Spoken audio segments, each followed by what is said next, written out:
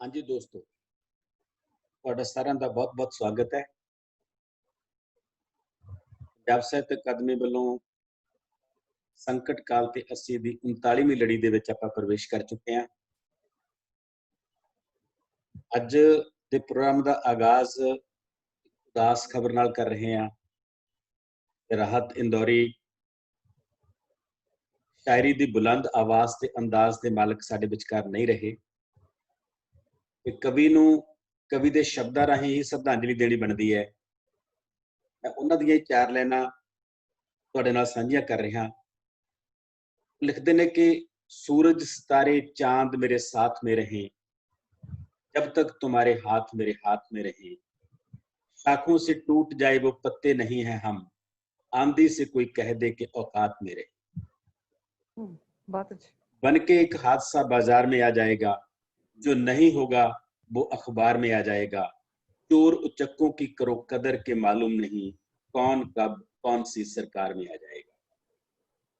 बहुत तिखा व्यंग सी राहत इंदौरी ਦੀ ਸ਼ਾਇਰੀ ਦੇ ਵਿੱਚ। ਤੇ ਜਦੋਂ ਕਿਸੇ ਸ਼ਾਇਰ ਦੇ ਬੋਲ ਲੋਕਾਂ ਦੀ ਜ਼ੁਬਾਨ ਤੇ ਚੜ ਜਾਣ ਤਾਂ ਉਹ ਸ਼ਾਇਰ ਕਦੇ ਮਰਦੇ ਨਹੀਂ ਹੁੰਦੇ, ਅਮਰ ਹੋ ਜਾਂਦੇ ਨੇ। ਸੋ ਰਾਹਤ ਇੰਦੌਰੀ ਹਮੇਸ਼ਾ ਸਾਡੇ ਨਾਲ ਰਹੂਗਾ ਆਪਣੇ ਸ਼ਬਦਾਂ ਰਾਹੀਂ, ਤੇ ਅਸੀਂ ਕਵੀ ਨੂੰ ਉਹਦੇ ਸ਼ਬਦਾਂ ਰਾਹੀਂ ਯਾਦ ਕਰ ਰਹੇ ਹਾਂ। ਇਹੀ ਉਹਨਾਂ ਲਈ ਇੱਕ ਸ਼ਰਧਾਂਜਲੀ ਹੈ। ਅੱਜ ਅਸੀਂ ਜਿਸ ਵਿਸ਼ੇ ਤੇ ਗੱਲ ਕਰ ਰਹੇ ਹਾਂ ਉਹ ਵਿਸ਼ਾ ਹੈ 21ਵੀਂ ਸਦੀ ਵਿੱਚ ਔਰਤ, ਚੁਣੌਤੀਆਂ ਤੇ ਸੰਭਾਵਨਾ। ਇਸ ਵਿਸ਼ੇ ਤੇ ਗੱਲ ਕਰਨ ਲਈ ਸਾਡੇ ਨਾਲ 3 ਪੈਨਲਿਸਟ ਨੇ, ਜਿਹਦੇ ਵਿੱਚ ਪਹਿਲੇ ਪੈਨਲਿਸਟ ਨੇ ਮੈਡਮ ਨੀਤੂ ਅਰੋੜਾ, ਜੋ ਕਿੱਤੇ ਵਜੋਂ ਅਸਿਸਟੈਂਟ ਪ੍ਰੋਫੈਸਰ ਨੇ, ਪਰ ਇਹਨਾਂ ਦੀ ਪਛਾਣ ਬਤੌਰ ਅਸਿਸਟੈਂਟ ਪ੍ਰੋਫੈਸਰ ਨਹੀਂ, ਬਤੌਰ ਗੰਭੀਰ ਚਿੰਤਕ ਤੇ ਗੰਭੀਰ ਸ਼ਾਇਰ ਹੈ। ਸਵਾਲਾਂ ਦੇ ਸਨਮੁਖ ਇਹਨਾਂ ਦੀ ਕਿਤਾਬ ਹੈ ਮੈਂ ਇੱਥੇ ਕਿਤੇ, ਦੂਜਾ ਕਾਵਿ ਸੰਗ੍ਰਹਿ ਹੈ ਮੈਨੂੰ ਛੁੱਟੀ ਚਾਹੀਦੀ ਹੈ। ਇਹ ਇਹਨਾਂ ਨੇ ਅਨੁਵਾਦ ਕੀਤੀ ਕਿਤਾਬ ਹੈ ਤੇ ਸਮਕਾਲੀ ਪੰਜਾਬੀ ਕਵਿਤਾ ਪ੍ਰਤੀਰੋਧੀ ਪ੍ਰਵਚਨ ਇਹਨਾਂ ਦੀ ਆਲੋਚਨਾ ਦੀ ਕਿਤਾਬ ਹੈ। ਇਹ ਬਹੁਤ ਕਮਾਲ ਦੀ ਪੋਇਟਰੀ ਹੈ। ਫੈਮਿਨਿਜ਼ਮ ਦੀ ਜੇ ਤਲਾਸ਼ ਕਰਨੀ ਹੋਵੇ ਪੰਜਾਬੀ ਕਵਿਤਾ ਦੇ ਵਿੱਚ ਤਾਂ ਸਭ ਤੋਂ ਅੱਛੀ ਜਿਹੜੀ ਫੈਮਿਨਿਜ਼ਮ ਦੀ ਕਵਿਤਾ ਹੈ, ਨਾਰੀ ਦੇ ਹੱਕਾਂ ਦੀ ਕਵਿਤਾ ਹੈ, ਖਾਸ ਤੌਰ ਤੇ ਨਵੇਂ ਮੁਹਾਵਰੇ ਦੀ ਕਵਿਤਾ ਜਿਹੜੀ ਉਹ ਨੀਤੂ ਦੀ ਹੈ।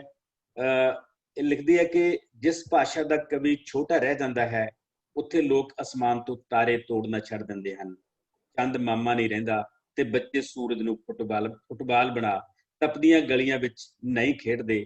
ਇਸ ਭਾਸ਼ਾ ਦਾ ਕਵੀ ਛੋਟਾ ਰਹਿ ਜਾਂਦਾ ਹੈ ਉੱਥੇ ਹੌਸਲਾ ਵੀ ਛੋਟਾ ਰਹਿ ਜਾਂਦਾ ਹੈ, ਕਲਪਨਾ ਵੀ, ਹਕੀਕਤ ਵੀ ਤੇ ਬੰਦੇ ਵੀ ਵੱਡੇ ਨਹੀਂ ਰਹਿੰਦੇ। ਜਿਸ ਭਾਸ਼ਾ ਦਾ ਕਵੀ ਛੋਟਾ ਰਹਿ ਜਾਂਦਾ ਹੈ ਉੱਥੇ ਔਰਤਾਂ ਪਾਗਲ ਹੋ ਜਾਂਦੀਆਂ। ਵਾਹ, ਬਹੁਤ ਅੱਛੇ।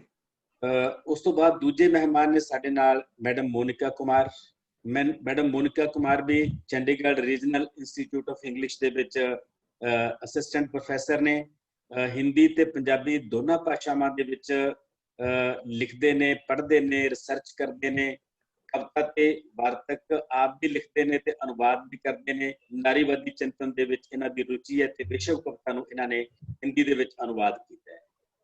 ਤੀਜੇ ਪੈਨਲਿਸਟ ਸਾਡੀ ਬੇਟੀ ਨਵਕਿਰਨ ਨੱਤ ਹੈ, ਜਿਹੜੀ ਵਿਦਿਆਰਥੀ ਐਕਟਿਵਿਸਟ ਹੈ, ਸਟੂਡੈਂਟ ਐਕਟਿਵਿਸਟ ਹੈ, ਵਿਦਿਆਰਥੀਆਂ ਦੇ ਵਿੱਚ ਕੰਮ ਕਰਦੀ ਹੈ, ਖਾਸ ਤੌਰ ਤੇ ਕੁੜੀਆਂ ਦੇ ਨਾਲ ਕੰਮ ਕਰਦੀ ਹੈ। ਡੈਂਟਲ ਕੋਰਸ ਇਹਨਾਂ ਨੇ ਪੰਜਾਬ ਯੂਨੀਵਰਸਿਟੀ ਚੰਡੀਗੜ੍ਹ ਦੇ ਵਿੱਚ ਕੀਤਾ ਤੇ 8 ਸਾਲ ਦੇ ਕਰੀਬ ਉੱਥੇ ਐਕਟਿਵਿਜ਼ਮ ਕੀਤਾ ਤੇ ਉਸ ਤੋਂ ਬਾਅਦ ਇਹਨੇ ਦਿੱਲੀ ਵੱਲ ਮੂਵ ਕੀਤਾ। ਅੱਜ ਕੱਲ ਫਿਲਮ ਸਟੱਡੀ ਦੇ ਵਿੱਚ ਮਾਸਟਰ ਡਿਗਰੀ ਕਰ ਰਹੀ ਹੈ ਤੇ ਦਿੱਲੀ ਦੇ ਵਿੱਚ ਜਿਹੜੇ ਸਾਰੇ ਪੱਖ ਦੇ ਮਸਲੇ ਨੇ, ਚਾਹੇ ਉਹ ਸਮਾਜਿਕ ਨੇ, ਚਾਹੇ ਉਹ ਪੋਲੀਟੀਕਲ ਨੇ, ਚਾਹੇ ਉਹ ਸਟੂਡੈਂਟਸ ਦੇ ਨੇ, ਉਹਨਾਂ ਦੇ ਨਾਲ ਰਹਿ ਕੇ ਇੱਕ ਐਕਟਿਵਿਸਟ ਦੇ ਤੌਰ ਤੇ ਕੰਮ ਕਰ ਰਹੀ ਹੈ। ਸੋ ਨਵਕਿਰਨ ਨੱਤ ਇਹ ਸਾਡੇ ਤੀਜੇ ਪੈਨਲਿਸਟ। ਤੇ ਜਿਹੜੇ ਸਾਡੇ ਨਾਲ ਅੱਜ ਸਿਰਜਣਾ ਦੇ ਪਲਾਂ ਦੇ ਵਿੱਚ ਨੇ, ਉਹ ਇੱਕ ਹੋਰ ਪੋਇਟ ਹੈ ਸਾਡੇ, ਸ਼ਾਇਰ ਮਨਦੀਪ ਕੌਰ ਔਲਖ। ਮਨਦੀਪ ਕੌਰ ਔਲਖ ਹੋਰਾਂ ਦੀ ਇੱਕ ਕਿਤਾਬ ਆਈ ਹੈ ਮਨ ਕਸਤੂਰੀ ਤੇ ਸਟਾਲਿਨ ਦੀਆਂ ਚੋਣਵੀਆਂ ਲਿਖਤਾਂ, ਇਹਨਾਂ ਨੇ ਐਡਿਟ ਕੀਤੀ ਹੈ ਕਿਤਾਬ। ਤੇ ਜ਼ਿੰਦਗੀ ਜਿੰਦਾਬਾਦ ਰਾਣਾ ਰਣਬੀਰ ਦਾ ਜਿਹੜਾ ਨਾਵਲ ਹੈ ਉਹਦਾ ਵੀ ਅਨੁਵਾਦ ਕੀਤਾ ਹੈ ਤੇ ਬਹੁਤ ਸੋਹਣੀਆਂ ਕਵਿਤਾਵਾਂ ਲਿਖਦੀ ਹੈ। ਇਹਨਾਂ ਦੀਆਂ ਕਵਿਤਾਵਾਂ ਨਾਲ ਆਪਾਂ ਸਾਂਝ ਫੇਰ ਪਾਵਾਂਗੇ। ਸੋ ਇੱਕ ਵਾਰੀ ਨੀਤੂ ਮੈਡਮ ਤੁਹਾਡਾ ਬਹੁਤ ਬਹੁਤ ਸਵਾਗਤ ਹੈ ਜੀ। ਮੈਡਮ ਨੀਤੂ। ਸ਼ੁਕਰੀਆ ਜੀ, ਸ਼ੁਕਰੀਆ। ਸਾਰੇ ਦਰਸ਼ਕਾਂ ਨੂੰ ਮੇਰੇ ਵੱਲੋਂ ਸਤਿ ਸ੍ਰੀ ਅਕਾਲ ਜੀ। ਮੈਮ ਮੋਨਿਕਾ ਮੈਮ ਤੁਹਾਡਾ ਵੀ ਬਹੁਤ ਬਹੁਤ ਸਵਾਗਤ ਹੈ ਜੀ। ਅਕਾਲ ਸਰ, ਸਤਿ ਸ਼੍ਰੀ ਅਕਾਲ ਬਾਕੀ ਸਾਰਿਆਂ ਨੂੰ ਜੀ। ਨਵਕਿਰਨ ਬੇਟੀ ਤੁਹਾਡਾ ਵੀ ਸਵਾਗਤ ਹੈ ਬਹੁਤ ਬਹੁਤ। ਨਵਕਿਰਨ ਨੱਥ ਆਪਣੇ ਸਪੀਕਰ ਆਪਣੇ ਅਨਮਿਊਟ ਕਰ ਲਓ ਜੇ ਤੁਹਾਡਾ ਕਿਸੇ ਸਪੀਕਰ ਮਿਊਟ ਕੀਤਾ ਹੈ। ਨਵਕਿਰਨ ਨੱਥ ਮੇਰੀ ਆਵਾਜ਼ ਕਿੱਥੇ ਤੁਸੀਂ ਪੈਚ ਹੋ ਗਏ ਸੀ ਮੇਰੇ ਖਿਆਲ ਇੱਕ ਵਾਰ, ਚਲੋ ਡਿਸਕਨੈਕਟ ਹੋ ਕੇ ਜੁੜ ਜਾਣਗੇ ਆਪਣੇ ਨਾਲ। ਤੇ ਮੈਡਮ ਮਨਦੀਪ ਕੌਰ ਔਲਖ ਤੁਹਾਡਾ ਵੀ ਬਹੁਤ ਬਹੁਤ ਸਵਾਗਤ ਹੈ ਜੀ।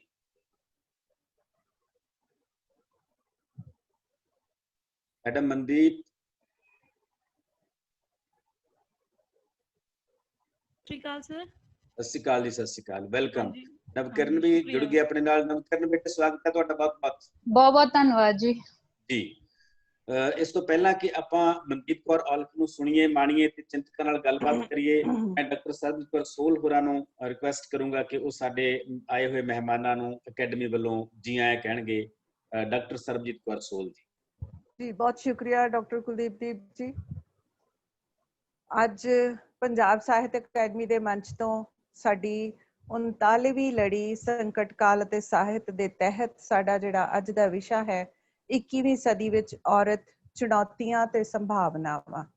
ਬਹੁਤ ਵਾਈਡਰ ਵਿਸ਼ਾ ਹੈ ਤੇ ਸਾਡੇ ਕੋਲ ਬਹੁਤ ਹੀ ਚਿੰਤਨਸ਼ੀਲ, ਬਹੁਤ ਹੀ ਜਿਨ੍ਹਾਂ ਨੇ ਸਮਾਜ ਵਿੱਚ ਆਪਣਾ ਸਥਾਨ ਬਣਾਇਆ, ਆਪਣੀ ਸਪੇਸ ਬਣਾਈ ਆ, ਜਿਨ੍ਹਾਂ ਨੂੰ ਉਹਨਾਂ ਦੇ ਵਿਚਾਰਾਂ ਕਰਕੇ ਔਰ ਚਿੰਤਨ ਕਰਕੇ ਜਾਣਿਆ ਜਾਂਦਾ ਹੈ। ਉਹਨਾਂ 'ਚ ਅੱਜ ਸਾਡੇ ਨਾਲ ਸ਼ਾਮਲ ਨੇ ਡਾਕਟਰ ਨੀਤੂ ਅਰੋੜਾ, ਨਵਕਿਰਨ ਨੱਥ ਤੇ ਮੋਨਿਕਾ ਕੁਮਾਰ ਤੇ ਸਾਡੇ ਨਾਲ ਮਨਦੀਪ ਕੌਰ ਔਲਖ। ਇਹਨਾਂ ਦੇ ਨਾਮ ਹੀ ਇਹਨਾਂ ਦੀ ਪਹਿਚਾਣ ਹੈ।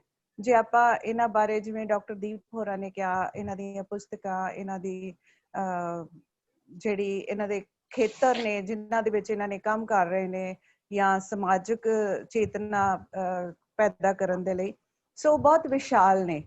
ਸੋ ਅੱਜ ਅਸੀਂ ਇਹਨਾਂ ਨੂੰ ਪੰਜਾਬ ਸਾਹਿਤ ਅਕੈਡਮੀ ਦੇ ਮੰਚ ਤੋਂ ਜੀ ਆਇਆਂ ਆਖਦੇ ਹਾਂ।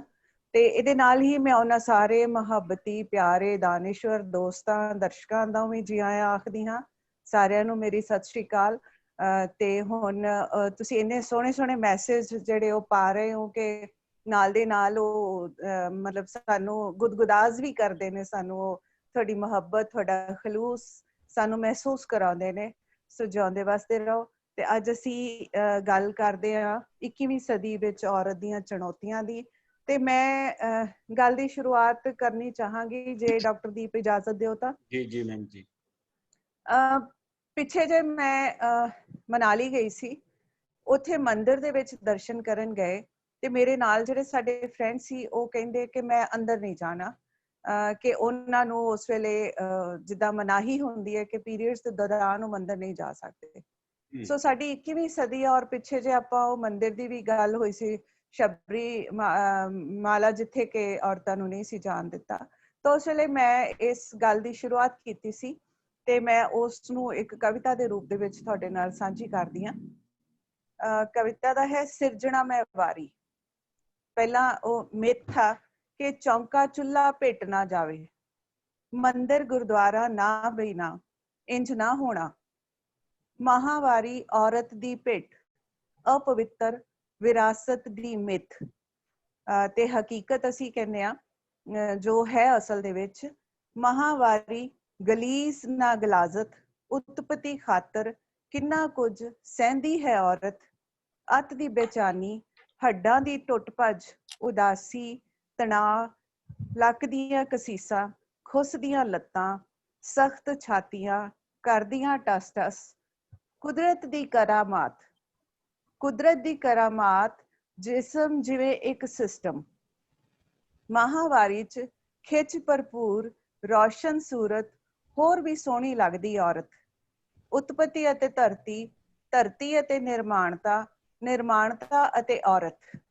ਔਰਤ ਮਾਇਨੇ ਸਿਰਜਣਾ, ਤਨ ਦੇ ਅੰਦਰ, ਤਨ ਦੇ ਬਾਹਰ। ਕਾਇਨਾਤ ਢੱਠਣ ਤੋਂ ਪਹਿਲਾਂ ਜਲੌ 'ਚ ਔਰਤ, ਖੇੜੇ 'ਚ ਕੁਦਰਤ, ਹਵਾ ਨਸ਼ੇਮੰਦ। ਰਤ ਜਦੋਂ ਵਹਿੰਦੀ, ਅਣਡਿੱਠੀ ਪੀੜ ਬਸ ਔਰਤ ਹੀ ਸਹਿੰਦੀ। ਪਾਕੀਜ਼ਗੀ ਦਾ ਸਿਰਨਾਵਾ ਔਰਤ, ਫਿਰ ਤੋਂ ਸੁੱਚੇ ਤਨ ਤੇ ਸੁੱਚੇ ਮਨ ਕਾਇਨਾਤ ਸਿਰਜਦੀ ਉਤਪਤੀ ਦੇ ਆਰੇ ਲੱਗਦੀ। ਮਹਾਵਾਰੀ ਉਤਪਤੀ ਦੀ ਤਿਆਰੀ, ਮਹਾਵਾਰੀ ਉਤਪਤੀ ਦੀ ਤਿਆਰੀ ਹੋਸੀ ਸਿਰਜਣਾ ਮੈਂ ਵਾਰੀ। ਸੋ ਇਹ ਸਾਡੇ ਅਜੇ ਵੀ ਇੱਕ ਜਿਹੜੀ ਬਾਇਓਲੋਜੀਕਲ ਪ੍ਰੋਬਲਮ ਹੈ ਉਸ ਨੂੰ ਵੀ ਅਜੇ ਅਸੀਂ ਇਸ ਤਰ੍ਹਾਂ ਨਾਲ ਲੈਂਦੇ ਹਾਂ। ਤਾਂ ਪਤਾ ਨਹੀਂ ਹੁਣ 21ਵੀਂ ਸਦੀ ਦੇ ਵਿੱਚ ਔਰਤ ਦੇ ਹਿੱਸੇ ਕਿੰਨੀਆਂ ਦੁਸ਼ਵਾਰੀਆਂ ਨੇ। ਸੋ ਆਪਾਂ ਸੁਣਦੇ ਹਾਂ ਇਹਨਾਂ ਚਿੰਤਕਾਂ ਤੋਂ। ਸੋ ਪੰਜਾਬ ਸਾਹਿਤ ਅਕੈਡਮੀ ਦੇ ਮੰਚ ਤੇ ਆਪ ਸਭ ਨੂੰ ਜੀ ਆਇਆਂ। ਜੀ ਮੈਮ, ਬਹੁਤ ਬਹੁਤ ਧੰਨਵਾਦ। ਸਭ ਤੋਂ ਪਹਿਲਾਂ ਸੁਣਦੇ ਹਾਂ ਮਨਦੀਪ ਕੌਰ ਔਲਖ ਨੂੰ। ਮਨਦੀਪ ਕੌਰ ਔਲਖ ਪੰਜਾਬੀ ਕਵਿਤਾ ਦੇ ਵਿੱਚ ਨਵਾਂ ਪ੍ਰਵੇਸ਼ ਹੈ। ਜਿਵੇਂ ਪਹਿਲਾਂ ਦੱਸਿਆ, ਮੈਂ ਇਹਨਾਂ ਦੀ ਇੱਕ ਕਿਤਾਬ ਆਈ ਹੈ, ਪਰ ਕਵਿਤਾਵਾਂ ਬਹੁਤ ਸੋਹਣੀਆਂ ਨੇ। ਇਹਨਾਂ ਦੀ ਇੱਕ ਨਿੱਕੀ ਜਿਹੀ ਕਵਿਤਾ ਦੇ ਕੁਝ ਬੋਲ ਨੇ। ਕਵਿਤਾ ਹੈ ਬਿਊਟੀ ਕੁਈਨ। ਗੋਰੇ ਰੰਗ, ਮਹਿੰਗੇ ਮੇਕਅਪ, ਚਮਕਦੇ ਗਹਿਣੇ, ਭੜਕੀਲੇ ਕੱਪੜੇ, ਨਾਜ਼ੁਕ ਦਿੱਖ ਤੇ ਮੂੰਹ ਬਣਾ ਕੇ ਲਈਆਂ ਸੈਲਫੀਆਂ ਖੂਬਸੂਰਤੀ ਦਾ ਪੈਮਾਨਾ ਨਹੀਂ।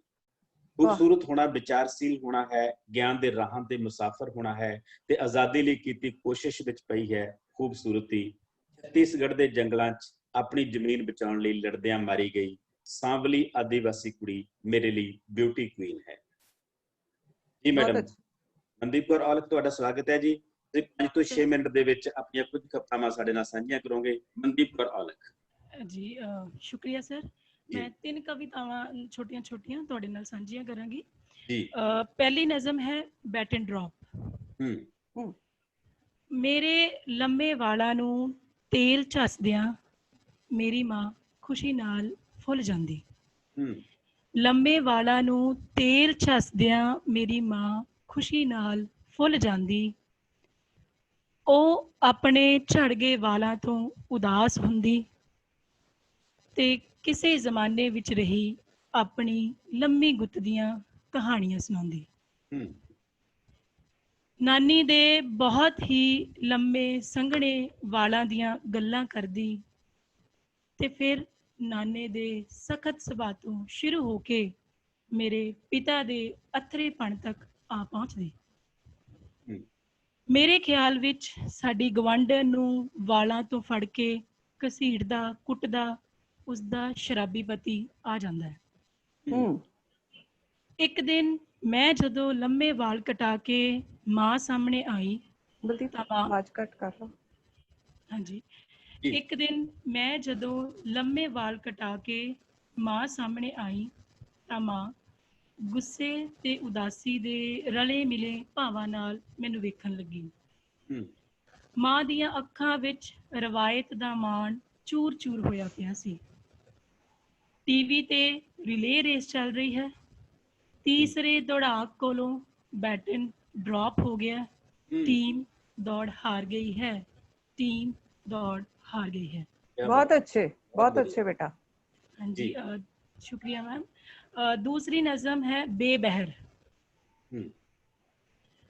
ਮੈਨੂੰ ਚੰਗੀਆਂ ਨਹੀਂ ਲੱਗਦੀਆਂ ਉਹ ਔਰਤਾਂ ਜੋ ਲਿਖਦੀਆਂ ਹਨ ਗਜ਼ਲਾਂ। ਮੈਨੂੰ ਚੰਗੀਆਂ ਨਹੀਂ ਲੱਗਦੀਆਂ ਉਹ ਔਰਤਾਂ ਜੋ ਲਿਖਦੀਆਂ ਹਨ ਗਜ਼ਲਾਂ, ਬਹਿਰ ਵਿੱਚ ਸੋਚਦੀਆਂ ਸਖਤੇ ਤੋਂ ਡਰਦੀਆਂ। ਹਰ ਵਾਰ ਰਦੀਫ ਦੀ ਪਾਲਣਾ ਕਰਦੀਆਂ ਕਾਫੀਆ ਸਵਾਰ ਰਹਿੰਦਾ ਜਿਨ੍ਹਾਂ ਦੇ ਵਿਚਾਰਾਂ ਉੱਪਰ ਘੋੜੇ ਦੇ ਖੋਪਿਆਂ ਵਾਂਗ। ਮਿੱਥੀ ਦਿਸ਼ਾ ਵਿੱਚ ਅੱਗੇ ਵੱਧਦੀਆਂ ਕੋਲੂ ਪੈੜ ਵਿੱਚ ਨਿਰੰਤਰ ਘੁੰਮਣ ਨੂੰ ਸਫ਼ਰ ਕਹਿੰਦੀਆਂ ਤੇ ਮਾਣ ਕਰਦੀਆਂ ਪੈਰਾਂ ਦੀਆਂ ਵਿਆਈਆਂ ਉੱਪਰ।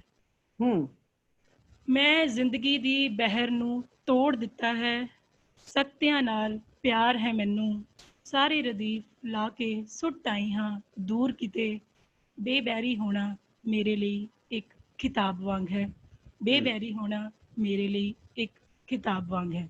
ਬਹੁਤ ਅੱਛੇ ਬੇਟਾ, ਬਹੁਤ ਕਮਾਲ। Thank you ma'am. ਹਾਂਜੀ, ਅਗਲੀ ਨਜ਼ਮ ਹੈ ਜੀ ਵਰਤ। ਜੀ। ਮੈਂ ਅਕਸਰ ਦੁਪਹਿਰ ਦੀ ਰੋਟੀ ਖੁੰਝ ਜਾਂਦੀ ਹਾਂ। ਕਦੇ ਕਦੇ ਬ੍ਰੇਕਫਾਸਟ ਵੀ ਨਹੀਂ ਹੁੰਦਾ ਤੇ ਡਿਨਰ ਤੋਂ ਕਾਫੀ ਪਹਿਲਾਂ ਖਾਧੀ ਮੈਗੀ ਭੁੱਖ ਮਾਰ ਦਿੰਦੀ ਹੈ। ਪਰ ਮੈਨੂੰ ਕੋਈ ਰੋਸ ਨਹੀਂ। ਖੁਦ ਚੁਣੀ ਮੈਂ ਇਹ ਜ਼ਿੰਦਗੀ। ਬੇਤਰਤੀਬੀ ਦੀ ਤਰਤੀਬ ਨਾਲ ਪਿਆਰ ਹੈ ਮੈਨੂੰ। ਨਰਾਤਿਆਂ ਦੇ ਵਰਤ ਰੱਖਦੀਆਂ ਔਰਤਾਂ ਨਹੀਂ ਖਾਂਦੀਆਂ ਸਾਰਾ ਦਿਨ ਅਨਾਜ। ਬੁਝੇ ਚਿਹਰੇ ਲੈ ਘਰ ਮੁੜਦੀਆਂ। ਤਰਤੀਬ ਭੰਗ ਹੋਣ ਤੋਂ ਡਰੀਆਂ ਚਾਰ ਦੀਵਾਰੀ ਵਿੱਚ ਕੈਦੀ ਔਰਤਾਂ ਕੱਪੜਿਆਂ ਗਹਿਣਿਆਂ ਦੀਆਂ ਗੁਲਾਮ ਪਕਵਾਨਾਂ ਵਿੱਚ ਪਰਚੀਆਂ ਨਾਖੁਸ਼ ਰਹਿੰਦੀਆਂ ਕਿਉਂਕਿ ਆਪ ਨਹੀਂ ਚੁਣਿਆ ਉਹਨਾਂ ਇਹ ਵਰਤ ਪਰੰਪਰਾ ਨੇ ਧਰ ਦਿੱਤਾ ਹੈ ਉਹਨਾਂ ਦੇ ਮੋਢੇ ਖਾਨਦਾਨੀ ਟਰੰਕ ਵਾਂਗ। ਕੀ ਬਾਤ। ਮੈਂ ਮੋਢੇ ਹਿਲਾ ਹਿਲਾ ਕੇ ਤੁਰਦੀ ਗੀਤ ਗੁਨਗੁਨਾਉਂਦੀ ਹਾਂ। आज फिर जीने की तमन्ना है, आज फिर जीने की तमन्ना है। बहुत अच्छा, बहुत बढ़िया, बहुत बढ़िया, बहुत अच्छा मनदीप। ਤੁਹਾਡਾ ਕਵਿਤਾ ਦਾ ਜੋ ਨਵਾਂ ਈਡੀਅਮ ਹੈ ਇਸ ਨੂੰ ਬਹੁਤ ਸਲਾਮ ਤੇ ਤੈਨੂੰ ਬਹੁਤ ਬਹੁਤ ਮੁਬਾਰਕਾਂ। ਆਪਣਾ ਇਹ ਮੁਹਾਵਰਾ ਕਾਇਮ ਰੱਖ ਤੇ ਤੇਰੇ ਤੋਂ ਹੋਰ ਬਹੁਤ ਸਾਰੀਆਂ ਨਵੀਆਂ ਕਵਿਤਾਵਾਂ ਦੀ ਤੇ ਨਵੀਆਂ ਕਿਤਾਬਾਂ ਦੀ ਸਾਨੂੰ ਆਸ ਹੈ। ਤੇਰੇ ਲਈ ਦੁਆਵਾਂ ਬਹੁਤ ਬਹੁਤ ਬਹੁਤ ਬਹੁਤ ਸ਼ੁਕਰੀਆ ਸਰ ਜੀ। ਹੁਣ ਚੱਲਦੇ ਹਾਂ ਆਪਣੇ ਚਿੰਤਕਾਂ ਵੱਲ ਤੇ ਗੱਲਬਾਤ ਦਾ ਸਿਲਸਿਲਾ ਸ਼ੁਰੂ ਕਰਦੇ ਹਾਂ ਮੈਡਮ ਮੋਨਿਕਾ ਕੁਮਾਰ ਤੋਂ। ਮੋਨਿਕਾ ਮੈਡਮ, ਆਪਣਾ ਵਿਸ਼ਾ 21ਵੀਂ ਸਦੀ ਵਿੱਚ ਔਰਤ ਤੇ ਪਹਿਲਾਂ ਆਪਾਂ ਬਹੁਤ ਸੰਖੇਪ ਦੇ ਵਿੱਚ ਇਹ ਜਾਣਨ ਦੀ ਕੋਸ਼ਿਸ਼ ਕਰਾਂਗੇ ਕਿ ਭਾਵੇਂ ਔਰਤ ਨਾਲ ਜ਼ਿਆਦਤੀਆਂ ਦਾ ਸਿਲਸਿਲਾ ਬਹੁਤ ਪਹਿਲਾਂ ਤੋਂ ਸ਼ੁਰੂ ਹੋ ਗਿਆ, ਪਰ ਹਿੰਦੁਸਤਾਨ ਦੇ ਵਿੱਚ ਜੇ ਆਪਾਂ ਗੱਲ ਕਰੀਏ ਤਾਂ ਮਨੂ ਸਮ੍ਰਿਤੀ ਤੋਂ ਲੈ ਕੇ ਅੱਜ 21ਵੀਂ ਸਦੀ ਤੱਕ ਤੁਸੀਂ ਸੰਖੇਪ ਸਾਨੂੰ ਦੱਸੋ ਕਿ ਔਰਤ ਤੇ ਜ਼ੁਲਮ ਦੇ, ਔਰਤ ਨਾਲ ਜ਼ਿਆਦਤੀਆਂ ਦੇ ਕਿਹੜੇ ਪੜਾਅ ਰਹੇ?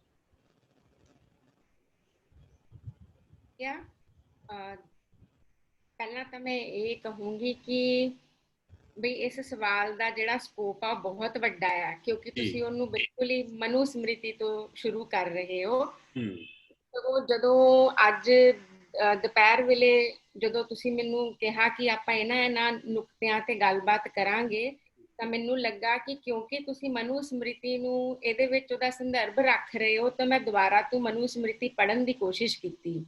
ਤਾਂ ਉਹਦੇ ਵਿੱਚ ਇੱਕ ਜਦੋਂ ਮੈਂ ਉਹ ਪੜ੍ਹਿਆ ਪੂਰਾ ਡਾਕੂਮੈਂਟ, ਲੋਕਾਂ ਨੇ ਉਹਦੇ ਉੱਪਰ ਪੂਰੇ ਲੇਖ ਵੀ ਲਿਖੇ ਹੋਏ ਆ ਕਿ ਉਸ ਪੂਰੇ ਏਂਸ਼ੀਐਂਟ ਟੈਕਸਟ ਵਿੱਚੋਂ ਔਰਤ ਨਾਲ ਸੰਬੰਧਿਤ ਗੱਲਾਂ ਕਿਹੜੀਆਂ, ਤਾਂ ਉਹਦੇ ਵਿੱਚ 40 ਨੁਕਤੇ ਕਿਸੇ ਨੇ ਉਹਦੇ ਵਿੱਚ ਉਹਦਾ ਸੰਯੋਜਨ ਕੀਤਾ ਹੋਇਆ ਕਿ 40 ਗੱਲਾਂ ਔਰਤਾਂ ਦੇ ਬਾਰੇ ਮਨੂ ਸਮ੍ਰਿਤੀ ਦੇ ਵਿੱਚ ਕਹੀਆਂ ਗਈਆਂ। ਤੇ ਉਹ ਏਦਾਂ ਨਿਖੇੜ ਕੇ ਮੈਂ ਤੁਹਾਨੂੰ ਦੱਸ ਨਹੀਂ ਸਕਦੀ ਸਾਰੀ ਗੱਲਾਂ ਜਿਹੜੀਆਂ ਮਨੂ ਕਹੀਆਂ ਗਈਆਂ, ਉਹ 40 ਦੀਆਂ 40 ਗੱਲਾਂ ਔਰਤ ਦੇ ਪ੍ਰਤੀ ਇੰਨੇ ਕੁ ਉਹਨੂੰ ਹੱਤਕ ਨਾਲ ਦੇਖਣ ਦੀ ਜਿਹੜੀ ਦ੍ਰਿਸ਼ਟੀ ਨਾਲ ਬੁਰੀ ਤਰ੍ਹਾਂ ਭਰੀਆਂ ਹੋਈਆਂ। ਮੈਨੂੰ ਕੋਈ ਹੈਰਾਨੀ ਨਹੀਂ ਹੋਈ ਕਿ ਅੰਬੇਡਕਰ ਨੇ ਮਨੂ ਸਮ੍ਰਿਤੀ ਨੂੰ ਸਾੜਨ ਦਾ ਸਾਰੀ ਦੁਨੀਆ ਨੂੰ, ਮਤਲਬ ਇੱਕ ਸਾਰੇ ਭਾਰਤੀ ਸਮਾਜ ਨੂੰ ਕਿਹਾ ਕਿ ਪਹਿਲਾਂ ਇਸ ਦੇਸ਼ ਦੀਆਂ ਰੂੜੀਆਂ ਨੂੰ ਇਹਨੂੰ ਪਹਿਲਾਂ ਭਸਮ ਕਰੋ ਤੇ ਤੁਸੀਂ ਤਾਂ ਹੀ ਭਾਰਤ ਦਾ ਕੋਈ ਨਵ ਨਿਰਮਾਣ ਕਰ ਸਕਦੇ ਆ। ਨਾਲ ਦੀ ਨਾਲ ਉਹ 40 ਗੱਲਾਂ ਦੇ ਵਿੱਚ ਔਰਤ ਦੀ ਜੋ ਇਮੇਜ ਨਿਕਲ ਕੇ ਆਉਂਦੀ ਹੈ, ਯਾਨੀ ਕਿ ਉਹਦਾ ਤਨ, ਉਹਦਾ ਮਨ ਤੇ ਉਹਦੀ ਬੁੱਧੀ, ਉਹ ਤਿੰਨੋਂ ਚੀਜ਼ਾਂ ਜਿਹੜੀਆਂ ਉਹ ਇਹੀ ਦਰਸਾਉਂਦੀਆਂ ਕਿ ਉਹਦਾ ਆਪਣਾ ਕੋਈ ਸੁਤੰਤਰ ਅਸਤਿਤਵ ਨਹੀਂ ਆ। ਉਹਦੇ ਵਿੱਚ ਉਹਦਾ ਕੰਮ ਆ ਕਿ ਆਪਣੇ ਪਤੀ ਦੀ ਸੇਵਾ ਕਰਨਾ, ਫਿਰ ਉਸ ਤੋਂ ਬਾਅਦ ਆਪਣੇ ਪੁੱਤਰ ਦੀ, ਪਹਿਲਾਂ ਪਿਤਾ ਦੀ ਅਧੀਨਗੀ ਵਿੱਚ ਰਹਿਣਾ, ਫਿਰ ਪਤੀ ਦੀ ਨੌਕਰ ਬਣ ਕੇ ਰਹਿਣਾ, ਤੇ ਫਿਰ ਜੇ ਵਿਧਵਾ ਹੋ ਜਾਵੇ ਤਾਂ ਆਪਣੇ ਪੁੱਤਰ ਦੇ ਕੋਲ ਰਹਿਣਾ। ਮੈਂ ਦੇਖ ਰਹੀ ਸੀ ਕਿ ਚਾਹੇ ਕਿਸੇ ਨੇ ਮਨੂ ਸਮ੍ਰਿਤੀ ਪੜ੍ਹੀ ਆ ਜਾਂ ਨਹੀਂ ਪੜ੍ਹੀ, ਪਰ ਮੈਂ ਆਪਣੀ ਹੋਸ਼ ਵਿੱਚ ਪੰਜਾਬ ਦੇ ਵਿੱਚ ਖਾਸ ਤੌਰ ਤੇ ਜੋ ਔਰਤਾਂ ਦੀ ਸਥਿਤੀ ਆਮ ਮੱਧ ਸ਼੍ਰੇਣੀ ਦੇ ਪਰਿਵਾਰਾਂ ਦੇ ਵਿੱਚ ਦੇਖਦੀ ਆ, ਉਹਦੇ ਹੀ ਪ੍ਰਾਰੂਪ ਤੁਹਾਨੂੰ ਦਿਖਾਈ ਦਊਗੇ ਜਿਹੜੇ ਮਨੂ ਸਮ੍ਰਿਤੀ ਦੇ ਵਿੱਚ ਲਿਖੇ ਹੋਏ ਆ। ਮਨੂ ਸਮ੍ਰਿਤੀ ਦੇ ਵਿੱਚ ਔਰਤ ਜਿਹੜੀ ਆ, ਉਹ ਤੁਸੀਂ ਜੇ ਉਹਨੂੰ ਨੈਤਿਕ ਦ੍ਰਿਸ਼ਟੀ ਨਾਲ ਜੇ ਤੁਸੀਂ ਉਹਦਾ ਅਵਲੋਕਨ ਕਰੋਗੇ ਤਾਂ ਤੁਸੀਂ ਇੰਨੇ ਕੁ ਰੋਸ ਨਾਲ ਭਰ ਜਾਓਗੇ ਕਿ ਵਾਕਈ ਉਹ ਮਨੂ ਸਮ੍ਰਿਤੀ ਇੱਕ ਮੂਲ ਟੈਕਸਟ ਆ ਜਿੱਥੋਂ ਅੱਜ ਤੱਕ ਵੀ ਲੋਕ ਜਿਹੜੇ ਆ ਉਹ ਔਰਤ ਦੀ ਧਾਰਨਾ ਨੂੰ ਅੱਜ ਵੀ ਉਸੇ ਤਰੀਕੇ ਨਾਲ ਮੰਨ ਰਹੇ ਆ। ਤੇ ਜੇ ਮੈਂ ਤੁਹਾਨੂੰ ਕਹਾਂ ਕਿ ਮੇਰੇ ਵਾਸਤੇ ਵੀ ਇੱਕ ਬੜਾ ਇੱਕ ਹੈਰਾਨਕੁਨ ਨਿਸ਼ਕਰਸ਼ ਸੀਗਾ ਜੋ ਮੈਂ ਅੱਜ ਦੁਪਹਿਰੀ ਪੜ੍ਹਦੇ ਹੋਏ ਮਹਿਸੂਸ ਕੀਤਾ ਕਿ ਉਹ ਤਾਂ ਏਂਸ਼ੀਐਂਟ ਟੈਕਸਟ ਆ, ਔਰ 2020 ਦੇ ਵਿੱਚ ਵੀ ਜੇ ਮੈਂ ਤੁਹਾਨੂੰ ਕਹਾਂ ਤਾਂ 40 ਵਿੱਚੋਂ 40 ਦੀਆਂ 40 ਗੱਲਾਂ ਜਿਹਦੇ ਵਿੱਚ ਇੱਥੋਂ ਤੱਕ ਕਿਹਾ ਗਿਆ ਹੈ ਕਿ ਜੇ ਔਰਤ ਦਾ ਵਿਆਹ ਜੇ ਕਿਸੇ ਨਾਕਾਬਿਲ ਬੰਦੇ ਨਾਲ ਵੀ ਹੋ ਜਾਵੇ, ਕਿਸੇ ਆਲਸੀ ਨਾਲ ਹੋ ਜਾਵੇ, ਕਿਸੇ ਵੈਲੀ ਐਬੀ ਬੰਦੇ ਨਾਲ ਹੋ ਜਾਵੇ ਤਾਂ ਉਹਨੂੰ ਉਹ ਸੰਬੰਧ ਵਿਛੇਦ ਨਹੀਂ ਕਰਨਾ ਚਾਹੀਦਾ, ਉਹਨੂੰ ਨਹੀਂ ਭੱਜਣਾ ਚਾਹੀਦਾ। ਉਹਦੇ ਤੋਂ ਲੈ ਕੇ ਤੇ ਸਾਰੀਆਂ ਹੀ ਜਿਹੜੀਆਂ ਗੁਲਾਮੀ ਭਰੀਆਂ ਚੀਜ਼ਾਂ ਜਿਹਦੇ ਕਿ ਅੱਗੋਂ ਆਉਣ ਵਾਲੇ ਲਿਟਰੇਰੀ ਟੈਕਸਟ ਜਿਹੜੇ ਜਿਨ੍ਹਾਂ ਨੇ ਔਰਤ ਨੂੰ, ਕਿਸੇ ਨੇ ਉਹਦੀ ਮੱਤ ਕਿੱਥੇ ਦੱਸੀ, ਕਿਸੇ ਨੇ ਕਿੱਥੇ ਦੱਸੀ, ਉਹ ਸਾਰੇ ਕਿਤੇ ਨਾ ਕਿਤੇ ਉਹ ਆਪਣਾ ਮੂਲ ਜਿਹੜਾ ਆ ਨਾ ਉਹ ਮਨੂ ਸਮ੍ਰਿਤੀ ਦੇ ਵਿੱਚ ਲੁਕਿਆ ਹੋਇਆ ਹੈ। ਤੇ ਉਹਨਾਂ 40 ਨੁਕਤਿਆਂ ਵਿੱਚੋਂ ਮੈਂ ਕਹਿ ਸਕਦੀ ਹਾਂ ਕਿ ਅੱਜ ਵੀ 30 ਨੁਕਤੇ 2020 ਵਿੱਚ ਵੀ ਔਰਤ ਦੇ ਪ੍ਰਤੀ ਉੱਥੇ ਦੇ ਉੱਥੇ ਹੀ ਖੜੇ ਆ। ਜਿੱਦਾਂ ਮੈਂ ਤੁਹਾਨੂੰ ਉਦਾਹਰਨ ਦੇ ਤੌਰ ਤੇ ਇੱਕ ਹੀ ਦੱਸਿਆ ਕਿ ਵੀ ਉਹ ਜੇਕਰ ਉਹਦਾ ਸਾਹਮਣਾ ਇੱਕ ਇਹੋ ਜਿਹੇ ਪਤੀ ਨਾਲ ਹੋ ਜਾਵੇ, ਉਹਦਾ ਜੀਵਨ ਸਾਥੀ ਜੇ ਏਦਾਂ ਦਾ ਹੋਵੇ, ਤਾਂ ਉਹਦੇ ਲਈ ਇਹ ਪਾਪ ਆ, ਉਹਦੇ ਲਈ ਇਹ ਅਪਰਾਧ ਆ। ਉਹਦੀ ਕੋਈ ਸੰਪਤੀ ਨਹੀਂ ਹੋਣੀ ਚਾਹੀਦੀ, ਉਹਨੂੰ ਐਂ ਕਰਨਾ ਚਾਹੀਦਾ। ਉਹ ਸਾਰਾ ਜਿਹੜਾ ਨਿਸ਼ੇਧ ਨਾਲ ਭਰਿਆ ਹੋਇਆ ਉਹ ਡਾਕੂਮੈਂਟ ਆ। ਔਰ ਸੋਚੋ ਕਿ ਇੰਨੇ ਸਦੀਆਂ ਦੇ ਬਾਅਦ ਵੀ ਅਸੀਂ ਉਸ ਨਿਸ਼ੇਧ ਤੋਂ ਬਹੁਤ ਹੀ ਚੰਗੀ ਤਰ੍ਹਾਂ ਨਿਕਲ ਨਹੀਂ ਸਕੇ। ਭਾਰਤ ਦੇ ਜਿਹੜੇ ਨਾਰੀਵਾਦੀ ਅੰਦੋਲਨ ਵੀ ਆ, ਉਹ ਵੀ ਸ਼ਾਇਦ ਇਹਦਾ ਉਨਮੂਲਨ ਕਰਨ ਦੇ ਵਿੱਚ, ਇਹਨੂੰ ਦੂਰ ਕਰਨ ਦੇ ਵਿੱਚ ਹਜੇ ਮੈਨੂੰ ਨਹੀਂ ਲੱਗਦਾ ਕਿ ਅਸੀਂ ਉਹਦੀ ਇੱਕ ਵੀ ਕੋਈ, ਜੇ ਉਹਦੀਆਂ ਜਿੰਨੀਆਂ ਜਿੱਦਾਂ ਬੋੜ ਵ੍ਰਿਕਸ਼ ਉਹ ਫੈਲਿਆ ਹੋਇਆ ਆ, ਉਹਦਾ ਤੁਸੀਂ ਮਤਲਬ ਇੱਕ ਵੀ ਜੜ ਉਹਦੀ ਪੁੱਟ ਕੇ ਲਾ ਚੁੱਕੇ ਹੋਵੋ, ਮੈਨੂੰ ਉਹ ਬਿਲਕੁਲ ਮਹਿਸੂਸ ਨਹੀਂ ਹੋਇਆ। ਇਹ ਚੰਗਾ ਹੋਇਆ ਤੁਸੀਂ ਇਹਦੇ ਵਿੱਚ ਮਨੂ ਸਮ੍ਰਿਤੀ ਦੀ ਗੱਲ ਦੁਹਰਾਈ। ਮੈਨੂੰ ਲੱਗਦਾ ਹੈ ਕਿ ਦੁਬਾਰਾ ਤੋਂ ਸਾਨੂੰ ਉਹ ਟੈਕਸਟ ਪੜ੍ਹ ਕੇ ਤੇ ਆਪਣੀ ਸਮਕਾਲੀਨ ਜਿਹੜੀ ਸਥਿਤੀ ਆ ਜੇ ਅਸੀਂ ਉਹਨੂੰ ਦੇਖਾਂਗੇ ਤਾਂ ਉਹਦੇ ਵਿੱਚ ਤੁਸੀਂ, ਕਿਉਂਕਿ ਕੁਐਸਚਨ ਇਹ ਰੱਖਿਆ ਆ ਕਿ ਉਹਦੇ ਕਿਹੜੇ ਰੂਪ ਆ, ਤਾਂ ਤੁਸੀਂ, ਮੈਂ ਕਹੂੰਗੀ ਕਿ ਉਹਦਾ ਜਿਹੜਾ ਅੰਡਰਲਾਈਂਗ ਰੂਪ ਆ ਉਹ ਗੁਲਾਮੀ ਦਾ ਰੂਪ ਆ। ਉੱਤੋਂ ਦੀ ਬੇਸ਼ੱਕ ਸਮੇਂ ਦੇ ਮੁਤਾਬਿਕ ਇੰਨੀਆਂ ਸਦੀਆਂ ਨਿਕਲ ਗਈਆਂ, ਉਸ ਤੋਂ ਬਾਅਦ ਭਾਰਤ ਦੀ ਕਹਿ ਲਓ ਸਮਾਜਿਕ ਰਾਜਨੀਤਿਕ ਸਥਿਤੀ ਵਿੱਚ ਕਿੰਨਾ ਬਦਲਾਅ ਆਇਆ। ਅਸੀਂ 200 ਸਾਲ ਦੇ ਕਲੋਨੀਅਲ ਰੂਲ ਵਿੱਚ ਰਹੇ, ਅਸੀਂ 74 ਸਾਲਾਂ ਤੋਂ ਇੱਕ ਰਿਪਬਲਿਕ ਡੈਮੋਕ੍ਰੇਸੀ ਵਿੱਚ ਰਹਿ ਰਹੇ ਹਾਂ, ਪਰ ਮੈਨੂੰ ਨਹੀਂ ਲੱਗਦਾ ਕਿ ਅਸੀਂ ਮਨੂ ਸਮ੍ਰਿਤੀ ਤੋਂ ਕੋਈ ਬਹੁਤ ਜ਼ਿਆਦਾ ਨਿਰਣਾਇਕ ਰੂਪ ਵਿੱਚ ਕੋਈ ਬਹੁਤ ਦੂਰ ਚਲੇ ਗਏ ਹਾਂ। ਅੱਜ ਵੀ ਜਿਹੜੀ ਮਤਲਬ ਭਾਵੇਂ ਉਹ ਆਰਥਿਕ ਤੌਰ ਤੇ ਆਜ਼ਾਦ ਹੋ ਗਈ ਹੋਵੇ, ਭਾਵੇਂ ਕਿ ਉਹਨੂੰ ਕੁਝ ਜਿਹੜੇ ਰਾਜਨੀਤਿਕ ਅਧਿਕਾਰ ਮਿਲ ਗਏ ਹੋਣ, ਪਰ ਜਿਹੜੀ ਸਾਈਕੋਲੋਜੀਕਲ ਜਿਹੜੀ ਉਹਦਾ ਅਸਤਿਤਵ ਆ, ਇੱਕ ਔਰਤ ਦਾ ਜਿਹੜਾ ਐਗਜ਼ਿਸਟੈਂਸ਼ੀਅਲ ਜਿਹੜਾ ਉਹਦਾ ਰੂਪ ਆ, ਉਹ ਅੱਜ ਵੀ ਉਨਾ ਹੀ ਗੁਲਾਮ ਆ। ਜੇ ਤੁਸੀਂ ਬਿਲਕੁਲ ਮੌਲਿਕ ਮਨੂ ਸਮ੍ਰਿਤੀ ਨੂੰ ਜੇਕਰ ਤੁਸੀਂ ਉਹਦਾ ਸੰਦਰਭ ਬਣਾਓ, ਜਾਂ ਤਾਂ ਉਹਦੇ ਵਿੱਚ ਉਹ ਦੇਵੀ ਕਿ ਯਤਰ ਨਾਰੀ ਪੂਜਯੰਤੇ, ਜਾਂ ਤਾਂ ਉਹਨੂੰ ਦੇਵੀ ਦੀ ਅਵਸਥਾ ਦਿੱਤੀ ਗਈ। ਮੈਂ ਤਾਂ ਹੈਰਾਨ ਹੋ ਗਈ ਕਿ ਲੋਕਾਂ ਨੇ, ਜਿਨ੍ਹਾਂ ਨੇ ਖੰਡਨ ਵੀ ਕੀਤਾ ਕਿ ਇਹਨੂੰ ਗਲਤ ਇੰਟਰਪ੍ਰੇਟ ਕੀਤਾ ਗਿਆ, ਉਹ ਕਹਿ ਰਹੇ ਸੀ ਕਿ ਨਹੀਂ, ਉਹ ਮਨੂ ਸਮ੍ਰਿਤੀ ਦੇ ਵਿੱਚ ਉਹਨਾਂ ਨੇ ਕਈ ਜਗ੍ਹਾ ਤੇ ਇਹ ਵੀ ਕਿਹਾ ਹੈ ਕਿ ਤੀਜ ਤਿਉਹਾਰ ਦੇ ਮੌਕੇ ਤੇ ਔਰਤ ਨੂੰ ਖੁਸ਼ ਕਰਨਾ ਚਾਹੀਦਾ, ਉਹਨੂੰ ਤੋਹਫੇ ਦੇਣੇ ਚਾਹੀਦੇ ਆ। ਯਾਨੀ ਜਿਹੜੇ ਉਹਦੀ ਪੈਰਵੀ ਵੀ ਕਰ ਰਹੇ ਆ, ਦੱਸੋ ਕੀ ਕਹਿ ਕੇ ਪੈਰਵੀ ਕਰ ਰਹੇ ਆ ਕਿ ਤੀਜ ਤਿਉਹਾਰ ਤੇ ਤੁਹਾਨੂੰ ਉਹਨੂੰ ਉਪਹਾਰ ਦੇਣੇ ਚਾਹੀਦੇ ਆ ਤਾਂ ਕਿ ਉਹ ਖੁਸ਼ ਰਵੇ, ਕਿਉਂਕਿ ਉਹਦੇ ਖੁਸ਼ ਰਹਿਣ ਨਾਲ ਘਰ ਦੇ ਵਿੱਚ ਖੁਸ਼ਹਾਲੀ ਰਹਿੰਦੀ ਹੈ। ਯਾਨੀ ਜੇ ਉਹ ਕੁਝ ਡਿਜ਼ਰਵ ਕਰਦੀ ਵੀ ਆ ਤਾਂ ਉਹ ਤੋਹਫੇ ਡਿਜ਼ਰਵ ਕਰਦੀ ਹੈ। ਬਈ ਤੋਹਫੇ ਡਿਜ਼ਰਵ ਕਰਦੀ, ਉਹ ਅਧਿਕਾਰ ਡਿਜ਼ਰਵ ਕਰਦੀ।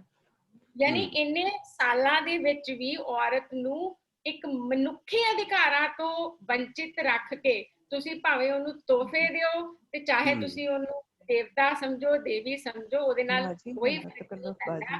ਜੇ ਮੈਂ ਇਹਨੂੰ ਸੰਖੇਪ ਰੂਪ ਵਿੱਚ ਕਹਿਣਾ ਹੋਵੇ ਕੁਲਦੀਪ ਜੀ, ਤਾਂ ਫਿਰ ਮੈਂ ਇਹ ਕਹੂੰਗੀ ਕਿ ਮਨੂ ਸਮ੍ਰਿਤੀ ਤੋਂ ਲੈ ਕੇ 2020 ਤੱਕ ਜਿਹੜੀ ਔਰਤ ਦੀ ਸਥਿਤੀ ਆ ਉਹ ਅਜੇ ਵੀ ਮਨੁੱਖ ਦੇ ਤੌਰ ਤੇ ਮਨੁੱਖੀ ਅਧਿਕਾਰਾਂ ਨੂੰ ਐਕਸਰਸਾਈਜ਼ ਕਰਨ ਦਾ ਜਿਹੜਾ ਸਵਾਲ ਆ ਉਹ ਅਜੇ ਵੀ ਮੈਨੂੰ ਨਹੀਂ ਲੱਗਦਾ ਵੀ ਉਹਨੂੰ ਮੈਂ ਕਹਿ ਸਕਾਂ ਕਿ ਵੀ ਉਹ ਬੜੀ ਇੰਨੀ ਕੁ ਅੱਗੇ ਵੱਧ ਗਿਆ ਆ ਕਿ ਮੈਂ ਉਹਨੂੰ ਕਹਿ ਸਕਾਂ ਕਿ ਵੀ ਅਸੀਂ ਉਸ ਤੋਂ ਬਹੁਤ ਜ਼ਿਆਦਾ ਉਹ ਅੱਗੇ ਨਿਕਲ ਗਏ ਆ ਤੇ ਹੁਣ ਅਸੀਂ ਮਨੂ ਸਮ੍ਰਿਤੀ ਸਾਡੇ ਵਾਸਤੇ ਇਰਰੈਲੀਵੈਂਟ ਹੋ ਗਈ ਹੈ। ਯਾਨੀ ਗੁਲਾਮੀ ਦਾ ਪ੍ਰਰੂਪ, ਯਾਨੀ ਦੇਵੀ ਤੋਂ ਲੈ ਕੇ ਉਹਨੇ ਵੱਖ-ਵੱਖ ਇੰਟਰਮੀਡੀਏਟ ਜਿਹੜੇ ਫੇਜ਼ਿਸ ਜ਼ਰੂਰ ਦੇਖੇ ਕਿ ਕਿਤੇ ਉਹ ਭੋਗ ਦੀ ਵਸਤੂ ਬਣ ਗਈ, ਕਿਤੇ ਉਹ ਜਿਹੜਾ ਸੀ ਉਹ ਆਪਣੇ ਆਰਥਿਕਤਾ ਲਈ ਸੰਘਰਸ਼ ਕਰਦੀ ਰਹੀ, ਪਰ ਜਿਹੜੇ ਹਿਊਮਨ ਰਾਈਟਸ ਦੀ ਗੱਲ ਅਸੀਂ ਮਰਦਾਂ ਲਈ ਕਰਦੇ ਆ, ਉਹਨਾਂ ਤੋਂ ਉਹ ਇੰਨੇ ਯੁੱਗਾਂ ਦੇ ਵਿੱਚ ਉਹ ਵੰਚਿਤ ਹੀ ਹੈ। ਸੋ ਉਹਦੇ ਜਿਹੜੇ ਰੂਪ ਆ ਚੀਜ਼ ਕਾਮਨ ਆ, ਜਿਹੜੀ ਮੈਨੂੰ ਨਹੀਂ ਲੱਗਾ ਕਿ ਇਹਦੇ ਵਿੱਚ ਕੋਈ ਗੱਲ ਕੀਤੀ ਜਾ ਸਕਦੀ ਆ ਕਿ ਬਈ ਇਹ ਵਾਲੀ ਗੱਲ ਜਿਹੜੀ ਆ 40 ਨੁਕਤਿਆਂ ਵਿੱਚ ਹੁਣ ਭਾਰਤੀ ਸਮਾਜ ਵਿੱਚ ਰਹੀ ਹੀ ਨਹੀਂ। ਮੈਨੂੰ ਨਹੀਂ ਲੱਗਦਾ ਕਿ ਇਹ ਗੱਲ ਕਹੀ ਜਾ ਸਕਦੀ। ਆਪਾਂ ਚੱਲਦੇ ਆ ਮੈਡਮ ਨੀਤੂ ਅਰੋੜਾ ਵੱਲ। ਨੀਤੂ ਮੈਡਮ, ਜਿਵੇਂ ਮੋਨਿਕਾ ਹੋਰਾਂ ਨੇ ਗੱਲ ਕੀਤੀ ਹੈ, ਸਦੀਆਂ ਦੀ ਇਸ ਹਾਇਰਾਰਕੀ ਦੇ ਵਿੱਚ ਕਿਤੇ ਨਾ ਕਿਤੇ ਔਰਤ ਦੀ ਮਾਨਸਿਕਤਾ ਵੀ ਜਾਣੇ ਅਣਜਾਣੇ ਉਸ ਪਿਤਰ ਸੱਤਾ ਦੇ ਹੱਕ ਦੇ ਵਿੱਚ ਭੁਗਤਦੀ ਰਹੀ ਹੈ। ਤੁਹਾਡਾ ਇਸ ਬਾਰੇ ਕੀ ਖਿਆਲ ਹੈ?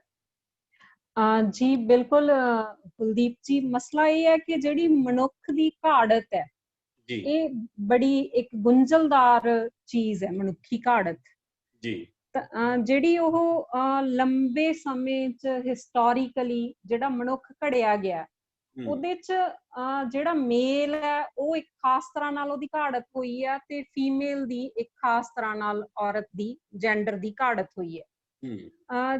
ਭੁਗਤ ਦੀ ਰਹੀ ਦੀ ਬਜਾਏ ਮੈਨੂੰ ਲੱਗਦਾ ਕਿ ਭੁਗਤ ਰਹੀ ਵੀ ਆ, ਹਲੇ ਵੀ ਇਹ ਚੱਲ ਰਿਹਾ।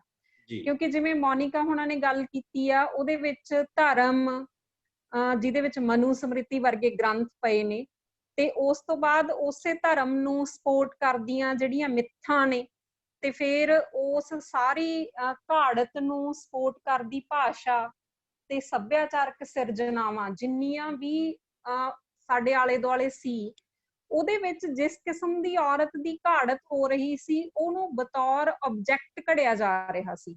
ਸਬਜੈਕਟ ਵਜੋਂ ਮੇਲ ਨੂੰ ਘੜਿਆ ਜਾ ਰਿਹਾ ਸੀ ਤੇ ਆਬਜੈਕਟ ਵਜੋਂ ਔਰਤ ਨੂੰ ਘੜਿਆ ਜਾ ਰਿਹਾ ਸੀ। ਇਸ ਕਰਕੇ ਜਿਹੜੀਆਂ ਸਾਡੀਆਂ ਸੱਭਿਆਚਾਰਕ ਸੰਸਥਾ, ਔਰ ਇਹਨਾਂ ਸਾਰੀਆਂ ਚੀਜ਼ਾਂ ਦਾ ਇੰਨੀ ਵਾਰ ਦੁਹਰਾ ਹੋਇਆ, ਇਹਨਾਂ ਮਿੱਥਾਂ ਦਾ, ਇਹਨਾਂ ਧਾਰਮਿਕ ਗ੍ਰੰਥਾਂ ਦਾ, ਇਹਨਾਂ ਦੀਆਂ ਕਥਾਵਾਂ ਇੰਨੀ ਵਾਰ ਦੁਹਰਾਈਆਂ ਗਈਆਂ ਕਿ ਦੁਹਰਾ ਦੀ ਤਾਕਤ ਨਾਲ ਉਹ ਬਹੁਤ ਇੱਕ ਤਿੱਖਾ ਨੈਰੇਟਿਵ ਬਣਦੀਆਂ ਗਈਆਂ, ਤੇ ਔਰਤ ਉਹਦੇ ਵਿੱਚ ਫਿਰ ਲਗਾਤਾਰ ਘੜੀ ਜਾਂਦੀ ਰਹੀ।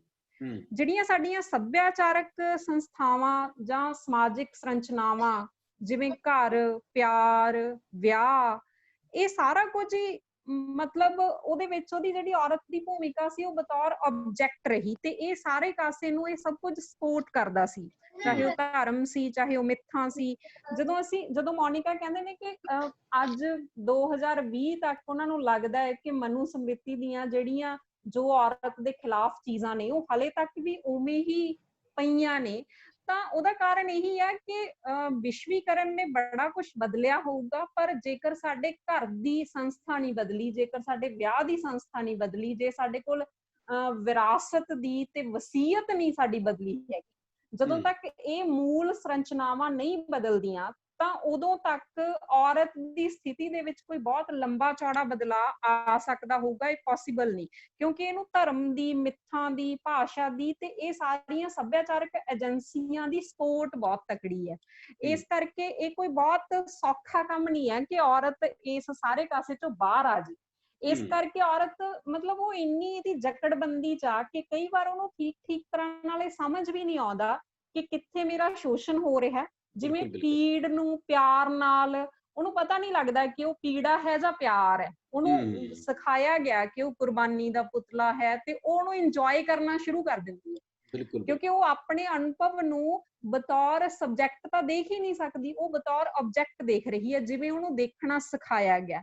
ਇਸ ਕਰਕੇ ਇਹਨੂੰ ਬਹੁਤ ਨੀਝ ਨਾਲ, ਬਹੁਤ ਤਿੱਖੀਆਂ ਨਜ਼ਰਾਂ ਦੇ ਨਾਲ, ਬਹੁਤ ਸੁਚੇਤ ਹੋ ਕੇ, ਕਿਸੇ ਤਰ੍ਹਾਂ ਦੇ ਚਿੰਤਨ ਨਾਲ, ਜਦੋਂ ਤੱਕ ਉਹ ਆਪਣੇ ਆਪ ਨੂੰ ਬਤੌਰ ਸਬਜੈਕਟ ਘੜਨ ਵੱਲ ਨਹੀਂ ਪੈਂਦੀ, ਇਸ ਤਰ੍ਹਾਂ ਦੀਆਂ ਸੁਚੇਤ ਕੋਸ਼ਿਸ਼ਾਂ ਸਾਡੀ ਸੁਸਾਇਟੀ ਦੇ ਵਿੱਚ ਨਹੀਂ ਹੁੰਦੀਆਂ, ਉਦੋਂ ਤੱਕ ਇਹ ਜਿਹੜਾ ਉਹਦੀ ਇਸ ਤਰ੍ਹਾਂ ਦੀ ਘਾੜਤ ਹੈ ਉਹ ਰਹਿਣੀ ਹੀ ਰਹਿਣੀ ਆ। ਇਹਦੇ ਲਈ ਬਹੁਤ ਜ਼ਿਆਦਾ ਸੰਘਰਸ਼ਾਂ ਦੀ ਲੋੜ ਹੈ ਸਾਨੂੰ, ਜਿਵੇਂ ਮੋਨਿਕਾ ਨੇ ਗੱਲ ਕੀਤੀ ਹੈ। ਅਦਰਵਾਈਜ਼ ਇਹ 2020 ਤਾਂ ਕੀ, ਮੈਨੂੰ ਲੱਗਦਾ ਵੀ 2120 ਤੱਕ ਵੀ ਜੇਕਰ ਅਸੀਂ ਬਹੁਤ ਇਹਦੇ ਚ ਸੁਚੇਤ ਤੌਰ ਤੇ ਚੀਜ਼ਾਂ ਨਹੀਂ ਕਰਦੇ ਤਾਂ ਫਿਰ ਇਹ ਬਹੁਤ ਲੰਬਾ ਹੋਰ ਟਰੈਵਲ ਕਰ ਸਕਦਾ। ਜੀ ਨਵਕਿਰਨ ਬੇਟੇ, ਤੁਹਾਡੇ ਵੱਲ ਆ ਰਹੇ ਹਾਂ। ਤੁਸੀਂ ਬਿਲਕੁਲ ਨਵੀਂ ਪੀੜ੍ਹੀ ਨੂੰ ਰਿਪਰੈਜ਼ੈਂਟ ਕਰਦੇ ਹੋ, ਇਸ ਵੇਲੇ ਸਟੂਡੈਂਟ ਨੂੰ ਰਿਪਰੈਜ਼ੈਂਟ ਕਰਦੇ ਹੋ।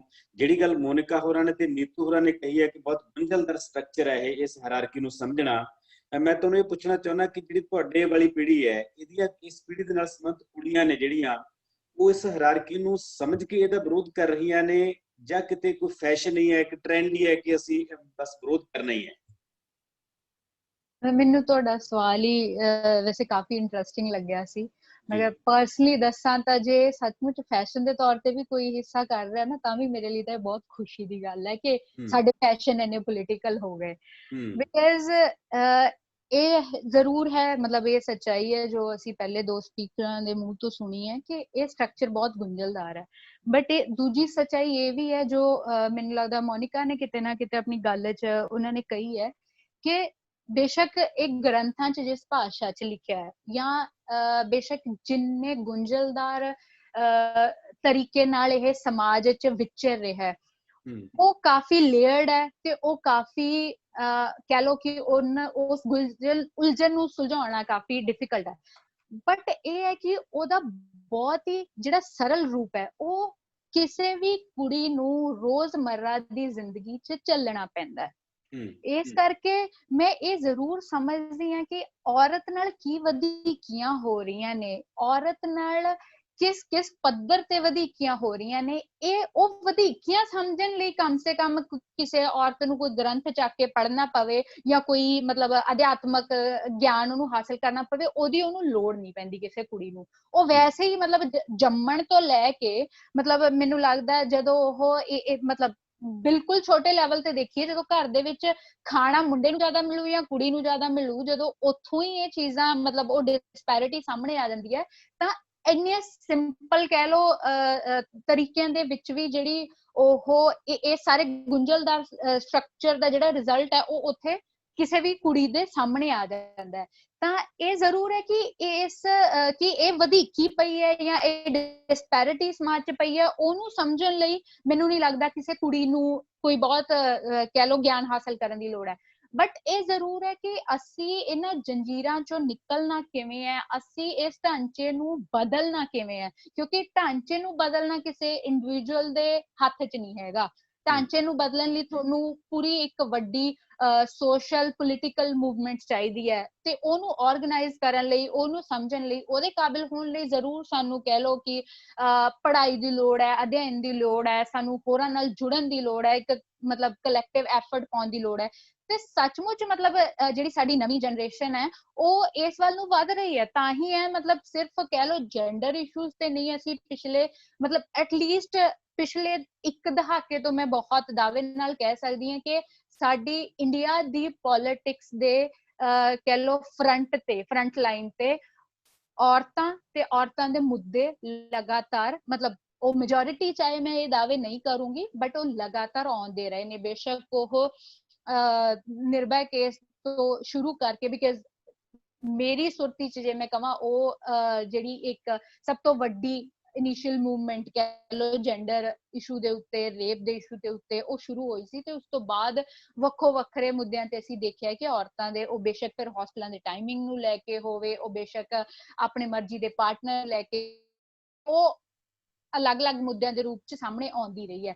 ਤਾਂ ਇਹੀ ਮੈਂ ਸਮਝਦੀ ਹਾਂ ਕਿ ਸੱਚਮੁੱਚ ਉਹਨੂੰ ਜਿਹੜਾ ਆਰਗੇਨਾਈਜ਼ ਕਰਨ ਲਈ ਜਾਂ ਉਸਨੂੰ ਇੱਕ ਮੂਵਮੈਂਟ ਦੇ ਤੌਰ ਤੇ ਬਣਾ ਕੇ, ਕਿਉਂਕਿ ਜਿੱਦਾਂ ਨੀਤੂ ਨੇ ਕਿਹਾ ਕਿ ਜੇ ਹਲੇ ਵੀ ਅਸੀਂ ਉਸ ਲੈਵਲ ਤੇ ਇਸ ਮੂਵਮੈਂਟ ਨੂੰ ਨਹੀਂ ਬਣਾਵਾਂਗੇ ਤਾਂ ਸ਼ਾਇਦ 2120 ਚ ਵੀ ਅਸੀਂ ਇਸੇ ਜਗ੍ਹਾ ਤੇ ਬੈਠੇ ਹੋਈਏ। ਤਾਂ ਉਹ ਨਾ ਹੋਵੇ, ਅਸੀਂ ਜਲਦੀ ਤੋਂ ਜਲਦੀ ਇਸ ਬਰਾਬਰਤਾ ਤੇ ਜਿਹਦੀ ਅਸੀਂ ਗੱਲ ਕਰਦੇ ਹਾਂ ਪਹੁੰਚੀਏ, ਉਹਦੇ ਲਈ ਜ਼ਰੂਰ ਇੱਕ ਅਧਿਐਨ ਦੀ, ਇੱਕ ਪੋਲੀਟੀਕਲ ਕਹਿ ਲਓ ਪੋਲਰਾਈਜੇਸ਼ਨ ਦੀ, ਇੱਕ ਪੋਲੀਟੀਕਲ ਸਮਝ ਦੀ ਲੋੜ ਹੈ। ਜਿਹੜੀ ਤੁਹਾਡੇ ਕੁਐਸਚਨ ਦਾ ਦੂਜਾ ਹਿੱਸਾ ਹੈ ਕਿ ਕੀ ਕੁੜੀਆਂ ਸਿਰਫ ਫੈਸ਼ਨ ਲਈ ਕਰ ਰਹੀਆਂ, ਮੈਨੂੰ ਨਹੀਂ ਲੱਗਦਾ ਕਿ ਕੋਈ ਰਾਜਨੀਤੀ ਇਸ ਦੇਸ਼ 'ਚ ਫੈਸ਼ਨ ਨੂੰ ਹੋ ਰਹੀ ਹੈ। ਹਾਂ ਮਤਲਬ ਇਹ ਜ਼ਰੂਰ ਹੈ ਕਿ ਇੱਕ ਤਬਕਾ ਉਹਦੇ 'ਚ ਮਤਲਬ ਉਹ ਇੱਕ ਅਲੱਗ ਡਿਸਕਸ਼ਨ ਹੈ, ਉਹਦੇ 'ਚ ਮੈਨੂੰ ਲੱਗਦਾ ਹੁਣ ਜਾਣਾ ਠੀਕ ਨਹੀਂ ਹੈਗਾ। ਉਹਨੂੰ ਪੋਰਟਰੇ ਜ਼ਰੂਰ ਕੀਤਾ ਜਾ ਰਿਹਾ ਇੱਕ ਪੱਧਰ ਤੇ, ਜਿੱਦਾਂ ਦੀ ਕਹਿ ਲਓ ਸਟੂਡੈਂਟ ਪੋਲਿਟਿਕਸ ਦੇ ਵਿੱਚ ਜਿਸ ਤਰ੍ਹਾਂ ਦਾ ਮਾਡਲ ਜਿਹੜਾ ਸੋਪੂ ਪੂਸੂ ਨੇ ਪੇਸ਼ ਕੀਤਾ ਸੀ ਪੰਜਾਬ ਯੂਨੀਵਰਸਿਟੀ ਦੇ ਲੈਵਲ ਤੇ, ਜੇ ਮੈਂ ਗੱਲ ਕਰਾਂ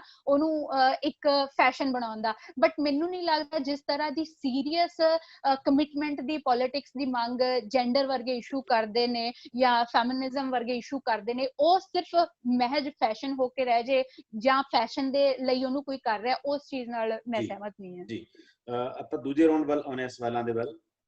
ਮੁਨਿਕਾ ਮੈਮ, ਰੇਪ ਬਹੁਤ ਵੱਡਾ ਇਸ਼ੂ ਰਿਹਾ ਹੈ ਔਰਤ ਨਾਲ ਸੰਬੰਧਿਤ ਗਿਆਤੀਆਂ ਦੇ ਵਿੱਚ, ਤੇ ਰੇਪ ਪ੍ਰਤੀ ਨਜ਼ਰੀਆ ਪਹਿਲਾਂ ਸੀ ਕਿ ਇੱਜ਼ਤ ਲੁੱਟੀ ਜਾ ਰਹੀ ਹੈ ਤੇ ਹੁਣ ਅਸੀਂ ਰੇਪ ਸਰਵਾਈਵਰ ਤੱਕ ਪਹੁੰਚ ਗਏ, ਇਹ ਨਜ਼ਰੀਆ ਬਦਲ ਰਿਹਾ ਹੈ।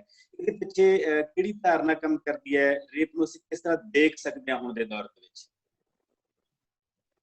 ਦੇਖੋ ਕੁਲਦੀਪ ਜੀ, ਜਿਹੜਾ ਸਵਾਲ ਤੁਸੀਂ ਰੱਖਿਆ ਕਿ ਵੀ ਰੇਪ ਨੂੰ ਹਮੇਸ਼ਾ ਕੁੜੀ ਦੀ ਇੱਜ਼ਤ ਨਾਲ ਜੋੜਿਆ ਜਾਂਦਾ ਹੈ, ਤੇ ਮੈਨੂੰ ਲੱਗਦਾ ਹੈ ਕਿ ਜਿਹੜੀਆਂ ਕੁੜੀ ਦੇ ਦੁਆਲੇ ਜਾਂ ਔਰਤ ਦੇ ਦੁਆਲੇ ਜਿਹੜੀ ਪੂਰੀ ਮਾਈਥੋਲੋਜੀ ਰਚੀ ਗਈ ਹੈ, ਉਸ ਸਭ ਤੋਂ ਵੱਡੀ ਜਿਹੜੀ ਮਾਈਥੋਲੋਜੀ ਕੰਸਟਰਕਟ ਕੀਤੀ ਗਈ ਉਹ ਉਹਦੇ ਸਰੀਰ ਦੇ ਅਰਾਊਂਡ ਕੀਤੀ ਗਈ। ਜਿਵੇਂ ਨੀਤੂ ਨੇ ਕਿਹਾ ਵੀ ਕਿ ਉਹ ਆਪਣੇ ਆਪ ਨੂੰ ਆਬਜੈਕਟ ਦੀ ਤਰ੍ਹਾਂ ਪ੍ਰੈਜ਼ੈਂਟ ਕਰਦੀ ਸੀ। ਮਤਲਬ ਦੇਖੋ ਕਿੰਨੀ ਹੈਰਾਨੀ ਵਾਲੀ ਗੱਲ ਆ ਕਿ ਜਿਹੜਾ ਇੱਕ ਫਿਜ਼ੀਕਲ ਅਸੌਲਟ ਆ, ਜਿਹੜਾ ਉਹਦਾ ਇੱਕ ਸਾਈਕੋਲੋਜੀਕਲ ਟਰਾਮਾ ਆ, ਉਹ ਤਾਂ ਉਹ ਔਰਤ ਝੇਲਦੀ ਆ। ਜਿਹੜਾ ਉਹਦੇ ਨਾਲ ਸੋਸ਼ਲ ਸਟਿਗਮਾ ਆ ਉਹ ਕਿੰਨਾ ਵੱਡਾ ਆ। ਅਸੀਂ ਜਿਹੜਾ ਉਹਦਾ ਸਾਈਕੋਲੋਜੀਕਲ ਜਿਹੜਾ ਟਰਾਮਾ ਆ ਉਹਨੂੰ, ਉਹਦਾ ਜਿਹੜਾ ਪਰਸਪੈਕਟਿਵ ਆਉਣ ਵਾਲਾ ਜਿਹੜਾ ਸੋਸ਼ਲ ਸਟਿਗਮਾ ਆ, ਉਹ ਅਕਸਰ ਕੁੜੀਆਂ ਵਾਸਤੇ ਉਹਨੂੰ ਇਰਰਿਵੋਕੇਬਲ ਬਣਾ ਦਿੰਦਾ। ਉਹਦੇ ਵਾਸਤੇ ਉਸ ਗੱਲ ਤੋਂ ਉਭਰਨਾ ਕਿੰਨਾ ਜ਼ਿਆਦਾ ਔਖਾ ਆ।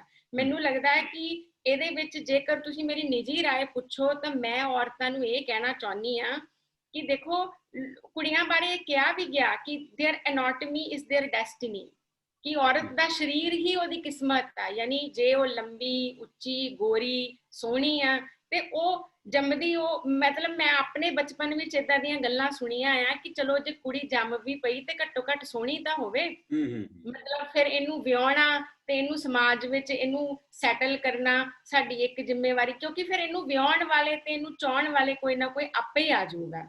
ਯਾਨੀ ਸੋਚੋ ਕਿ ਇਦਾਂ ਵੀ ਹੋ ਸਕਦਾ ਹੈ ਕਿ ਜਿਸ ਚੀਜ਼ ਤੇ ਕਿਸੇ ਮਨੁੱਖ ਦਾ ਕੋਈ ਇਖਤਿਆਰ ਨਹੀਂ, ਪਰ ਔਰਤ ਵਾਲੇ ਉਹਦੇ ਵਾਸਤੇ ਉਹ ਐਨਾਟਮੀ ਉਹਦੀ ਡੈਸਟਨੀ ਬਣ ਜਾਵੇ ਨਾ। ਔਰ ਉਹਦੀ ਡੈਸਟਨੀ ਦਾ ਜਿਹੜਾ ਪੈਰਾਡਾਈਮ ਆ ਉਹ ਇੰਨਾ ਤੰਗ ਆ ਕਿ ਉਹਦੇ ਵਾਸਤੇ ਉਹਦੀ ਕੱਦ, ਉਹਦਾ ਸਰੀਰ, ਉਹਦਾ ਰੰਗ, ਫਿਰ ਉਹਦੀ ਰੀਪਰੋਡਕਟਿਵ ਕੈਪੈਸਿਟੀ, ਯਾਨੀ ਉਹਦੇ ਵਾਸਤੇ ਇਸ ਪੂਰੇ ਉਹਦੇ ਚੱਕਰ ਚੋਂ ਨਿਕਲਣ ਦਾ ਕੋਈ ਰਸਤਾ ਨਹੀਂ ਆ ਜਿਉਂਦੇ ਜੀ। ਤੇ ਮੈਂ ਚਾਹੂੰਗੀ ਕਿ ਇਹ ਸਾਰੀ ਮਾਈਥੋਲੋਜੀ ਨੂੰ ਸਾਨੂੰ ਡੀਕਨਸਟਰਕਟ ਕਰਨਾ ਚਾਹੀਦਾ, ਜਿਹਦੇ ਵਿੱਚ ਫਿਰ ਰੇਪ ਦੇ ਪ੍ਰਤੀ ਸਾਡਾ ਰਵੱਈਆ ਵੀ ਆਪਣੇ ਆਪ ਸ਼ਾਇਦ ਮੈਂ ਸਮਝਾ ਸਕੂੰਗੀ ਕਿ ਮੈਂ ਕਿਵੇਂ ਸੋਚਦੀ ਹਾਂ ਕਿ ਸਾਨੂੰ ਔਰਤਾਂ ਨੂੰ ਆਪਣੀ ਐਨਾਟਮੀ ਨੂੰ ਦੁਬਾਰਾ ਤੋਂ ਐਨਾਟਮੀ ਦੀ ਤਰ੍ਹਾਂ ਰਿਕਲੇਮ ਕਰਨਾ ਚਾਹੀਦਾ ਹੈ। ਸਭ ਤੋਂ ਪਹਿਲੀ ਗੱਲ ਕਿ ਜਿਹੜੀ ਸਾਡੀ ਬੋਡੀ ਆ, ਮਤਲਬ we should see it as a body, ਨਾ ਕਿ ਉਹ ਸਮਾਜ ਦੀ ਜਾਂ ਕਿਸੇ ਬੰਦੇ ਦੀ ਉਹ ਏਦਾਂ ਉਹਨਾਂ ਦੇ ਕੋਲੇ ਪਾਵਰ ਨਹੀਂ ਹੋਣੀ ਚਾਹੀਦੀ ਕਿ ਉਹ ਮਤਲਬ ਸਾਡੀ ਬੋਡੀ ਦੇ ਉੱਪਰ ਸਾਡੀ ਆਟੋਨਮੀ ਨੂੰ ਬਿਲਕੁਲ ਹੀ ਖਤਮ ਕਰ ਦੇਵੇ। ਜਿਵੇਂ ਤੁਸੀਂ ਕਿਹਾ ਕਿ ਵੀ ਹੌਲੀ ਹੌਲੀ ਬਦਲ ਕੇ ਇਹ ਸ਼ਬਦ ਜਿਹੜਾ ਹੈ ਉਹ ਜਿਹੜੀ ਰੇਪਡ ਵੂਮਨ ਤੋਂ ਲੈ ਕੇ ਰੇਪ ਸਰਵਾਈਵਰ ਹੋ ਗਿਆ ਆ। ਪਰ ਤੁਸੀਂ ਸੋਚੋ ਕਿ ਏਦਾਂ ਦੀਆਂ ਘਟਨਾਵਾਂ ਤੁਹਾਨੂੰ ਅਦਰ ਵੇ ਅਰਾਊਂਡ ਕਦੀ ਮਿਲਦੀਆਂ ਹੈ ਕਿ ਮੁੰਡਿਆਂ ਦੇ ਕਿਸੇ ਵੀ ਤਰ੍ਹਾਂ ਦਾ ਨਾਲ ਏਦਾਂ ਦੀ ਜਿਹੜੀ ਸੈਕਸ਼ੂਅਲ ਅਬਿਊਜ਼ ਆ ਉਹ ਉਹਨਾਂ ਦੇ ਨਾਲ ਔਰਤਾਂ ਕਰਦੀਆਂ ਹੋਣ ਕਿਤੇ? ਹੁਣ ਇਹ ਏਦਾਂ ਨਹੀਂ ਹੈ ਕਿ ਅਪਵਾਦ ਨੂੰ ਤੁਸੀਂ ਮਤਲਬ ਇੱਕ ਅਸੂਲ ਬਣਾ ਕੇ ਪੇਸ਼ ਕਰ ਦੋ। ਇਹ ਵੀ ਬਹੁਤ ਸਾਰੇ ਲੋਕਾਂ ਦੀ ਕੋਸ਼ਿਸ਼ ਹੁੰਦੀ ਹੈ ਜਿਹੜੇ ਅਸਲ ਵਿੱਚ ਨਾਰੀ ਦੀ ਆਜ਼ਾਦੀ ਦੇ ਬਹੁਤ ਖਿਲਾਫ ਹੁੰਦੇ ਆ। ਤੋ ਸਾਨੂੰ ਪਹਿਲੀ ਗੱਲ ਇਹਨੂੰ ਐਨਾਟਮੀ ਦੇ ਤੌਰ ਤੇ ਦੇਖਣਾ ਚਾਹੀਦਾ। ਵਾਇਲੈਂਸ ਤਾਂ ਫਿਰ ਵੀ ਰਹੂਗਾ, ਕਿਸੇ ਵੀ ਔਰਤ ਨੂੰ ਸੈਕਸ਼ੂਅਲੀ ਅਸੌਲਟ ਕਰਨਾ ਇਹ ਅਬਿਊਜ਼ ਫਿਰ ਵੀ ਰਹੂਗਾ, ਪਰ ਮੈਂ ਚਾਹੁੰਦੀ ਸਭ ਤੋਂ ਪਹਿਲਾਂ ਔਰਤਾਂ ਜਿਹੜੀਆਂ ਇਹਨੂੰ ਸੋਸ਼ਲ ਸਟਿਗਮਾ ਤੋਂ ਇਹਨੂੰ ਡਿਸੋਸੀਏਟ ਕਰਨ। ਕਿਉਂਕਿ ਜਿੱਦਾਂ ਦੇਖੋ ਨਵਕਿਰਨ ਨੇ ਵੀ ਇਹ ਗੱਲ ਕੀਤੀ ਨਾ, ਹੁਣ ਅਸੀਂ ਸਦਾ ਇਹ ਰੌਲਾ ਨਹੀਂ ਪਾਉਂਦੇ ਰਹਿ ਸਕਦੇ ਕਿ ਬੜੀ ਪ੍ਰੋਬਲਮ ਆ, ਬੜੀ ਪ੍ਰੋਬਲਮ ਆ। ਅਸੀਂ ਪ੍ਰੀਵੈਂਟਿਵ ਮੈਜਰਸ ਵੀ ਲੈਣੇ ਆ। ਅਸੀਂ ਆਪਣੇ ਜਿਉਂਦੇ ਜੀ ਆਪਣੇ ਸਮਕਾਲ ਦੇ ਵਿੱਚ ਉਹਦੇ ਵਿੱਚ ਕੁਝ ਸੁਝਾਅ ਵੀ ਲਿਆਉਣੇ ਆ, ਕੋਈ ਬਦਲਾਅ ਵੀ ਲਿਆਉਣਾ। ਸੋ ਮੈਂ ਕੋਈ ਬਿਲਕੁਲ ਹੀ ਮੈਨੂੰ ਨਹੀਂ ਲੱਗਦਾ ਕਿ ਸਾਡੇ ਦੇਖਦੇ ਦੇਖਦੇ ਰੇਪ ਦੇ ਨਾਲ ਜੁੜਿਆ ਹੋਇਆ ਸਾਰਾ ਜਿਹੜਾ ਵਰਤਾਰਾ ਆ ਉਹਨੂੰ ਅਸੀਂ ਅਨਡੂ ਕਰ ਸਕਦੇ ਹਾਂ। ਪਰ ਸ਼ੁਰੂਆਤ ਦੇ ਤੌਰ ਤੇ ਮੈਂ ਕਹਿੰਦੀ ਹਾਂ ਕਿ ਜਿਹੜਾ ਉਹਦਾ ਸੋਸ਼ਲ ਸਟਿਗਮਾ ਆ ਉਹਨੂੰ ਜ਼ਰੂਰ ਘਟਾਇਆ ਜਾ ਸਕਦਾ। ਔਰ ਮੈਨੂੰ ਯਕੀਨ ਆ ਕਿ ਜਦੋਂ ਸੋਸ਼ਲ ਸਟਿਗਮਾ ਘੱਟ ਹੁੰਦਾ ਹੈ, ਦੇਖੋ ਵੈਸੇ ਕਿਸੇ ਤੇ ਡਿੱਗਣ ਨਾਲ, ਕੋਈ ਕੋਠੇ ਤੋਂ ਥੱਲੇ ਡਿੱਗ ਗਿਆ, ਕਿਸੇ ਦਾ ਫ੍ਰੈਕਚਰ ਹੋ ਗਿਆ, ਇਹਦੇ ਨਾਲ ਤਾਂ ਕੋਈ ਸੋਸ਼ਲ ਸਟਿਗਮਾ ਨਹੀਂ ਜੁੜਿਆ ਹੋਇਆ। ਅਸੀਂ ਉਹਨੂੰ ਬੜੀ ਸਮਾਜ ਦੇ ਵਿੱਚ ਐਕਸੈਪਟ ਕਰ ਲੈਂਦੇ ਆ। ਤੇ ਰੇਪ ਨੂੰ ਲੈ ਕੇ ਤਾਂ ਉਹਦੀ ਪੂਰੀ ਐਗਜ਼ਿਸਟੈਂਸ ਹੀ ਸੰਕਟ ਵਿੱਚ ਆ ਜਾਂਦੀ ਹੈ। ਉਹ ਪੂਰਾ ਜੀਵਨ ਉਹਦੇ ਤੋਂ ਕਦੀ ਉਭਰ ਨਹੀਂ ਪਾਉਂਦੀ। ਸੋ ਮੈਂ ਪ੍ਰੈਕਟੀਕਲੀ ਮਤਲਬ ਵਿਵਹਾਰਿਕ ਤੌਰ ਤੇ ਮੈਂ ਕਹੂੰਗੀ ਕਿ ਔਰਤਾਂ ਨੂੰ ਆਪਣੀ ਐਨਾਟਮੀ ਨੂੰ, ਆਪਣੀ ਬਾਇਓਲੋਜੀ ਨੂੰ ਦੁਬਾਰਾ ਤੋਂ ਮਤਲਬ ਇਸ ਬੇਬੁਨਿਆਦ ਕੰਸਟਰਕਟ ਵਿੱਚੋਂ ਕੱਢਣਾ ਚਾਹੀਦਾ ਹੈ ਕਿ ਇਹਦਾ ਸਮਾਜ ਦੇ ਵਿੱਚ ਇੱਜ਼ਤ ਨਾਲ ਵੀ ਕੁਝ ਲੈਣਾ ਦੇਣਾ ਆ। ਇਹਨੂੰ ਸਭ ਤੋਂ ਪਹਿਲਾਂ ਸਿਰਫ ਇੱਕ ਫਿਜ਼ੀਕਲ ਅਸੌਲਟ ਦੇ ਤੌਰ ਤੇ ਅਸੀਂ ਦੇਖਣਾ ਸ਼ੁਰੂ ਕਰੀਏ ਤਾਂ ਅੱਧਾ ਟਰਾਮਾ ਜਿਹੜਾ ਆ ਉਹ ਆਪਣੇ ਆਪ ਹੀ ਘਟ ਜਾਊਗਾ। ਮੇਰਾ ਮੈਮ ਇਸ ਦੇ ਨਾਲ ਹੀ ਗੱਲ ਆਪਾਂ ਜੋੜਦੇ ਹਾਂ ਕਿ ਔਰਤ ਨੂੰ ਅਸੀਂ ਦੇਹ ਦੇ ਤੌਰ ਤੇ ਡਿਫਾਈਨ ਕਰਦੇ ਹਾਂ ਤੇ ਦੇਹ ਨੂੰ ਫਿਰ ਅੱਗੇ ਸਵਾਦ ਦੇ ਨਜ਼ਰੀਏ ਤੋਂ ਡਿਫਾਈਨ ਕਰਦੇ ਹਾਂ। ਇਸੇ ਕਰਕੇ ਅਸੀਂ ਔਰਤ ਲਈ ਭਾਂਤ ਦੇ ਵਿਸ਼ੇਸ਼ਣ ਹੈ ਕਿ ਉਹਨੂੰ ਐਡਰੈਸ ਕਰਦੇ ਹਾਂ ਕਿ ਜਿਵੇਂ ਸਵਾਦ ਦੇ ਐਂਗਲ ਤੋਂ ਅਸੀਂ ਉਹਨੂੰ ਐਡਰੈਸ ਕਰੀਏ। ਇਹ ਕਿਹੜੀ ਮਾਨਸਿਕਤਾ ਹੈ ਔਰਤ ਨੂੰ ਇਸ ਤਰ੍ਹਾਂ ਡਿਫਾਈਨ ਕਰਨ ਦੀ? ਜੀ ਕੁਲਦੀਪ ਜੀ, ਇਹ ਸਵਾਲ ਤੁਹਾਡੇ ਪਹਿਲਾਂ ਵਾਲੇ ਸਵਾਲ ਨਾਲ ਜਿਹੜੀ ਮੋਨਿਕਾ ਗੱਲ ਕਰ ਰਹੇ ਸੀ ਉਹਦੇ ਨਾਲ ਹੀ ਜੁੜਿਆ ਹੋਇਆ। ਮਤਲਬ ਜਿਹੜਾ ਰੇਪ ਤੇ ਔਰਤ ਨੂੰ ਦੇਹ ਨਾਲ ਜੋੜ ਕੇ ਬਹੁਤ ਜ਼ਿਆਦਾ ਸਮਝਣਾ ਤੇ ਇੰਟਰਸਟਿੰਗ ਗੱਲ ਜਾਂ ਮਾੜੀ ਗੱਲ ਅਸੀਂ ਕਹਿ ਸਕਦੇ ਹਾਂ ਰੈਦਰ ਕਿ ਅਸੀਂ ਹਲੇ ਤੱਕ ਵੀ ਪਦਮਾਵਤ ਫਿਲਮ ਆਉਂਦੀ ਆ ਤੇ ਉਹ ਜ਼ੋਹਰ ਦੀ ਜਿਹੜੀ ਰਸਮ ਹੈ ਉਹਦੀ ਗਲੋਰੀਫਿਕੇਸ਼ਨ ਭਾਰਤ ਕਰੀ ਜਾਂਦਾ ਹੈ। ਜਦੋਂ ਕਿ ਇਸ ਵੇਲੇ ਉਦੋਂ ਉਹਦੇ ਬਾਰੇ ਚਲੋ ਸਵਰਾ ਭਾਸਕਰ ਹੋਣਾ ਨੇ ਚਿੱਠੀ ਵੀ ਲਿਖੀ ਉਹਦੇ ਡਾਇਰੈਕਟਰ ਨੂੰ ਤੇ ਖਾਸੀ ਇਹਦੇ ਬਾਰੇ ਡਿਸਕਸ਼ਨ ਵੀ ਹੁੰਦੀ ਰਹੀ ਕਿ ਕੀ ਅਸੀਂ 21ਵੀਂ ਸਦੀ 'ਚ ਵੀ ਔਰਤ ਨੂੰ ਮਤਲਬ ਸਿਰਫ ਉਹਦੀ ਦੇਹ ਨਾਲ ਜੋੜ ਕੇ ਦੇਖਦੇ ਰਹਾਂਗੇ ਕਿ ਇਹ ਫਿਲਮ ਬਣਾਉਣਾ ਇਹਦੇ ਕਿਸ ਕਿਸਮ ਦੇ ਅਰਥ ਸੀ ਆਪਣੇ। ਦੂਜੇ ਪਾਸੇ ਮੇਰੇ ਕੋਲ ਪਿਛਲੇ ਸਾਲ ਦੇ ਵਿੱਚ ਜਿਹੜੀ ਇੱਕ ਕਿਤਾਬ ਆਜ਼ਾਦੀ ਮੇਰਾ ਬ੍ਰਾਂਡ ਪੰਜਾਬ ਦੇ ਵਿੱਚ ਟਰਾਂਸਲੇਟ ਹੋ ਕੇ ਬਹੁਤ ਪੜ੍ਹੀ ਗਈ, ਉਹਦੇ ਵਿੱਚ ਉਹ ਜਿਹੜੀ ਉਹਦੀ ਇੱਕ ਕੁੜੀ ਜੀ ਤੋਂ ਪ੍ਰਭਾਵਿਤ ਹੁੰਦੀ ਹੈ ਅਨੁਰਾਧਾ ਬੈਨੀਵਾਲ, ਉਹਦਾ ਉਹ ਮੈਨੂੰ ਸੈਂਟੈਂਸ ਕਦੇ ਵੀ ਨਹੀਂ ਭੁੱਲਦਾ ਕਿ ਉਹਦੀ ਮਾਂ ਉਹ ਦੱਸਦੀ ਹੈ ਕਿ ਮੇਰੀ ਮਾਂ ਨੇ, ਮੈਂ ਜਦੋਂ ਦੁਨੀਆ ਘੁੰਮਣ ਲਈ ਨਿਕਲੀ ਯਾਤਰਾ ਤੇ, ਉਹ ਫੋਰਨ ਦੀ ਕੁੜੀ ਹੈ ਕੋਈ, ਕਿਸੇ ਮੈਨੂੰ ਨਾਮ ਨਹੀਂ ਯਾਦ ਆ ਰਿਹਾ ਉਸ ਪਾਤਰ ਦਾ, ਤੇ ਮੇਰੀ ਮਾਂ ਨੇ ਮੈਨੂੰ ਕਿਹਾ ਕਿ ਆ ਗੋਲੀਆਂ ਲੈ ਜਾ ਨਾਲ ਤਾਂ ਕਿ ਤੂੰ ਪ੍ਰੈਗਨੈਂਸੀ ਤੋਂ ਬਚ ਸਕੇ, ਕਿਉਂਕਿ ਰੇਪ ਤੋਂ ਤਾਂ ਹੋ ਸਕਦਾ ਹੈ ਕਿ ਨਾ ਬਚਿਆ ਜਾ ਸਕੇ। ਤੇ ਮੈਂ ਇਹ ਸੋਚਦੀ ਹੁੰਦੀ ਆ ਕਿ ਸਾਡੀਆਂ ਮਾਵਾਂ ਐਡੀਆਂ ਵੱਡੀਆਂ ਕਦੋਂ ਹੋਣਗੀਆਂ ਜਾਂ ਅਸੀਂ ਇਸ ਨੂੰ ਲੈ ਕੇ ਇੰਨੇ, ਜਿਵੇਂ ਮੋਨਿਕਾ ਗੱਲ ਕਰ ਰਹੇ ਸੀ ਵੀ ਕਿਸੇ ਦੇ ਸੱਟ ਲੱਗ ਜੇ ਤਾਂ ਇਹਦੇ ਨਾਲ ਕੋਈ ਏਡਾ ਸਟਿਗਮਾ ਨਹੀਂ ਜੁੜਿਆ ਹੋਇਆ, ਪਰ ਰੇਪ ਨਾਲ ਬਹੁਤ ਸਟਿਗਮਾ ਜੁੜਿਆ ਹੋਇਆ ਨਾ। ਤਾਂ ਇਹਦੇ ਵਿੱਚੋਂ ਹੀ ਇਹ ਗੱਲ ਜਿਹੜੀ ਅਗਲੀ ਗੱਲ ਜਿਹੜਾ ਤੁਸੀਂ ਸਵਾਲ ਕਰ ਰਹੇ ਹੋ, ਕਿਉਂਕਿ ਔਰਤ ਕੰਜ਼ਿਊਮ ਹੋਣ ਵਾਲੀ ਕਿਸੇ ਸ਼ੈ ਵਜੋਂ ਉਹਨੂੰ ਘੜਿਆ ਗਿਆ, ਉਹਨੂੰ ਇੱਕ ਬਤੌਰ ਹਸਤੀ, ਬਤੌਰ ਇੱਕ ਆਇਡੈਂਟੀਟੀ ਨਹੀਂ ਉਹਦੀ ਘਾੜਤ ਹੋਈ। ਤਾਂ ਜਿਹੜੀ ਹੁਣ ਚੀਜ਼ ਨੂੰ ਚੀਜ਼ ਹੀ ਉਹਨੂੰ ਸਮਝਿਆ ਗਿਆ ਨਾ, ਜਿਹਨੂੰ ਕੰਜ਼ਿਊਮ ਕਰਨਾ ਕਿਸੇ ਸਬਜੈਕਟ ਨੇ, ਫਿਰ ਉਹਦਾ ਸਵਾਦ ਹੋਣਾ ਬਹੁਤ ਜ਼ਰੂਰੀ ਆ। ਮਤਲਬ ਇਹ ਬਹੁਤ ਅਜੀਬ ਗੱਲ ਹੈ, ਸਵਾਦ ਹੋਣਾ ਤੇ ਸਵਾਦ ਦੇ ਨਾਲ ਨਾਲ ਫਿਰ ਸੋਹਣਾ ਹੋਣਾ ਵੀ, ਜਿਹੜੀ ਗੱਲ ਪਹਿਲਾਂ ਮੋਨਿਕਾ ਵੀ ਕਰ ਰਹੇ ਸੀ। ਸੋ ਇਸ ਕਰਕੇ ਸਵਾਦ ਹੋਣਾ, ਸੋਹਣਾ ਹੋਣਾ, ਮਤਲਬ ਇੱਥੋਂ ਤੱਕ ਕਿ ਅਸੀਂ ਅੱਜ 21ਵੀਂ ਸਦੀ 'ਚ ਹੋ ਕੇ ਸਾਡੇ ਤਾਂ ਵਾਰਸ ਦੀ ਹੀਰ ਨੂੰ ਅਸੀਂ ਬਹੁਤ ਵਡਿਆਈ ਜਾ ਰਹੇ ਹਾਂ ਤੇ ਸਾਨੂੰ ਲੱਗਦਾ ਹੈ ਕਿ ਪੰਜਾਬ ਦੀਆਂ ਸਾਰੀਆਂ ਸਮੱਸਿਆਵਾਂ ਦਾ ਹੱਲ ਵਾਰਸ ਦੀ ਹੀਰ ਦੇ ਵਿੱਚ ਪਿਆ। ਪਰ ਹੀਰ ਦੀਆਂ ਉਂਗਲਾਂ 'ਚ ਜਿਹੜੀਆਂ ਫਲੀਆਂ ਨਜ਼ਰ ਆਉਂਦੀਆਂ ਨੇ ਤੇ ਜਿਹੜੇ ਅਨਾਰ ਦਿਖਦੇ ਨੇ ਉਹਦੀਆਂ ਗੱਲਾਂ ਦੇ ਵਿੱਚ, ਜਾਂ ਉਹਦੀ ਜਿਸ ਕਿਸਮ ਦੀ ਵਿਆਖਿਆ ਵਾਰਿਸ ਸ਼ਾਹ ਹੁਣਾਂ ਨੇ ਕੀਤੀ ਆ, ਮੈਨੂੰ ਤਾਂ ਲੱਗਦਾ ਹੈ ਕਿ ਉਹਨੂੰ ਵੀ ਸਾਨੂੰ ਦੁਬਾਰਾ ਤੋਂ ਸੋਚਣ ਦੀ ਲੋੜ ਹੈ। ਕਿਉਂ ਮਤਲਬ ਔਰਤ ਦੀ ਵਿਆਖਿਆ ਕਰਦੇ ਆ ਸਾਨੂੰ ਖਾਣ ਵਾਲੀਆਂ ਚੀਜ਼ਾਂ, ਕੀ ਉਹਦਾ ਜਿਹੜਾ ਵਜੂਦ ਹੈ, ਜਿਵੇਂ ਸਪਨਾ ਚਮੜੀਆ ਆਪਣੀ ਕਿਤਾਬ 'ਚ ਕਹਿੰਦੇ ਨੇ, ਇੱਕ ਖਾਣਯੋਗ ਵਜੂਦ ਹੈ, ਇੱਕ ਕੰਜ਼ਿਊਮ ਹੋਣ ਯੋਗ ਵਜੂਦ ਹੈ। ਤੇ ਉਹਦੇ ਨਾਲ ਹੀ ਫਿਰ ਇਹ ਸਾਰੇ ਜਿਹੜੇ ਤੁਸੀਂ ਵਿਸ਼ੇਸ਼ਣ ਕਹਿ ਰਹੇ ਹੋ ਕਿ ਔਰਤ ਨਾਲ ਜੁੜੇ ਹੋਏ ਆ, ਉਹ ਇਸੇ ਮਾਨਸਿਕਤਾ ਵਿੱਚੋਂ ਹੀ ਆਉਂਦੇ। ਜੀ ਨਵਕਿਰਨ, ਆਪਾਂ ਇੱਕ ਹੋਰ ਇਸ਼ੂ ਵਿੱਚ ਐਡ ਕਰਦੇ ਆ। ਤੁਸੀਂ ਕਿਉਂਕਿ ਸਟੂਡੈਂਟ ਤੋਂ, ਤੇ ਸਟੂਡੈਂਟਾਂ ਦੇ ਮਾਮਲੇ, ਕੁੜੀਆਂ ਦੇ ਮਾਮਲੇ 'ਚ ਖਾਸ ਤੌਰ ਤੇ ਜਦੋਂ ਮਾਪੇ ਉਹਨਾਂ ਨੂੰ ਬਾਹਰ ਭੇਜਦੇ ਨੇ ਪੜ੍ਹਨ, ਤਾਂ ਆਮ ਤੌਰ ਤੇ ਨਾ ਬਹੁਤ ਅਸੁਰੱਖਿਅਤ ਮਹਿਸੂਸ ਕਰਦੇ ਨੇ, ਪੜ੍ਹਨ ਭੇਜਦੇ ਨੇ ਜਾਂ ਕਿਸੇ ਵੀ ਈਵਨ ਪਿੰਡ ਦੇ ਵਿੱਚ ਦੁਕਾਨ ਤੇ ਵੀ ਭੇਜਦੇ ਨੇ ਤਾਂ ਵੀ। ਇਹ ਕਿਤੋਂ ਅਸੁਰੱਖਿਆ ਦੀ ਭਾਵਨਾ ਹੈ, ਕਿਹਦਾ ਡਰ ਹੈ ਇਹ ਸਾਡੇ ਸਮਾਜ ਦੇ ਵਿੱਚ?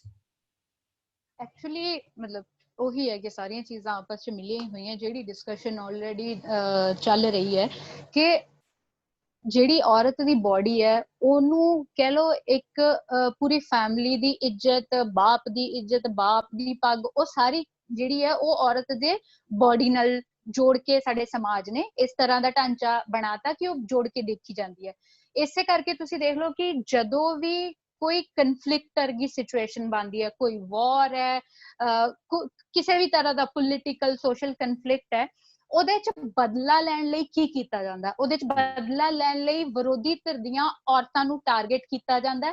ਕਿਉਂਕਿ ਵਿਰੋਧੀ ਧਿਰ ਦੀ ਔਰਤ ਦੇ ਸਰੀਰ ਤੇ ਹਮਲਾ ਮਤਲਬ ਪੂਰੇ ਸਮਾਜ ਦੀ, ਉਸ ਦੀ ਕਮਿਊਨਿਟੀ ਦੀ ਇੱਜ਼ਤ ਤੇ ਹਮਲਾ, ਜਾਂ ਉਹਦੇ ਬਾਪ ਦੀ ਇੱਜ਼ਤ ਤੇ ਹਮਲਾ, ਇਸ ਕਰਕੇ ਮੈਨੂੰ ਲੱਗਦਾ ਕਿ ਜਿਹੜੀ ਕਿਉਂਕਿ ਸਾਡੇ ਮਾਂ-ਬਾਪ ਨੇ, ਜਿਹੜੇ ਸਾਰੀਆਂ ਕੁੜੀਆਂ ਦੇ ਜਿਹੜੇ ਮਾਂ-ਬਾਪ ਨੇ, ਉਹ ਵੀ ਇਸੇ ਸਮਾਜਿਕ ਬਣਤਰ ਦਾ ਹਿੱਸਾ ਨੇ, ਉਹ ਵੀ ਇਸ ਸਮਾਜ ਦਾ, ਇਸ ਕਹਿ ਲੋ ਜਿਹੜਾ ਪਿਤਰਸਤਾਤਮਕ ਢਾਂਚਾ ਹੈ ਉਸੇ ਦਾ ਹਿੱਸਾ ਨੇ, ਜਿਹਦੇ ਕਰਕੇ ਉਹਨਾਂ ਦੇ ਦਿਮਾਗਾਂ 'ਚ ਵੀ ਚੀਜ਼ਾਂ ਉਸੇ ਤਰੀਕੇ ਨਾਲ ਜੁੜੀਆਂ ਹੋਈਆਂ। ਉਹਨਾਂ ਨੂੰ ਵੀ ਲੱਗਦਾ ਹੈ ਕਿ ਕੱਲ ਨੂੰ ਕਿਸੇ ਸਾਡੀ ਬਾਹਰ ਗਈ ਕੁੜੀ ਨਾਲ, ਕਿਉਂਕਿ ਇਹ ਵੀ ਸਾਡੇ ਸਮਾਜ ਦੀ ਸੱਚਾਈ ਹੈ ਕਿ ਸਾਡਾ ਸਮਾਜ ਹਲੇ ਵੀ ਔਰਤ ਨੂੰ ਭੋਗ ਦੀ ਵਸਤੂ ਦੇ ਤੌਰ ਤੇ ਦੇਖਦਾ ਹੈ। ਇਸ ਕਰਕੇ ਉਹਨਾਂ ਦੇ ਦਿਮਾਗ 'ਚ ਹਮੇਸ਼ਾ ਇਹ ਰਹਿੰਦਾ ਕਿ ਕੁੜੀ ਕਿਤੇ ਵੀ ਬਾਹਰ ਜਾਏਗੀ ਤਾਂ ਉਹਦੇ ਤੇ ਕੋਈ ਸੈਕਸ਼ੂਅਲ ਅਸੌਲਟ ਹੁੰਦਾ, ਉਹਦੇ ਤੇ ਕਿਸੇ ਤਰੀਕੇ ਨਾਲ ਕਹਿ ਲੋ ਫਿਜ਼ੀਕਲ ਅਬਿਊਜ਼ ਹੁੰਦਾ, ਤਾਂ ਉਹਦਾ ਦਾਗ ਸਾਰੇ ਟੱਬਰ ਨੂੰ ਲੱਗੂਗਾ, ਉਹਦਾ ਦਾਗ ਪੂਰੀ ਕਮਿਊਨਿਟੀ ਨੂੰ ਲੱਗੂਗਾ, ਉਹਦਾ ਦਾਗ ਬਾਪ ਦੀ ਪੱਗ ਨੂੰ ਲੱਗੂਗਾ, ਜਿਹਦੇ ਕਰਕੇ ਉਹ ਇਨਸਿਕਿਉਰਿਟੀ ਸਿਰਫ ਉਸ ਕੁੜੀ ਕਰਕੇ ਨਹੀਂ ਹੁੰਦੀ, ਉਹ ਓਵਰਆਲ ਅਸੀਂ ਸਮਾਜ 'ਚ ਕੀ ਮੂੰਹ ਦਿਖਾਵਾਂਗੇ ਜਾਂ ਅਸੀਂ ਬਰਾਦਰੀ 'ਚ ਕੀ ਮੂੰਹ ਦਿਖਾਵਾਂਗੇ, ਉਸ ਡਰ 'ਚੋਂ ਉਹ ਇਨਸਿਕਿਉਰਿਟੀ ਨਿਕਲਦੀ ਹੈ। ਅਦਰਵਾਈਜ਼ ਤੁਸੀਂ ਦੇਖੋ ਵੀ ਬਹੁਤ ਮਤਲਬ right now I am also working on a project ਜੋ ਪਾਰਟੀਸ਼ਨ ਤੇ ਹੈ। ਮੈਂ ਬਹੁਤ ਸਾਰੇ ਪਾਰਟੀਸ਼ਨ ਵਿਟਨੈਸਸ ਨੂੰ ਇੰਟਰਵਿਊ ਕਰ ਰਹੀ ਹਾਂ ਤੇ ਉਹਨਾਂ 'ਚੋਂ ਮਤਲਬ ਵਾਰ-ਵਾਰ ਇੱਕ ਗੱਲ ਨਿਕਲ ਕੇ ਜਿਹੜੀ ਸਾਹਮਣੇ ਆ ਰਹੀ ਹੈ ਉਹ ਇਹ ਹੈ ਕਿ ਮੇਰੀ ਭੈਣ ਜੀ ਮਾਪਿਓ ਨਹੀਂ ਮਾਰਤੀ ਸੀ ਕਿਉਂਕਿ ਨਹੀਂ ਤਾਂ ਮੁਸਲਮਾਨਾਂ ਨੇ ਚੱਕ ਕੇ ਉਹਨਾਂ ਨੂੰ ਰੇਪ ਕਰ ਦੇਣਾ ਸੀਗਾ।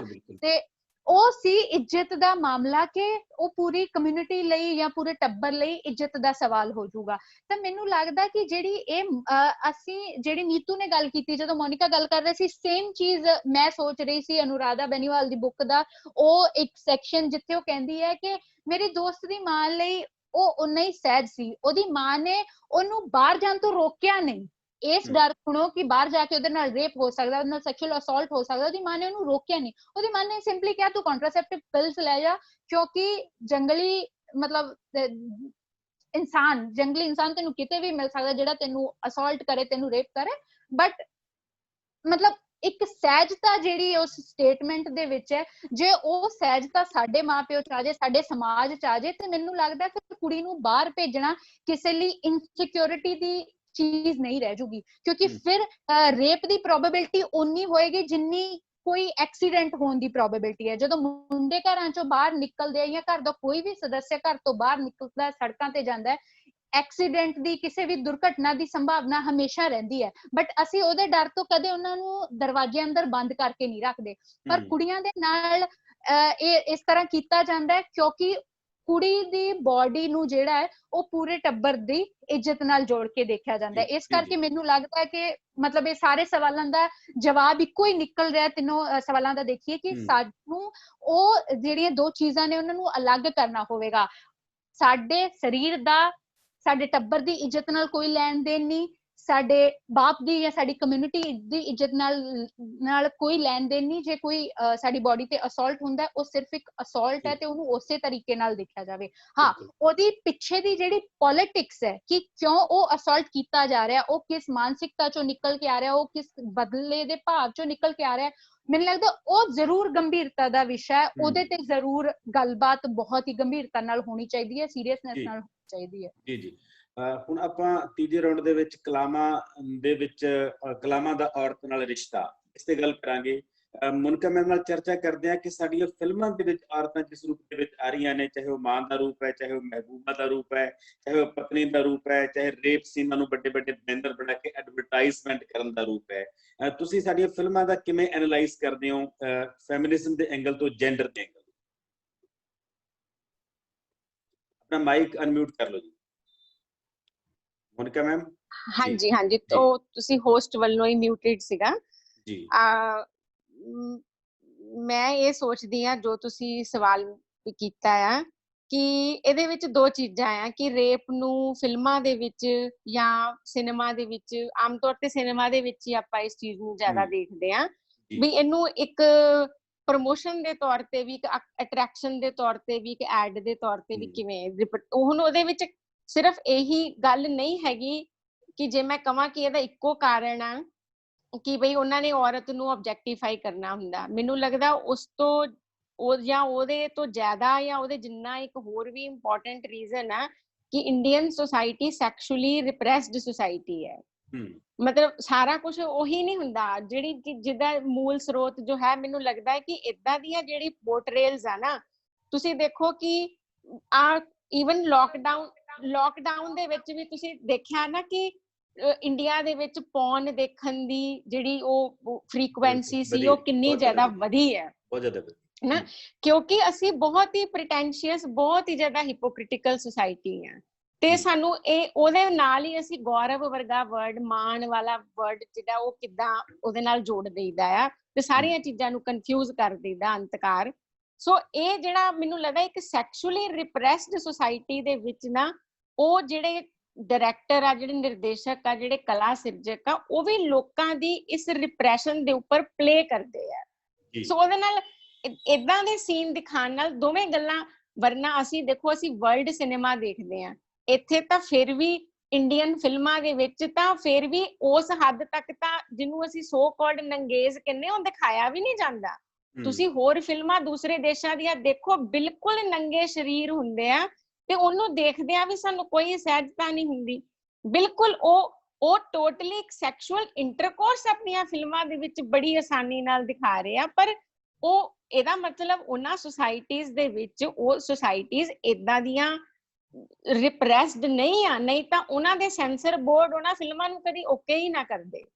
ਸੋ ਪਹਿਲੀ ਗੱਲ ਤਾਂ ਇਹ ਕਿ ਜਿਹੜਾ ਰੇਪ ਸੀਨ ਦੇ ਵਿੱਚ ਔਰਤ ਦੀ ਆਬਜੈਕਟੀਫਿਕੇਸ਼ਨ ਤਾਂ ਹੈ ਹੀ ਹੈ, ਲੇਕਿਨ ਉਹਦੇ ਨਾਲ ਨਾਲ ਜਿਹੜਾ ਇਸ ਸੁਸਾਇਟੀ ਦਾ ਸੈਕਸ਼ੂਅਲ ਰਿਪਰੈਸ਼ਨ ਆ, ਜਿਹੜਾ ਇਸ ਸੁਸਾਇਟੀ ਦਾ ਓਵਰਆਲ ਹੀ ਕਹਿ ਲਓ ਐਂਟੀ ਹਿਊਮਨ ਹੋਣਾ ਆ, ਉਹ ਵੀ ਬਹੁਤ ਜ਼ਿਆਦਾ ਜ਼ਿੰਮੇਵਾਰ। ਮੈਂ ਉਸ ਚੀਜ਼ ਨੂੰ ਵੀ ਸਮਝਦੀ ਹਾਂ ਕਿ ਅਸੀਂ ਹਜੇ ਤੱਕ ਉਹੀ ਧਾਰਮਿਕ ਜਾਂ ਅਧਿਆਤਮਿਕ ਚੇਤਨਾ ਨਾਲ ਚੱਲ ਰਹੇ ਹਾਂ ਕਿ ਜਿਹੜਾ ਸੈਕਸ ਦਾ ਮਤਲਬ ਜਿਹੜਾ ਆ ਉਹ ਸੰਤਾਨ ਉਤਪਤੀ ਹੈ ਤੇ ਉਹ ਇੱਕ ਸੀਕ੍ਰੇਟ ਤੇ ਪ੍ਰਾਈਵੇਟ ਅਫੇਅਰ ਆ। ਮਤਲਬ ਹਰ ਚੀਜ਼ ਦਾ ਮੈਨੂੰ ਲੱਗਦਾ ਹਰ ਚੀਜ਼ ਨੂੰ ਅਬਸਕਿਉਰ ਕਰਨਾ ਇੰਡੀਅਨ ਕਲਚਰ ਦੇ ਮੇਨ ਟੈਨੇਟਸ ਵਿੱਚ ਆ ਕਿ ਸਿੰਪਲ ਬਾਇਓਲੋਜੀ ਨੂੰ, ਸਿੰਪਲ ਕੈਮਿਸਟਰੀ ਨੂੰ ਵੀ ਅਬਸਕਿਉਰ ਕਰ ਦਿਓ ਤਾਂ ਕਿ ਉਹ ਸਾਡੀ ਸਮਝ ਤੋਂ ਹੀ ਯਾਨੀ ਬਾਹਰ ਹੋ ਜਾਵੇ। ਸੋ ਰੇਪ ਸੀਨ ਵੀ ਜਿੱਦਾਂ ਦੇ ਇੰਡੀਆ ਵਿੱਚ ਦਿਖਾਏ ਜਾਂਦੇ ਆ, ਉਹਦੀ ਫਿਲਾਸਫੀ ਹੁੰਦੀ ਆ ਕੁਛ ਦਿਖਾਣਾ ਕੁਛ ਛੁਪਾਣਾ। ਉਹਨੂੰ ਇੰਡੀਆ ਦੇ ਵਿੱਚ ਬਹੁਤ ਕਲਾਵਾਦ ਕਿਹਾ ਜਾਂਦਾ ਹੈ ਨਾ ਕਿ ਨਾ ਪੂਰਾ ਦਿਖਾਣਾ ਨਾ ਛੁਪਾਉਣਾ। ਮਤਲਬ ਹਰ ਚੀਜ਼ ਦੇ ਵਿੱਚ ਮਤਲਬ ਹਿਪੋਕ੍ਰੀਸੀ ਬਿਕਮਸ ਐਨ ਆਰਟਿਸਟਿਕ ਵੈਲਿਊ। ਇਹ ਸਿਰਫ ਏਦਾਂ ਦੇ ਸਮਾਜਾਂ ਦੇ ਵਿੱਚ ਹੀ ਸੰਭਵ ਆ ਔਰ ਇਹ ਗੱਲ ਮੈਨੂੰ ਬਹੁਤ ਹੀ ਜ਼ਿਆਦਾ ਮਤਲਬ ਕਦੀ ਕਦੀ ਅਮਿਊਜ਼ ਕਰਦੀ ਆ ਤੇ ਕਦੀ ਕਦੀ ਬਹੁਤ ਜ਼ਿਆਦਾ ਅਨੋਏ ਕਰਦੀ ਆ। ਪਰ ਇਹ ਹੈ ਕਿ ਇਸ ਤੋਂ ਪਹਿਲਾਂ ਕਿ ਅਸੀਂ ਇਹਦੇ ਵਿੱਚ ਏਦਾਂ ਦੇ ਪੋਰਟਰੇਲ ਦੇ ਵਿੱਚ ਔਰਤ ਦੀ ਆਬਜੈਕਟੀਫਿਕੇਸ਼ਨ ਦੇਖੀਏ, ਮੇਰੀ ਸਲਾਹ ਹੋਊਗੀ ਕਿ ਇਸ ਤੋਂ ਪਹਿਲਾਂ ਇਹਨੂੰ ਇੱਕ ਸੈਕਸ਼ੂਅਲੀ ਰਿਪਰੈਸਡ ਸੁਸਾਇਟੀ ਦੇ ਤੌਰ ਤੇ ਦੇਖੀਏ। ਬਹੁਤ ਸਾਰੇ ਮੁੰਡੇ ਏਦਾਂ ਦੇ ਵੀ ਅਸੀਂ ਦੇਖੇ ਆ ਅਸਲੀ ਜੀਵਨ ਵਿੱਚ ਵੀ, ਜਿਹੜੇ ਬਹੁਤ ਚੰਗੇ ਮੁੰਡੇ ਹੁੰਦੇ ਆ ਆਪਣੇ ਆਚਰਣ ਦੇ ਵਿੱਚ, ਪਰ ਸੈਕਸ਼ੂਅਲੀ ਰਿਪਰੈਸਡ ਹੁੰਦੇ ਆ ਤੇ ਕਿਸੇ ਵੇਲੇ ਉਹ ਰੇਪਿਸਟ ਵੀ ਬਣ ਜਾਂਦੇ ਆ। ਕਿਉਂਕਿ ਓਵਰਆਲ ਜਿਹੜਾ ਇਸ ਗੱਲ ਦਾ ਸਾਡਾ ਮਾਹੌਲ ਆ ਇਸ ਚੀਜ਼ ਨੂੰ ਲੈ ਕੇ ਉਹ ਬਹੁਤ ਜ਼ਿਆਦਾ ਘੁੱਟਵਾਂ ਆ, ਬਹੁਤ ਰਿਪਰੈਸਿਵ ਆ। ਉਹ ਵੀ ਔਰਤਾਂ ਦੀ ਕਰੂਅਲਟੀ ਦੇ ਵਿੱਚ ਕੰਟਰੀਬਿਊਟ ਕਰਦਾ ਆ। ਸੋ ਇਹਦੇ ਮੁਕਾਬਲਤਨ ਮੈਂ ਇਹ ਨਹੀਂ ਕਹਿੰਦੀ ਜਿਹੜੀਆਂ ਸੁਸਾਇਟੀਜ਼ ਓਪਨ ਆ ਉੱਥੇ ਵਿਮਨ ਦੇ ਅਗੇਂਸਟ ਕ੍ਰਾਈਮ ਨਹੀਂ ਆ, ਪਰ ਤਾਂ ਵੀ ਜੇ ਅਸੀਂ ਤੁਲਨਾਤਮਕ ਅਧਿਐਨ ਕਰੀਏ ਤਾਂ ਮੈਨੂੰ ਲੱਗਦਾ ਹੈ ਕਿ ਜਿਹੜੀਆਂ ਇਸ ਪੱਖੋਂ ਓਪਨ ਸੁਸਾਇਟੀਜ਼ ਹੁੰਦੀਆਂ ਉੱਥੇ ਜਿਹੜਾ ਸੈਕਸ ਆ ਉਹ ਇੰਨੀ ਜ਼ਿਆਦਾ ਮਤਲਬ ਡਰਾਵਨੀ ਤੇ ਦਹਿਸ਼ਤ ਪੈਦਾ ਕਰਨ ਵਾਲੀ ਚੀਜ਼ ਨਹੀਂ ਹੁੰਦਾ ਤੇ ਬਾਕੀ ਸਾਰੀਆਂ ਗੱਲਾਂ ਸਟਿਗਮਾ ਵਗੈਰਾ ਵੀ ਉਹ ਸਭ ਉਹਦੇ ਨਾਲ ਹੀ ਜੁੜਦਾ ਆ। ਜੀ ਸੋ ਜੀ ਰੇਪ ਦੇ ਮਾਮਲੇ ਤਾਂ ਮੇਰੇ ਖਿਆਲ ਅੰਕੜੇ ਬਹੁਤ ਸਾਰੇ ਮੁਲਕਾਂ ਦੇ ਬਹੁਤ ਇਸ ਤੋਂ ਵੀ ਖਤਰਨਾਕ ਨੇ, ਪਰ ਉੱਥੇ ਚਲੋ ਉਹਦੇ ਹੋਰ ਕਾਰਨ ਦੇ ਬਾਰੇ ਫਿਰ ਗੱਲ ਕਰਾਂਗੇ ਆਪਾਂ। ਨਵਕਿਰਨ ਮੈਂ ਤੁਹਾਡੇ ਵੱਲ ਆ ਰਿਹਾ, ਨੀਤੂ ਵੱਲ ਇਸ ਤੋਂ ਬਾਅਦ ਬਣਾ। ਸਾਡੀ ਗਾਇਕੀ ਦੇ ਵਿੱਚ ਜਿਹੜਾ ਔਰਤ ਦਾ ਰੂਪ ਪੇਸ਼ ਹੋ ਰਿਹਾ, ਤੁਸੀਂ ਕਿਉਂਕਿ ਪਪੂਲਰ ਕਲਚਰ ਤੇ ਤੁਹਾਡਾ ਏਜੰਡਾ, ਤੁਸੀਂ ਵਰਕ ਕਰ ਰਹੇ ਹੋ, ਤੁਹਾਡੇ ਆਰਟੀਕਲ ਵੀ ਆਏ ਨੇ ਇਸ ਮਸਲੇ ਤੇ, ਤੁਸੀਂ ਉਹਨੂੰ ਕਿਵੇਂ ਮਹਿਸੂਸ ਕਰਦੇ ਹੋ ਜਿਹੜਾ ਇਸ ਵੇਲੇ ਸਾਡੀ ਗਾਇਕੀ ਦੇ ਵਿੱਚ ਔਰਤ ਰਿਫਲੈਕਟ ਹੋ ਰਹੀ ਹੈ? ਮੈਂ ਪਰਟੀਕੂਲਰਲੀ ਕਿਉਂਕਿ ਅਸੀਂ ਪੰਜਾਬ ਦੇ ਸੰਦਰਭ ਚ ਇਹਨਾਂ ਮੁੱਦਿਆਂ ਤੇ ਗੱਲ ਕਰ ਰਹੇ ਹਾਂ ਤਾਂ ਮੈਂ ਪਰਟੀਕੂਲਰਲੀ ਪੰਜਾਬੀ ਗਾਣਿਆਂ ਤੇ ਜ਼ਰੂਰ ਗੱਲ ਕਰਨਾ ਚਾਹੂੰਗੀ। ਇੱਕ ਤਾਂ ਚੀਜ਼ ਰਹੀ ਔਰਤ ਦੀ ਜਾਂ ਕਹਿ ਲਓ ਕੁੜੀਆਂ ਦੀ ਮਤਲਬ ਆਬਜੈਕਟੀਫਿਕੇਸ਼ਨ ਦੀ, ਕਿ ਬੋਡੀ ਨੂੰ ਕਿਸ ਤਰ੍ਹਾਂ ਨਾਲ ਆਬਜੈਕਟੀਫਾਈ ਕੀਤਾ ਜਾਂਦਾ ਹੈ ਵੀਡੀਓਜ਼ ਦੇ ਵਿੱਚ, ਕਿਸ ਤਰ੍ਹਾਂ ਜਿਹੜਾ ਕੈਮਰਾ ਜ਼ੂਮ ਇਨ ਕਰਦਾ ਹੈ ਉਹਨਾਂ ਦੇ ਬੂਬਸ ਤੇ ਜਾਂ ਉਹਨਾਂ ਦੀ ਮਤਲਬ ਥਾਈਜ਼ ਤੇ, ਲੈਗਸ ਤੇ, ਮਤਲਬ ਹਰ ਇੱਕ ਪਾਰਟ ਨੂੰ ਹਾਈਲਾਈਟ ਕਰਕੇ, ਆਲਦੋ ਲਿਰਿਕਸ ਕੁਝ ਹੋਰ ਹੁੰਦੇ ਨੇ, ਤਾਂ ਉਹ ਜਿਹੜੀ ਆਬਜੈਕਟੀਫਿਕੇਸ਼ਨ ਹੈ ਉਹ ਇੱਕ ਚੀਜ਼ ਹੈ ਨਾ। ਤੇ ਜਿਹੜੀ ਦੂਸਰੀ ਚੀਜ਼ ਮੈਨੂੰ ਫੀਲ ਹੁੰਦੀ ਹੈ ਉਹ ਹੈ ਮਤਲਬ 2-3 ਤਰ੍ਹਾਂ ਦੀਆਂ ਕੈਟੇਗਰੀਜ਼ ਨੇ ਸਾਡੇ ਪੰਜਾਬੀ ਗਾਣਿਆਂ 'ਚ ਜੋ ਇਸ ਟਾਈਮ ਚੱਲ ਰਹੀਆਂ ਨੇ। ਇੱਕ ਹੈ ਕੁੜੀਆਂ ਨੂੰ ਗੋਲਡ ਡਿਗਰ, ਜਿਹਨੂੰ ਇੰਗਲਿਸ਼ ਚ ਟਰਮ ਹੈ ਨਾ ਗੋਲਡ ਡਿਗਰ, ਉਹ ਪੋਰਟਰੇ ਕਰਨਾ ਕਿ ਜਿਹੜੀਆਂ ਕੁੜੀਆਂ ਨੇ ਇਹ ਤਾਂ ਮੁੰਡਿਆਂ ਦੇ ਪੈਸੇ ਤੇ ਮਰਦੀਆਂ ਨੇ, ਜਿਹੜੀਆਂ ਕੁੜੀਆਂ ਨੇ ਇਹ ਤਾਂ ਦੋਸਤੀ ਕਰਦੀਆਂ, ਪਿਆਰ ਕਰਦੀਆਂ ਮੁੰਡੇ ਦਾ ਪੈਸਾ ਦੇਖ ਕੇ। ਤੇ ਉਸੇ ਤਰ੍ਹਾਂ ਦੇ ਫਿਰ ਘਿਨੌਣੇ ਜਿਹੜੇ ਨੇ ਕਹਿ ਲੋ ਕੰਪੈਰੀਜ਼ਨ ਕੀਤੇ ਜਾਂਦੇ ਆ ਕਿ ਪਤਾ ਨਹੀਂ ਜਿੰਨੇ ਦੀ ਤੂੰ ਪੂਰੀ ਤਿਆਰ ਹੁੰਨੀ ਆ ਉਹਨੇ ਦੇ ਮੇਰੇ ਜੁੱਤੇ ਨੇ, ਨੀਵਾ ਦਿਖਾਉਣ ਲਈ ਵੀ ਕਿ ਤੂੰ ਮੈਨੂੰ ਪੈਸੇ ਪਿੱਛੇ ਛੱਡ ਕੇ ਗਈ ਤੇ ਹੁਣ ਦੇਖ ਮੇਰੇ ਕੋਲ ਕਿੰਨਾ ਪੈਸਾ ਹੈ। ਤਾਂ ਇੱਕ ਉਹਨਾਂ ਦਾ ਪੋਰਟਰੇਲ ਜਿਹੜਾ ਗੋਲਡ ਡਿਗਰ ਦੇ ਤੌਰ ਤੇ ਹੈ। ਇਹ ਇੱਕ ਦੂਸਰੀ ਤਰੀਕੇ ਦੀ ਜਿਹੜੀ ਕੈਟੇਗਰੀ ਹੈ ਉਹ ਇਹ ਹੈ ਕਿ ਮੁੰਡਾ दारू ਪੀ ਰਿਹਾ ਹੈ, ਮੁੰਡਾ ਡਿਪਰੈਸ਼ਨ ਚ ਹੈ, ਮੁੰਡਾ ਰੋ ਰਿਹਾ ਹੈ ਕਿਉਂਕਿ ਕੁੜੀ ਉਹਨੂੰ ਧੋਖਾ ਦੇ ਕੇ ਚਲੀ ਗਈ ਹੈ, ਉਹ ਧੋਖੇਬਾਜ਼ ਹੈ।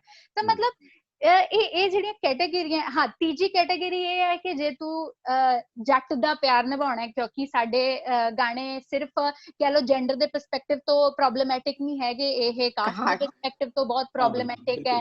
ਮਤਲਬ ਜੱਟਵਾਦ ਤਾਂ ਮਤਲਬ ਅੱਤਵਾਦ ਤੋਂ ਵੀ ਜ਼ਿਆਦਾ ਖਤਰਨਾਕ ਹੈ ਸਾਡੇ ਪੰਜਾਬੀ ਗਾਣਿਆਂ ਚ। ਤੇ ਉਹੀ ਕਿ ਜੇ ਤੂੰ ਜੱਟ ਨੂੰ ਧੋਖਾ ਦੇ, ਮਤਲਬ ਜੇ ਤੂੰ ਜੱਟ ਦੇ ਨਾਲ ਰਹਿਣਾ ਹੈ ਤੇ ਫਿਰ ਤੈਨੂੰ ਧਾਰਾਂ ਕੱਢਣੀਆਂ ਸਿੱਖਣੀਆਂ ਪੈਣਗੀਆਂ, ਮਾਂ ਨੂੰ ਇਹੋ ਜਿਹੀ ਕੁੜੀ ਚਾਹੀਦੀ ਹੈ ਜਿਹੜੀ ਚੁੰਨੀ ਲੈ ਕੇ ਰੱਖਦੀ ਹੋਵੇ। ਕਿ ਉਹੀ ਹੈ ਕਿ ਇਹਨਾਂ ਸਾਰੇ ਗਾਣਿਆਂ 'ਚ ਜਿਹੜੀ ਇੱਕ ਚੀਜ਼ ਕਾਮਨ ਹੈ ਉਹ ਇਹ ਹੈ ਕਿ ਵਿਮਨ ਦੀ ਆਪਣੀ ਡਿਜ਼ਾਇਰਸ ਤੇ ਆਪਣੇ ਕਹਿ ਲੋ ਇਮੋਸ਼ਨਸ ਤੇ ਆਪਣੀ ਲਾਈਫ ਤੇ ਉਹਦੀ ਕੋਈ ਏਜੰਸੀ ਨਹੀਂ ਹੈ। ਮਤਲਬ ਉਹਦੀ ਹੋਂਦ ਕਿਸੇ ਇੱਕ ਮਰਦ ਦੇ ਆਸ-ਪਾਸ ਘੁੰਮਦੀ ਹੈ। ਮਤਲਬ ਜੇ ਕਿ ਦੋ ਲੋਕਾਂ ਦੇ ਵਿੱਚ ਨਹੀਂ ਦੋਸਤੀ ਬਣ ਰਹੀ, ਉਹਨਾਂ ਦੀ ਨਹੀਂ ਅੰਡਰਸਟੈਂਡਿੰਗ ਹੈਗੀ, ਇੱਕ ਕੁੜੀ ਅੱਡ ਹੋਣਾ ਚਾਹੁੰਦੀ ਹੈ ਤਾਂ ਉਹ ਧੋਖੇਬਾਜ਼ ਹੋਗੀ। ਫਿਰ ਉਹਦਾ ਇਹ ਨਤੀਜਾ ਹੈ ਕਿ ਮੁੰਡਾ ਜੀ दारू ਪੀ ਕੇ ਉਹ ਤਾਂ ਬਰਬਾਦ ਹੋ ਗਿਆ ਇਸ ਕੁੜੀ ਦੇ ਚੱਕਰ ਤੇ। ਮਤਲਬ ਉੱਥੇ ਉਹਦਾ ਕੰਸੈਂਟ ਕੋਈ ਮਾਇਨੇ ਨਹੀਂ ਰੱਖਦਾ। ਦੂਜੀ ਗੱਲ, ਜੇ ਕੁੜੀ ਨੇ ਹਾਂ ਕਰਤੀ ਫਿਰ ਉਹ ਗੋਲਡ ਡਿਗਰ ਹੈ, ਕਿਉਂਕਿ ਜੀ ਮੁੰਡਾ ਤਾਂ ਬਹੁਤ ਮਹਾਨ ਹੈ, ਉਹ ਤਾਂ ਬਹੁਤ 30 ਮਾਰ ਖਾਏ ਤਾਂ ਹੀ ਕਿਸੇ ਕੁੜੀ ਉਹਦੇ ਪਿੱਛੇ ਮਰਦੀ ਪਈ ਹੈ। ਤੀਜੀ ਗੱਲ, ਜੇ ਤੂੰ ਰਹਿਣਾ ਵੀ ਹੈ, ਜੇ ਕੰਸੈਂਟ ਦੋਨੇ ਜਾਣੇ ਤਾਂ ਬਣਦਾ ਵੀ ਹੈ, ਤੈਨੂੰ ਤਾਂ ਵੀ ਮੇਰੀਆਂ ਸ਼ਰਤਾਂ ਤੇ ਰਹਿਣਾ ਪਊਗਾ, ਮੇਰੀ ਮਾਂ ਦੇ ਸਾਹਮਣੇ ਤੈਨੂੰ ਸਿਰ ਢੱਕ ਕੇ ਰਹਿਣਾ ਪਊ, ਤੈਨੂੰ ਜੱਟ ਦੇ ਮੱਝਾਂ ਚੋਣੀਆਂ ਪੈਣਗੀਆਂ, ਤੈਨੂੰ ਜੱਟ ਲਈ ਭੱਤਾ ਲੈ ਕੇ ਆਉਣਾ ਪਊਗਾ। ਮਤਲਬ ਮੈਨੂੰ ਕਈ ਵਾਰੀ ਹੈਰਾਨੀ ਹੁੰਦੀ ਹੈ ਕਿ ਯਾਰ ਜਦੋਂ ਮਤਲਬ ਪੰਜਾਬ ਵਰਗੇ ਸੂਬੇ 'ਚ ਅੰਕੜਾ ਇਹ ਹੈ ਕਿ ਕੁੜੀਆਂ ਮੁੰਡਿਆਂ ਨਾਲੋਂ ਕਿਤੇ ਜ਼ਿਆਦਾ ਪੜ੍ਹੀਆਂ ਲਿਖੀਆਂ ਨੇ, ਇੰਟੈਲੈਕਟ ਲੈਵਲ ਕੁੜੀਆਂ ਦਾ ਮੁੰਡਿਆਂ ਤੋਂ, ਪੰਜਾਬ ਦੇ ਕੰਟੈਕਸਟ ਮੈਂ ਗੱਲ ਕਰ ਰਹੀ ਹਾਂ, ਕਿਤੇ ਜ਼ਿਆਦਾ। ਹਰ ਵਾਰ ਜਦੋਂ ਸਾਡੇ ਕੋਲ ਬੋਰਡ ਦੇ ਨਤੀਜੇ ਆਉਂਦੇ ਆ ਨਾ, ਮਤਲਬ ਸਾਡੇ ਅਖਬਾਰਾਂ ਦੀਆਂ ਹੈਡਿੰਗਸ ਹੁੰਦੀਆਂ ਨੇ ਕਿ ਕੁੜੀਆਂ ਦੀ ਪਾਸ ਪਰਸੈਂਟੇਜ ਇੰਨੀ ਹੈ, ਮੁੰਡਿਆਂ ਦੀ ਪਾਸ ਪਰਸੈਂਟੇਜ ਇੰਨੀ ਹੈ। ਉਸ ਜ਼ਮਾਨੇ 'ਚ ਵੀ ਬਹਿ ਕੇ ਅਸੀਂ ਇੰਨੀਆਂ ਕੋਛੇ ਗਾਣੇ ਗਾ ਰਹੇ ਹਾਂ, ਉਹਦੇ ਤੇ ਮੈਨੂੰ ਲੱਗਦਾ ਵੀ ਮੈਨੂੰ ਪੋਲੀਟੀਕਲੀ ਉਹਦੇ ਤੇ ਪ੍ਰੋਬਲਮ ਹੈ, ਨਾ ਕਿ ਇਸ ਤੇ ਜਿਹੜਾ ਮਤਲਬ ਇੱਕ ਉਹ ਵੀ ਚੱਲਦਾ ਹੈ ਕਿ ਜੀ ਚੁੰਨੀ ਤੇ ਗਾਣਾ ਹੈ ਤੇ ਚੁੰਨੀ ਜਿੰਨੇ ਕੱਪੜੇ ਨਹੀਂ ਹੈ। ਕੋਈ ਕੁੜੀ ਆਪਣੀ ਮਰਜ਼ੀ ਨਾਲ ਕੱਪੜੇ ਘੱਟ ਪਾ ਰਹੀ ਹੈ, ਮੈਨੂੰ ਕੋਈ ਪ੍ਰੋਬਲਮ ਨਹੀਂ, ਮੈਨੂੰ ਉਹਦੇ ਨਾਲ ਕੋਈ ਪ੍ਰੋਬਲਮ ਨਹੀਂ। ਅਗੇਨ ਗੱਲ ਉਹੀ ਆ ਜਾਂਦੀ ਹੈ, ਉਹਦੀ ਆਪਣੀ ਬੋਡੀ ਤੇ ਏਜੰਸੀ ਹੈ। If she is okay with exposing her body then it's okay with me। ਕਿਉਂਕਿ ਜੇ ਤੁਹਾਨੂੰ ਮੁੰਡੇ ਦਾ ਸਰੀਰਕ ਅੰਗ ਦੇਖਣ 'ਚ ਜਾਂ ਉਹਨਾਂ ਦੀ ਬੋਡੀ ਦੇਖਣ 'ਚ ਪ੍ਰੋਬਲਮ ਨਹੀਂ ਹੁੰਦੀ ਤਾਂ ਫਿਰ ਕੁੜੀਆਂ ਦੇ ਤੁਹਾਨੂੰ ਸਰੀਰ ਦੇਖਣ 'ਚ ਕਿਉਂ ਪ੍ਰੋਬਲਮ ਹੁੰਦੀ ਹੈ। ਬਟ ਹਾਂ, ਜੇ ਉਹ ਕਿਸੇ ਇੱਕ ਮਾਨਸਿਕਤਾ ਦੇ ਤਹਿਤ ਜਾਣਬੁੱਝ ਕਰਾਇਆ ਜਾ ਰਿਹਾ ਹੈ, ਜੇ ਉਹ ਸਿਰਫ ਵਿਕਾਉਣ ਲਈ ਉਹਦੀ ਵਿਕਰੀ ਵਧਾਉਣ ਲਈ ਉਹਦੇ ਬੋਡੀ ਦੀ ਆਬਜੈਕਟੀਫਿਕੇਸ਼ਨ ਕੀਤੀ ਜਾ ਰਹੀ ਹੈ, then it's problematic। ਐਂਡ ਇਸ ਤਰ੍ਹਾਂ ਦਾ ਜਿਹੜਾ ਪੋਰਟਰੇਲ ਹੈ ਪੰਜਾਬੀ ਗਾਣਿਆਂ ਦੇ ਵਿੱਚ ਕੁੜੀਆਂ ਦਾ, that is politically problematic for me। ਜੀ, ਇਹਦੇ ਚ ਇੱਕ ਪੱਖ ਹੋਰ ਵੀ ਹੈ ਕਿ ਜਦੋਂ ਅਸੀਂ ਨੈਤਿਕਤਾ ਦੇ ਸਾਰੇ ਪੈਰਾਮੀਟਰ ਕੁੜੀਆਂ ਤੇ ਲਾਗੂ ਕਰ ਦਿੰਦੇ ਆ ਕਿ ਕੁੜੀ ਪੱਗ ਹੈ, ਕੁੜੀ ਰੱਖੜੀ ਹੈ, ਕੁੜੀ ਇਹ ਹੈ ਨਾ, ਉਹ ਇੱਕ ਚੌਥਾ ਪੱਖ ਹੋਰ ਹੈ ਇਹਦੇ ਵਿੱਚ। ਚਲੋ ਆਪਾਂ ਨਿਤਿਨਾ ਹੁਣ ਕਵਿਤਾ ਵੱਲ ਆਉਂਦੇ ਆ ਕਿ ਪੰਜਾਬੀ ਕਵਿਤਾ ਦੇ ਵਿੱਚ ਜਿਹੜਾ ਔਰਤ ਦਾ ਬਿੰਬ ਹੈ, ਤੁਹਾਨੂੰ ਲੱਗਦਾ ਹੈ ਕਿ ਉਹ ਸਾਡੀ ਪਿਤਰਸਤਾ ਨੂੰ ਕਿਤੇ ਤੋੜਦਾ ਹੈ, ਜਾਂ ਅਸੀਂ ਕਿਤੇ ਨਾ ਕਿਤੇ ਉਸ ਨੂੰ ਰਿਪੀਟ ਕਰ ਰਹੇ ਹਾਂ ਪਹਿਲਾਂ ਵਾਲੇ ਮੈਟਾਫਰਸ ਨੂੰ? ਤੇ ਤੁਸੀਂ ਸਾਨੂੰ ਕੋਈ ਕਵਿਤਾ ਵੀ ਜ਼ਰੂਰ ਆਪਣੀ ਸੁਣਾਓਗੇ ਨਾਲ, ਕਿਉਂਕਿ ਤੁਸੀਂ ਬਹੁਤ ਤੇ ਕਵਿਤਾਵਾਂ ਵੀ ਲਿਖੀਆਂ ਨੇ, ਤੁਹਾਡੇ ਤੁਸੀਂ ਕਵਿਤਾ ਵੀ ਸੁਣਨੀ ਚਾਹਾਂਗੇ ਜੀ। ਇੱਕ ਤਾਂ ਹੈ ਕਿ ਕਵਿਤਾ ਦੇ ਵਿੱਚ ਕਾਵਿਕ ਬਿੰਬ, ਇੱਕ ਮੇਰੇ ਲਈ ਉਸ ਤੋਂ ਵੀ ਇੰਪੋਰਟੈਂਟ ਸਵਾਲ ਹੈ ਕਿ ਸਾਡੇ ਕਾਵਿਕ ਦਾਇਰਿਆਂ 'ਚ ਵਿਚਰਦੀ ਔਰਤ। ਇੱਕ ਸਾਡੇ ਪੰਜਾਬੀ ਸਾਹਿਤਿਕ ਸਮਾਜ ਦੇ ਵਿੱਚ ਜਦੋਂ ਵੀ ਕੋਈ ਔਰਤ ਕੋਈ ਚੰਗਾ ਕੰਮ ਕਰ ਰਹੀ ਹੋਵੇ ਤੇ ਆਪਣੇ ਚੰਗੇ ਕੰਮ ਕਰਕੇ ਉਹਨੂੰ ਪਾਠਕਾਂ ਦਾ ਪਿਆਰ ਮਿਲ ਰਿਹਾ ਹੋਵੇ ਜਾਂ ਕੁਝ, ਤਾਂ ਇਹ ਗੱਲ ਜੋੜ ਦਿੱਤੀ ਜਾਂਦੀ ਹੈ ਕਿ ਉਹ ਜ਼ਰੂਰ ਕਿਸੇ ਬੰਦੇ ਕਰਕੇ ਮਿਲ ਰਿਹਾ, ਕਿਸੇ ਗੋਡ ਫਾਦਰ ਕਰਕੇ ਮਿਲ ਰਿਹਾ। ਮਤਲਬ ਚਾਹੇ ਉਹ ਕੋਈ ਇਨਾਮ ਹੋਵੇ, ਚਾਹੇ ਕੋਈ ਚੰਗਾ ਲਿਖ ਰਿਹਾ ਹੋਵੇ।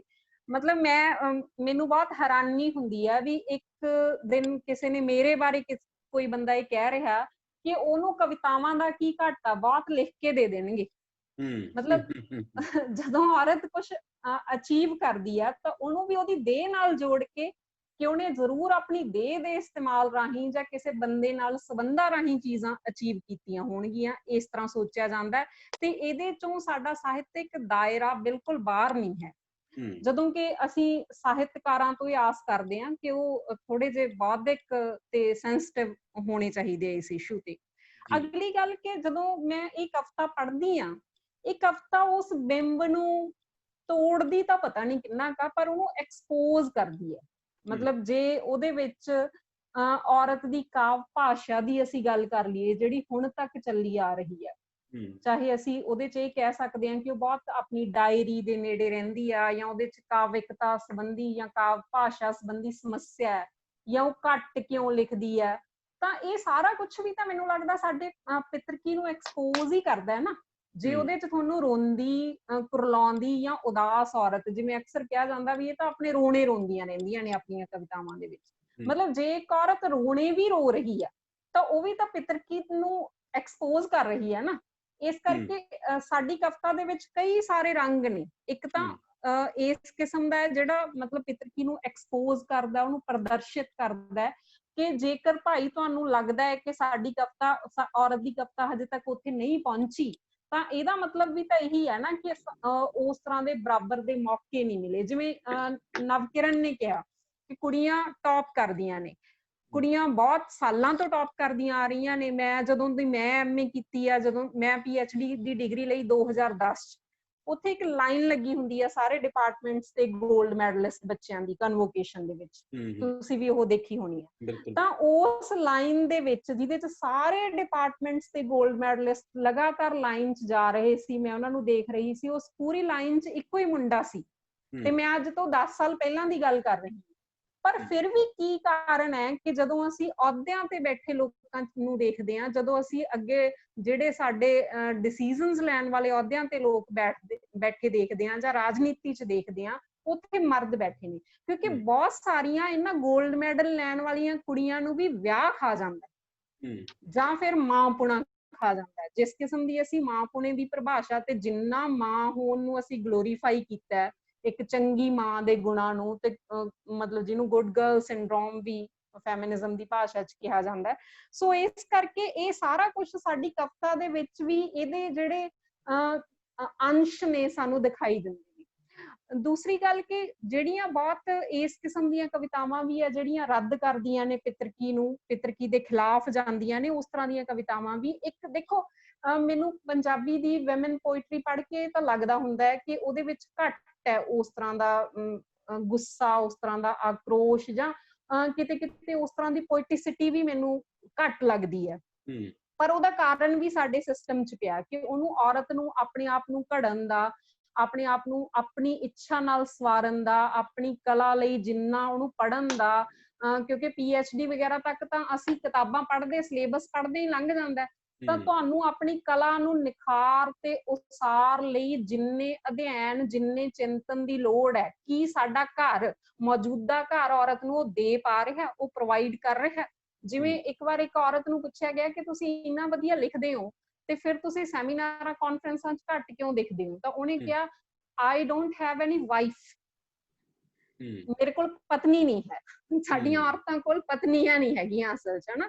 ਜੇ ਇਹਨੂੰ ਅਸੀਂ ਐਵੇਂ ਨਾ ਦੇਖਣਾ ਹੋਵੇ ਤਾਂ ਉਹ ਜਿਹੜੀਆਂ ਖਾਸ ਤਰ੍ਹਾਂ ਦੀਆਂ ਸੁਵਿਧਾਵਾਂ ਜਾਂ ਜਿਹੜੇ ਪ੍ਰਿਵਿਲੇਜ ਸਾਡੇ ਘਰ ਨੇ ਮਰਦ ਨੂੰ ਦਿੱਤੇ ਹੋਏ ਨੇ, ਕੀ ਉਹ ਕਿਸੇ ਔਰਤ ਕੋਲ ਹੈਗੇ ਆ ਕਿ ਉਹ ਉਸ ਕਿਸਮ ਦੀ ਕਵਿਤਾ? ਫਿਰ ਵੀ ਔਰਤਾਂ, ਮੈਨੂੰ ਤਾਂ ਲੱਗਦਾ ਹੈ ਕਿ ਫਿਰ ਵੀ ਔਰਤਾਂ ਕਵਿਤਾ ਲਿਖ ਰਹੀਆਂ ਨੇ। ਮੈਨੂੰ ਤਾਂ ਲੱਗਦਾ ਹੈ ਕਿ ਸੈਲੀਬ੍ਰੇਟ ਕਰਨ ਵਾਲੀ ਗੱਲ ਹੈ ਇਸ ਤਰ੍ਹਾਂ ਦੇ ਪ੍ਰਬੰਧ 'ਚ ਵੀ, ਤੇ ਬਹੁਤ ਚੰਗੀ ਕਵਿਤਾ ਵੀ ਲਿਖੀ ਜਾ ਰਹੀ ਹੈ। ਤੁਸੀਂ ਮੇਰੀ ਕਵਿਤਾ ਜੇ ਸੁਣਨਾ ਚਾਹੋਗੇ ਤਾਂ ਮੈਂ ਰੂਮਮੇਟ ਕਵਿਤਾ ਸੁਣਾ ਦਿੰਨੀ ਆ ਤੁਹਾਨੂੰ, ਜਿਹੜੀ ਮੈਨੂੰ ਲੱਗਦਾ ਹੁੰਦਾ ਕਿ ਸ਼ਾਇਦ ਇਸ ਮਸਲੇ ਨਾਲ, ਕਿਉਂਕਿ ਜਿਹੜਾ ਨਾਰੀਵਾਦ ਤੇ ਇਲਜ਼ਾਮ ਲੱਗਦਾ ਹੈ ਕਿ ਸ਼ਾਇਦ ਅਸੀਂ ਫਿਰ ਆਪਣੀ ਸੱਤਾ ਚਾਹੁੰਦੀਆਂ ਹੋਵਾਂਗੀਆਂ, ਜਦੋਂ ਬਿਨਾਂ ਸੁਣਿਆ ਹੀ ਇਲਜ਼ਾਮ ਲੱਗਦਾ ਹੈ ਕਿ ਜਦੋਂ ਨਾਰੀਵਾਦ ਦੀ ਗੱਲ ਕਰਦੇ ਨੇ ਤਾਂ ਉਹ ਸੱਤਾ ਚਾਹੁੰਦੇ ਹੋਣਗੇ, ਤਾਂ ਇਹਦੇ 'ਚ ਥੋੜਾ ਜਿਹਾ ਕਿ ਅਸੀਂ ਚਾਹੁੰਦੇ ਕੀ ਆ, ਇਸ ਗੱਲ ਦਾ ਵੀ ਇਸ ਕਵਿਤਾ ਦੇ ਵਿੱਚ ਦਖਲ ਤੁਹਾਨੂੰ ਮਿਲੇਗਾ। ਕਵਿਤਾ ਹੈ ਰੂਮਮੇਟਸ। ਮੈਂ ਪੁੱਛਿਆ ਸੀ ਕਿਹੋ ਜਿਹਾ ਹੋਣਾ ਚਾਹੀਦਾ ਹੈ ਪਤੀ ਪਤਨੀ ਦਾ ਰਿਸ਼ਤਾ, ਤੂੰ ਆਖਿਆ ਰੂਮਮੇਟਸ ਵਰਗਾ ਜਿਵੇਂ ਹੌਸਟਲ 'ਚ ਹੁੰਦਾ। ਆਪੋ ਆਪਣੀ ਬਾਲਟੀ, ਆਪੋ ਆਪਣਾ ਸਾਬਣ, ਆਪੋ ਆਪਣਾ ਤੌਲੀਆ, ਵੱਖੋ ਵੱਖਰੀ ਅਲਮਾਰੀ, ਅਲਮਾਰੀਆਂ ਦੇ ਵੱਖੋ ਵੱਖਰੇ ਤਾਲੇ, ਮੁੱਖ ਦਰਵਾਜ਼ੇ ਦਾ ਇੱਕ ਤਾਲਾ ਤੇ ਆਪੋ ਆਪਣੀ ਚਾਬੀ, ਮੁੱਖ ਦਰਵਾਜ਼ੇ ਦਾ ਇੱਕ ਤਾਲਾ ਤੇ ਆਪੋ ਆਪਣੀ ਚਾਬੀ। ਮੈਂ ਵੀ ਸੋਚਦੀ ਸਾਂ ਬਿਲਕੁਲ ਇਸੇ ਤਰ੍ਹਾਂ। ਅਸੀਂ ਚਾਹਿਆ ਤੇ ਰੂਮਮੇਟਸ ਬਣ ਗਏ। ਫਿਰ ਸ਼ਰਾਰਤ ਕੀਤੀ ਸਾਡੇ ਕੱਪੜਿਆਂ ਨੇ ਤੇ ਇੱਕੋ ਅਲਮਾਰੀ ਵਿੱਚ ਆ ਟਿਕੇ। ਫਿਰ ਸ਼ਰਾਰਤ ਕੀਤੀ ਸਾਡੇ ਕੱਪੜਿਆਂ ਨੇ ਤੇ ਇੱਕੋ ਅਲਮਾਰੀ ਵਿੱਚ ਆ ਟਿਕੇ। ਇਹੀ ਸ਼ਰਾਰਤ ਤੌਲੀਏ, ਸਾਬਣ, ਬਰਤਨਾਂ ਸਭ ਨੇ ਕੀਤੀ। ਸਭ ਤੋਂ ਵੱਡੀ ਸ਼ਰਾਰਤ ਤਾਲਿਆਂ ਨੇ ਕੀਤੀ ਤੇ ਚਾਬੀਆਂ ਨੇ ਦਿੱਤਾ ਤਾਲਿਆਂ ਦਾ ਸਾਥ। ਸਭ ਤੋਂ ਵੱਡੀ ਸ਼ਰਾਰਤ ਤਾਲਿਆਂ ਨੇ ਕੀਤੀ ਤੇ ਚਾਬੀਆਂ ਨੇ ਦਿੱਤਾ ਤਾਲਿਆਂ ਦਾ ਸਾਥ। ਚਾਬੀਆਂ ਤੇ ਤਾਲਿਆਂ ਲਈ ਲੜਦੇ ਅਸੀਂ ਪਤਾ ਨਹੀਂ ਕੀ ਬਣ ਗਏ। ਖੁਰ ਗਿਆ ਰੂਮਮੇਟਸ ਹੋਣ ਦਾ ਸੁਪਨਾ, ਖੁਰ ਗਿਆ ਰੂਮਮੇਟਸ ਹੋਣ ਦਾ ਸੁਪਨਾ। ਬਹੁਤ ਅੱਛੇ, ਸ਼ੁਕਰੀਆ ਜੀ। ਗੱਲਾਂ ਬਹੁਤ ਸਾਰੀਆਂ ਕਰਨੀਆਂ ਸੀ ਤੁਹਾਡੇ ਨਾਲ, ਅਜੇ ਬਹੁਤ ਸਾਰੇ ਸਵਾਲ ਵੀ ਬਾਕੀ ਨੇ, ਪਰ ਮੈਨੂੰ ਲੱਗਦਾ ਕਿ ਆਪਾਂ ਨੂੰ ਆਉਣ ਵਾਲੇ ਸਮੇਂ 'ਚ ਇੱਕ ਸੈਸ਼ਨ ਇਹਨਾਂ ਤੇ ਹੋਰ ਕਰਨਾ ਪੈਣਾ ਹੈ। ਉਹ ਦੇਖਦੇ ਤੁਹਾਡੇ ਨਾਲ ਕਰਨਾ ਜਾਂ ਤੁਹਾਡੇ ਵਰਗੇ ਕਿਸੇ ਹੋਰ ਨੂੰ ਅਸੀਂ ਬੁਲਾਈਏ ਇੱਥੇ। ਜੀ ਹੋਰਾਂ ਨੂੰ ਬੁਲਾਓ। ਮਸਲੇ ਬਹੁਤ ਵੱਡੇ ਨੇ ਤੇ ਮੈਂ ਮੋਨਿਕਾ ਮੈਡਮ ਨੂੰ ਕਹੂੰਗਾ ਕਿ ਤੁਸੀਂ ਹੁਣ ਇਹਨਾਂ ਮਸਲਿਆਂ ਨੂੰ ਸਮੇਟਦੇ ਹੋਏ ਇੱਕ ਟਿੱਪਣੀ ਕਰੋਗੇ, ਫਿਰ ਅਸੀਂ ਕੋਈ ਸਵਾਲ ਲਵਾਂਗੇ ਉਸ ਤੋਂ ਬਾਅਦ। ਮਤਲਬ ਅੱਜ ਦੀ ਇਸ ਗੱਲ ਨੂੰ ਤੁਸੀਂ ਕਿਵੇਂ ਕਨਕਲੂਡ ਕਰਦੇ ਹੋ, ਤੁਹਾਡੀ ਫਾਈਨਲ ਟਿੱਪਣੀ ਕੀ ਹੈ? ਉਸ ਤੋਂ ਬਾਅਦ ਅਸੀਂ ਕੁਝ ਇੱਕ ਦੋ ਸਵਾਲ ਲੈਣ ਦੀ ਕੋਸ਼ਿਸ਼ ਕਰਾਂਗੇ। ਮੋਨਿਕਾ ਮੈਡਮ ਜੀ, ਮੈਨੂੰ ਪਹਿਲੀ ਗੱਲ ਤਾਂ ਇਹ ਕਿ ਮੈਨੂੰ ਲੱਗਦਾ ਹੈ ਕਿ ਸਾਡੇ ਪੂਰੇ ਸੰਵਾਦ ਦੇ ਵਿੱਚ ਹਰ ਗੱਲ ਜਿਹੜੀ ਆ ਉਹ ਮਹੱਤਵਪੂਰਨ ਆ। ਜੇ ਅਸੀਂ ਉਹਨੂੰ ਨਾਰੀਵਾਦੀ ਵਿਮਰਸ਼, ਜੇ ਉਹਨੂੰ ਫੈਮਿਨਿਜ਼ਮ ਦੇ ਪੱਖ ਤੋਂ ਦੇਖੀਏ ਤਾਂ ਜਿਨ੍ਹਾਂ ਨੇ ਵੀ ਇਹਦੇ ਵਿੱਚ ਗੱਲ ਕੀਤੀ, ਹਰ ਇੱਕ ਨੇ ਆਪਣੀ ਇੱਕ ਤੰਦ ਜੋੜੀ ਆ ਇਸ ਪੂਰੇ ਮਸਲੇ ਦੇ ਵਿੱਚ। ਔਰ ਇਸ ਗੱਲੋਂ ਮੈਂ ਇਹਨੂੰ ਇੱਕ ਬਹੁਤ ਹੀ ਪ੍ਰੋਡਕਟਿਵ ਤੇ ਬੜਾ ਇਹਨੂੰ ਮੈਂ ਸਫਲ ਮੰਨਦੀ ਹਾਂ, ਕਿਉਂਕਿ ਇੱਕ ਔਰਤ ਹੋਣ ਦੇ ਸਾਡੇ ਆਪਣੇ ਅਨੁਭਵ ਵੀ ਵੱਖਰੇ ਵੱਖਰੇ ਨੇ ਨਾ। ਨਵਕਿਰਨ ਇੱਕ ਅਲੱਗ ਤਰ੍ਹਾਂ ਦੀ ਇਕੋਲੋਜੀ ਵਿੱਚ ਰਹੀ ਆ, ਮੇਰੇ ਆਪਣੇ ਅਨੁਭਵ ਆ, ਨੀਤੂ ਦੇ ਆਪਣੇ ਆ। ਸੋ ਅਸੀਂ ਆਪਣੇ ਪੜ੍ਹੇ ਲਿਖੇ, ਜਾਣੇ ਸੁਣੇ ਤੇ ਜਿਉਵੇ ਉਹ ਸਭ ਕੁਛ ਦੀ ਇੱਕ ਸਮੁੱਚਤਾ ਤੋਂ ਨਿਕਲ ਕੇ ਅਸੀਂ ਆਪਣੀ ਗੱਲ ਇੱਥੇ ਰੱਖ ਰਹੇ ਹਾਂ। ਮੈਨੂੰ ਲੱਗਦਾ ਕਿ ਜੇਕਰ ਇਹਨੂੰ ਸਮੇਟਣਾ ਹੋਵੇ ਤਾਂ ਉਹ ਮੈਨੂੰ ਲੱਗਦਾ ਕਿ ਅਸੀਂ ਆਪਣੇ ਇਸ ਸੈਸ਼ਨ ਦੇ ਵਿੱਚ ਤੁਹਾਡੇ ਸਵਾਲਾਂ ਦੇ ਸੰਦਰਭ ਲੈ ਕੇ, ਤੁਹਾਡੇ ਸਵਾਲਾਂ ਨੇ ਇੱਕ ਜਿੱਦਾਂ ਸ਼ੁਰੂਆਤ ਕੀਤੀ ਉਸ ਡਿਸਕਸ਼ਨ ਦੀ, ਤਾਂ ਉਹਦੇ ਵਿੱਚ ਅਸੀਂ ਇਹਦੀ ਜਿਹੜੀ ਔਰਤਾਂ ਦੀ ਸਥਿਤੀ ਆ ਉਹਦੀ ਗੁੰਝਲ ਨੈਰੇਟਿਵ ਨੂੰ ਵੀ ਸਮਝ ਸਕੇ ਆ ਕਿ ਇਹ ਕੋਈ ਸੌਖਾ ਨਹੀਂ ਆ। ਪੈਟਰੀਆਰਕੀ ਨੂੰ ਮਤਲਬ ਉਧੇੜਨਾ ਕੋਈ ਸੌਖਾ ਨਹੀਂ ਆ। ਪਹਿਲੀ ਗੱਲ ਤਾਂ ਇਹ ਕਿ ਜਿਹਨੂੰ ਤੁਸੀਂ ਉਧੇੜਨਾ ਹੋਵੇ ਉਹਦੀ ਜਟਿਲਤਾ ਦਾ ਤੁਹਾਨੂੰ ਪਤਾ ਹੋਣਾ ਚਾਹੀਦਾ ਨਾ, ਕਿ ਉਹ ਕਿੱਥੇ ਕਿੱਥੇ ਫਸੀ ਹੋਈ ਹੈ ਸਾਡੀ ਪੂਰੀ ਐਗਜ਼ਿਸਟੈਂਸ ਦੇ ਵਿੱਚ। ਤਾਂ ਮੈਨੂੰ ਲੱਗਦਾ ਕਿ ਅਸੀਂ ਆਪਣੇ ਇਸ ਡਿਸਕਸ਼ਨ ਦੇ ਵਿੱਚ ਇਹਦੀ ਗੁੰਝਲਤਾ, ਇਹਦੀ ਕੰਪਲੈਕਸਿਟੀ ਨੂੰ ਥੋੜਾ ਸਮਝਣ ਦੀ ਕੋਸ਼ਿਸ਼ ਕੀਤੀ ਆ। ਪਰ ਅਸੀਂ ਇੱਕ ਸਟੇਟਸ ਕੋਇਸਟ ਲੋਕ ਨਹੀਂ ਆ ਕਿ ਅਸੀਂ ਹੁਣ ਉਸ ਚੀਜ਼ ਦਾ ਰੌਲਾ ਹੀ ਪਾਈ ਜਾਈਏ ਕਿ ਇਹ ਸਮੱਸਿਆ ਬਹੁਤ ਗਹਿਰੀ ਆ, ਇਹ ਬੜੀ ਜਟਿਲ ਆ।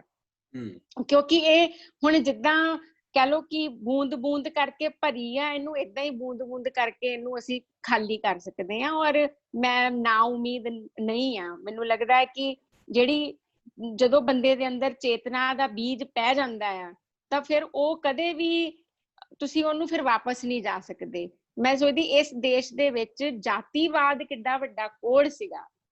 ਮੈਂ ਕਹਿੰਦੀ ਕਿ ਜੇ ਲੋਕਾਂ ਨੇ, ਮੈਂ ਇਹ ਨਹੀਂ ਕਹਿੰਦੀ ਇੱਥੇ ਜਾਤੀਵਾਦ ਖਤਮ ਹੋ ਗਿਆ, ਪਰ ਇੱਥੇ ਅੰਬੇਡਕਰ ਵਰਗੇ ਲੋਕ ਹੋਏ, ਲੋਕਾਂ ਨੇ ਜਾਤੀ ਦੇ ਵਿਰੁੱਧ ਇੱਕ ਬਹੁਤ ਵੱਡਾ ਮੋਰਚਾ, ਬਹੁਤ ਵੱਡਾ ਅੰਦੋਲਨ ਖੜਾ ਕੀਤਾ ਤੇ ਭਾਰਤ ਦੀ ਰਾਜਨੀਤੀ ਦੇ ਵਿੱਚ, ਸੰਵਿਧਾਨ ਦੇ ਵਿੱਚ ਉਹ ਜਿਹੜਾ ਪੱਖਪਾਤ ਸੀ, ਜਿਹੜਾ ਅਨਿਆਂ ਸੀ, ਉਹਨੂੰ ਰਿਡਰੈਸ ਕਰਨ ਦੀ ਇੱਕ ਸਪੇਸ ਬਣੀ।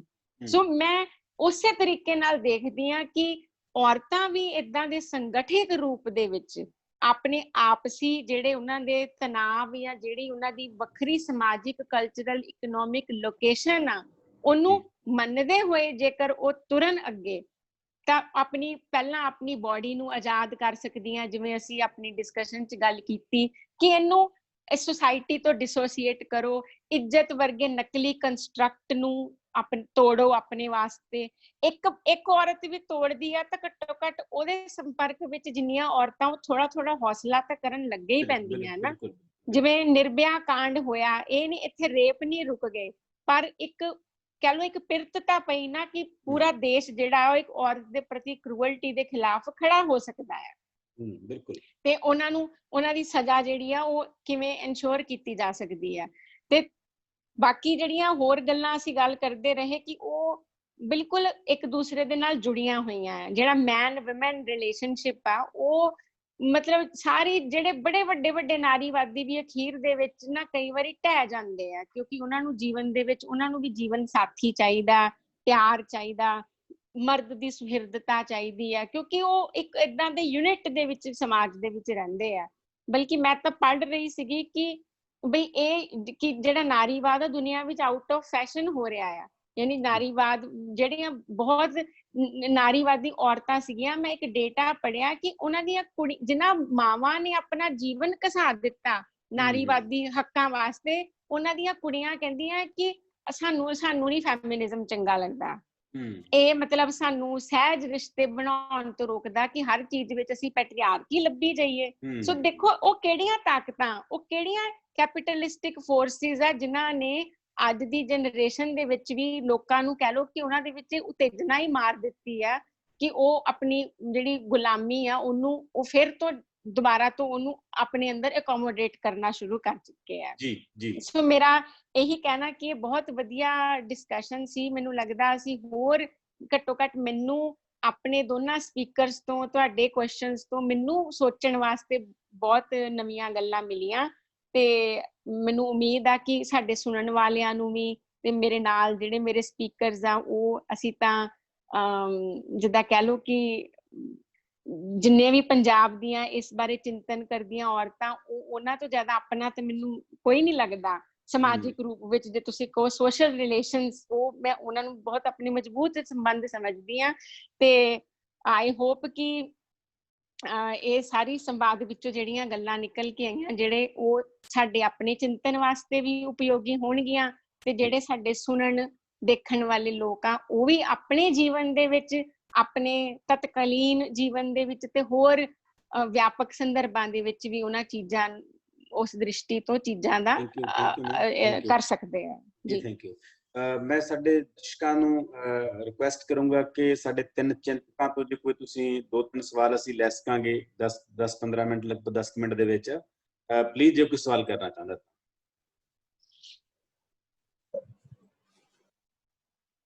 डॉक्टर साहब जी सवाल नहीं है जी एक सुजैशन हैगा जी।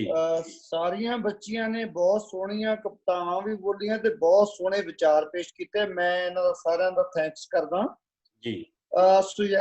मेरा सुजैशन ये है कि मोनिका बेटी ने ना इंग्लिश दे वर्ड बहुत ज्यादा यूज कीते आ। ये इन्हां दे आपदे मतलब जिहड़े दी रूटीन हैगा, पर ਜਿਹੜਾ ਹੈਗਾ ਆਪਣੇ ਚੈਨਲ ਦੇ ਉੱਤੇ ਜਿਹੜਾ ਹੈਗਾ ਵੱਧ ਤੋਂ ਵੱਧ ਜੇ ਕੋਸ਼ਿਸ਼ ਕੀਤੀ ਜਾਵੇ ਤੇ ਪਹਿਲਾਂ ਦੱਸ ਦਿੱਤਾ ਜਾਵੇ ਕਿ ਪੰਜਾਬੀ ਵਿੱਚ ਹੋਵੇ ਤੇ ਜ਼ਿਆਦਾ ਗੱਲ ਸਮਝ ਆ ਜਾਵੇ। ਮਤਲਬ ਉਦੋਂ ਦਾ ਵਰਡ ਤਾਂ ਟੈਕਨੀਕਲ ਸੀਗੇ, ਉਹ ਸਾਨੂੰ ਤਾਂ ਸਮਝ ਆ ਗਏ, ਪਰ ਸਾਡੇ ਜਿਹੜੇ ਸਰੋਤੇ ਹੈਗੇ ਆ ਬਹੁਤ ਮਤਲਬ ਕਾਮਨ ਲੇਡੀਜ਼ ਵੀ ਜਿਹੜੀਆਂ ਹੈਗੀਆਂ ਨੇ ਉਹ ਸੁਣਦੀਆਂ। ਅਸੀਂ ਹਰ ਰੋਜ਼ ਮਤਲਬ ਮੀਆਂ ਬੀਬੀ ਦੋਨੇ ਸੁਣਦੇ ਆ ਸਾਰਾ ਪ੍ਰੋਗਰਾਮ ਤੁਹਾਡਾ। ਤੇ ਅੱਗੇ ਤੋਂ ਸੁਜੈਸ਼ਨ ਹੈ ਇੱਕ ਕਿ ਕੋਸ਼ਿਸ਼ ਕਰੋ ਕਿ ਇੰਗਲਿਸ਼ ਦੇ ਵਰਡ ਜਿਹੜੇ ਹੈਗੇ ਆ ਸਾਡੇ ਰਿਸੋਰਸ ਪਰਸਨ ਉਹ ਘੱਟ ਤੋਂ ਘੱਟ ਯੂਜ਼ ਕਰਨ। ਜੀ ਥੈਂਕ ਯੂ ਜੀ। ਹੋਰ ਕੋਈ ਸਵਾਲ, ਹੋਰ ਕੋਈ ਦੋਸਤ ਕੋਈ ਸਵਾਲ ਕਰਨਾ ਚਾਹੁੰਦਾ ਤਾਂ ਇਕੱਠੇ ਫਿਰ ਨੀਤੂ ਮੈਮ ਨੂੰ ਕਹਾਂਗੇ ਇੱਕ ਵਾਰੀ ਸੰਖੇਪ ਟਿੱਪਣੀ ਸਾਰਿਆਂ ਨੂੰ ਕਨਕਲੂਡ ਕਰ ਦੇਣਗੇ। ਕੋਈ ਵੀ ਦੋਸਤ ਜੇ ਕੋਈ ਹੋਰ ਸਵਾਲ ਕਰਨਾ ਚਾਹੁੰਦਾ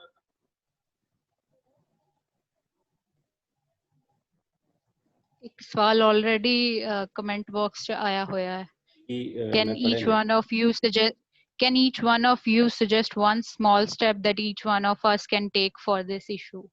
ਜੀ ਮੈਮ ਨੀਤੂ ਮੈਮ ਨੋਟ ਕਰ ਲਿਓ। ਹੋਰ ਕੋਈ ਸਵਾਲ ਜੋ ਕੋਈ ਦੋਸਤ ਕਰਨਾ ਚਾਹੁੰਦਾ ਹੈ? ਹਾਂਜੀ ਮੈਮ ਸੋਲ ਮਾਈਕ ਆਪਣਾ ਔਨ ਕਰ ਲਓ। ਜੀ ਜੀ ਮੈਂ ਸਾਰੀ ਡਿਸਕਸ਼ਨ ਸੁਣੀ, ਬਹੁਤ ਵਧੀਆ, ਔਰ ਮੈਂ ਇਹਨਾਂ ਦੇ ਹੌਸਲੇ ਦੀ ਬਹੁਤ ਕਾਇਲ ਹੋਈ ਹਾਂ ਜਿਵੇਂ ਅੱਜ ਅਸੀਂ ਗੱਲਾਂ ਕੀਤੀਆਂ ਨੇ। ਤੇ ਮੈਨੂੰ ਅਸੀਂ ਵੱਖਰੀਆਂ ਥਾਵਾਂ ਤੇ ਚਿੰਤਨਸ਼ੀਲ ਹਾਂ ਤੇ ਕੀ ਕੋਈ ਅਜਿਹਾ ਇੱਕ ਮੰਚ ਬਣ ਸਕਦਾ ਹੈ ਕਿ ਅਸੀਂ ਇਸ ਨੂੰ ਹੋਰ ਪ੍ਰੋਗਰੈਸਿਵ ਵੇ ਨਾਲ ਜੇ ਆਪਾਂ ਮਨੂ ਸਮ੍ਰਿਤੀ ਦੀ ਗੱਲ ਕੀਤੀ ਹੈ ਤਾਂ ਅਸੀਂ ਉਸ ਦੇ ਫੈਕਟਸ ਐਂਡ ਫਿਗਰਸ ਨੂੰ ਡਿਨਾਈ ਕਰਦੇ ਹੋਈਏ ਉਸ ਦੇ ਬਰਾਬਰ ਕੁਝ ਏਦਾਂ ਦਾ ਖੜਾ ਕਰੀਏ। ਕੋਈ ਇਹੋ ਜਿਹਾ ਸਿਸਟਮ ਕਿ ਉਸ ਨੂੰ ਪੜ੍ਹ ਕੇ ਜਿੱਥੇ ਮਨੂ ਸਮ੍ਰਿਤੀ ਨੂੰ ਯਾਦ ਕੀਤਾ ਜਾਂਦਾ ਕਿ ਸਾਡਾ ਕੋਈ ਇਹੋ ਜਿਹਾ ਸਿਸਟਮ ਬਣ ਜਾਏ, ਕੋਈ ਇਹੋ ਜਿਹੀ ਕਿਤਾਬ ਹੋ ਜਾਏ ਜਿਹਨੂੰ ਪੜ੍ਹ ਕੇ ਅੱਗੇ ਤੋਂ ਉਸ ਨੂੰ ਮਨੂ ਸਮ੍ਰਿਤੀ ਨੂੰ ਭੁੱਲ ਜਾਣ ਤੇ ਲੋਕ ਇਸ ਗੱਲ ਨੂੰ ਯਾਦ ਰੱਖਣ ਕਿ ਹਾਂ ਆਹ ਜਿਹੜੀ ਆ ਔਰਤ ਦੇ ਲਈ ਇਹ ਜਿਹੜਾ ਸਿਸਟਮ ਆ, ਆਹ ਵਾਲਾ ਜਿਹੜੀ ਪ੍ਰਥਾ ਜਾਂ ਇਹ ਸਮਾਜ ਦੇ ਵਿੱਚ ਉਹਦਾ ਇਹ ਵਾਲਾ ਰੂਪ ਜਿਹੜਾ ਵਧੀਆ ਹੋਏਗਾ। ਕੀ ਆਪਾਂ ਜੁੜ ਕੇ ਸਾਰੇ ਜਾਣੇ ਕੁਛ ਏਦਾਂ ਦਾ ਕਰ ਸਕਦੇ ਹਾਂ? ਜੀ ਹਾਂਜੀ, ਪਹਿਲਾਂ ਨੀਤੂ ਮੈਮ, ਹਾਂਜੀ ਤੁਸੀਂ ਟਿੱਪਣੀ ਤੇ ਸਾਰੇ ਗੱਲਾਂ ਤੇ ਕਰਨਾ ਚਾਹੁੰਦੇ ਹੋ? ਜੀ, ਇੱਕ ਤਾਂ ਕੋਈ ਜਿਹੜੀ ਕਮੈਂਟ ਬਾਕਸ ਦੇ ਵਿੱਚ ਸੀ ਕਿ ਕੀ ਸਾਰੇ ਸਪੀਕਰ ਕੋਈ ਇਸ ਤਰ੍ਹਾਂ ਦੇ ਸਟੈਪਸ ਸੁਝਾ ਸਕਦੇ ਨੇ, ਤਾਂ ਮੈਨੂੰ ਸਿਰਫ ਇਹੀ ਲੱਗਦਾ ਹੁੰਦਾ ਹੈ ਕਿ ਚੇਤਨਾ, ਐਜੂਕੇਸ਼ਨ ਹੀ ਹੱਲ ਹੈ ਜਿਹੜਾ ਉਹ ਹੋ ਸਕਦਾ ਹੈ ਕਿ ਅਸੀਂ ਵੱਧ ਤੋਂ ਵੱਧ ਲੋਕਾਂ ਨੂੰ ਇਸ ਮਸਲੇ ਤੇ ਐਜੂਕੇਟ ਕਰ ਸਕੀਏ, ਵੱਧ ਤੋਂ ਵੱਧ ਸੈਂਸਿਟੀਵਿਟੀ ਇਸ ਮਸਲੇ ਤੇ ਪੈਦਾ ਕਰ ਸਕੀਏ, ਤਾਂ ਹੀ ਇਹ ਚੀਜ਼ਾਂ ਨੇ ਜਿਹੜੀਆਂ ਅੱਗੇ ਜਾ ਸਕਦੀਆਂ ਨੇ, ਇਹ ਗੱਲਾਂ ਅੱਗੇ ਜਾ ਸਕਦੀਆਂ ਨੇ। ਤੁਸੀਂ ਅੱਜ ਇਹ ਪ੍ਰੋਗਰਾਮ ਕਰ ਰਹੇ ਹੋ, ਇਹ ਵੀ ਇੱਕ ਉਹਦੇ ਵਿੱਚ ਹੀ ਇੱਕ ਸਟੈਪ ਹੀ ਹੈ ਵੀ ਕਿ ਅਸੀਂ ਇਸ ਮੰਚ ਤੋਂ ਅੱਜ ਇਹ ਗੱਲਾਂ ਕਰ ਰਹੇ ਹਾਂ ਜਿਹੜੀਆਂ ਸੁਣੀਆਂ ਜਾ ਰਹੀਆਂ ਨੇ।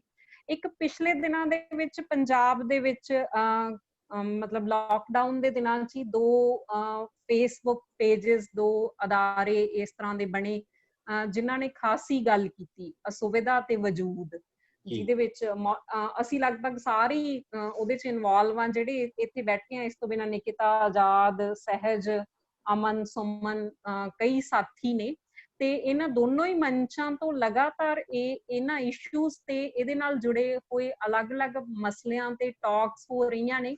ਉਹ ਵੀ ਇੱਕ ਤਰ੍ਹਾਂ ਨਾਲ ਇਹਦੇ ਹੱਲ ਵੱਲ ਨੂੰ ਜਾਂਦਾ ਰਾਹ ਹੀ ਹੈ।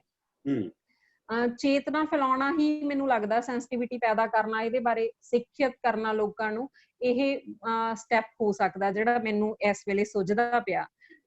ਜਿਵੇਂ ਸੋਲ ਮੈਮ ਹੁਣਾਂ ਨੇ ਗੱਲ ਕੀਤੀ ਹੈ ਕਿ ਕੀ ਕੋਈ ਇਸ ਕਿਸਮ ਦੀ ਟੈਕਸਟ ਸਾਡੇ ਕੋਲ ਹੋ ਸਕਦੀ ਆ, ਤਾਂ ਇੱਕ ਤਾਂ ਇਹ ਹੈ ਕਿ ਸਾਡੇ ਕੋਲ ਆਲਰੇਡੀ ਬਹੁਤ ਸਾਰੀਆਂ ਟੈਕਸਟ ਹੈਗੀਆਂ ਨੇ, ਜਿਵੇਂ ਚਾਹੇ ਅਸੀਂ ਸ਼੍ਰਿੰਖਲਾ ਕੀ ਕੜੀਆਂ ਮਹਾਦੇਵੀ ਵਰਮਾ ਦੀ ਕਿਤਾਬ ਤੋਂ ਸ਼ੁਰੂ ਕਰ ਲਈਏ, ਤੇ ਸਿਮੋਨ ਦੀ ਸੈਕਿੰਡ ਸੈਕਸ, ਉਹ ਵੀ ਸਾਨੂੰ ਪੰਜਾਬੀ 'ਚ ਮਿਲ ਜਾਂਦੀ ਆ। ਉਸ ਤੋਂ ਬਿਨਾਂ ਵੀ ਬਹੁਤ ਕੁਛ ਹੈ ਸਾਡੇ ਕੋਲ, ਪਰ ਉਹ ਠੀਕ ਹੈ ਕਿ ਕੀ ਸਾਡੇ ਕੋਲ ਓਰੀਜਨਲੀ ਪੰਜਾਬੀ ਦੇ ਵਿੱਚ ਇਸ ਕਿਸਮ ਦਾ ਕੋਈ ਡਾਕੂਮੈਂਟ, ਇਸ ਕਿਸਮ ਦੀਆਂ ਕੋਈ ਚੀਜ਼ਾਂ ਹੋ ਸਕਦੀਆਂ ਨੇ, ਤਾਂ ਇਹ ਸੁਝਾਅ ਚੰਗਾ ਹੈ। ਨਿਸ਼ਚਿਤ ਰੂਪ 'ਚ ਅਸੀਂ ਪਿਛਲੇ ਸਮੇਂ 'ਚ ਕੋਸ਼ਿਸ਼ ਵੀ ਕੀਤੀ ਸੀ ਕਿ ਇੱਕ ਇਸ ਤਰ੍ਹਾਂ ਦੀ ਕਿਤਾਬ ਤਿਆਰ ਕਰਨ ਦੀ ਕਿ ਮੈਂ ਨਾਰੀਵਾਦੀ ਕਿਉਂ ਹਾਂ। ਅਸੀਂ ਬਹੁਤ ਸਾਰੀਆਂ ਕੁੜੀਆਂ ਨੂੰ ਇਹ ਟੌਪਿਕ ਦਿੱਤਾ ਕਿ ਤੁਸੀਂ ਇਹਦੇ ਬਾਰੇ ਲਿਖੋ। ਉਹਦੇ ਕੁਝ ਲੇਖ ਸਾਡੇ ਕੋਲ ਆ ਚੁੱਕੇ ਨੇ, ਤੇ ਹੋ ਸਕਦਾ ਹੈ ਕਿ ਅਗਲੇ ਸਮਿਆਂ 'ਚ ਇਸ ਕਿਸਮ ਦੀ ਕਿਤਾਬ ਵੀ ਸਾਨੂੰ ਪੜ੍ਹਨ ਨੂੰ ਮਿਲੇ। ਤੇ ਹੋਰ ਵੀ ਕੰਮ ਬਹੁਤ ਕਰਨ ਵਾਲੇ ਨੇ। ਮੈਡਮ ਸੋਲ ਹੁਣਾਂ ਨੂੰ ਵੀ ਸੱਦਾ ਹੈ ਕਿ ਉਹ ਵੀ ਆਉਣ, ਆਪਾਂ ਇਸ ਤਰ੍ਹਾਂ ਦਾ ਕੰਮ ਭਵਿੱਖ 'ਚ ਕਰ ਸਕਾਂਗੇ। ਬਾਕੀ ਮੇਰੇ ਸਾਥੀ ਜੇ ਇਹਦੇ ਬਾਰੇ ਕੁਝ ਕਹਿਣਾ ਚਾਹੁੰਦੇ ਨੇ ਤਾਂ ਜ਼ਰੂਰ ਕਹਿ ਸਕਦੇ ਨੇ।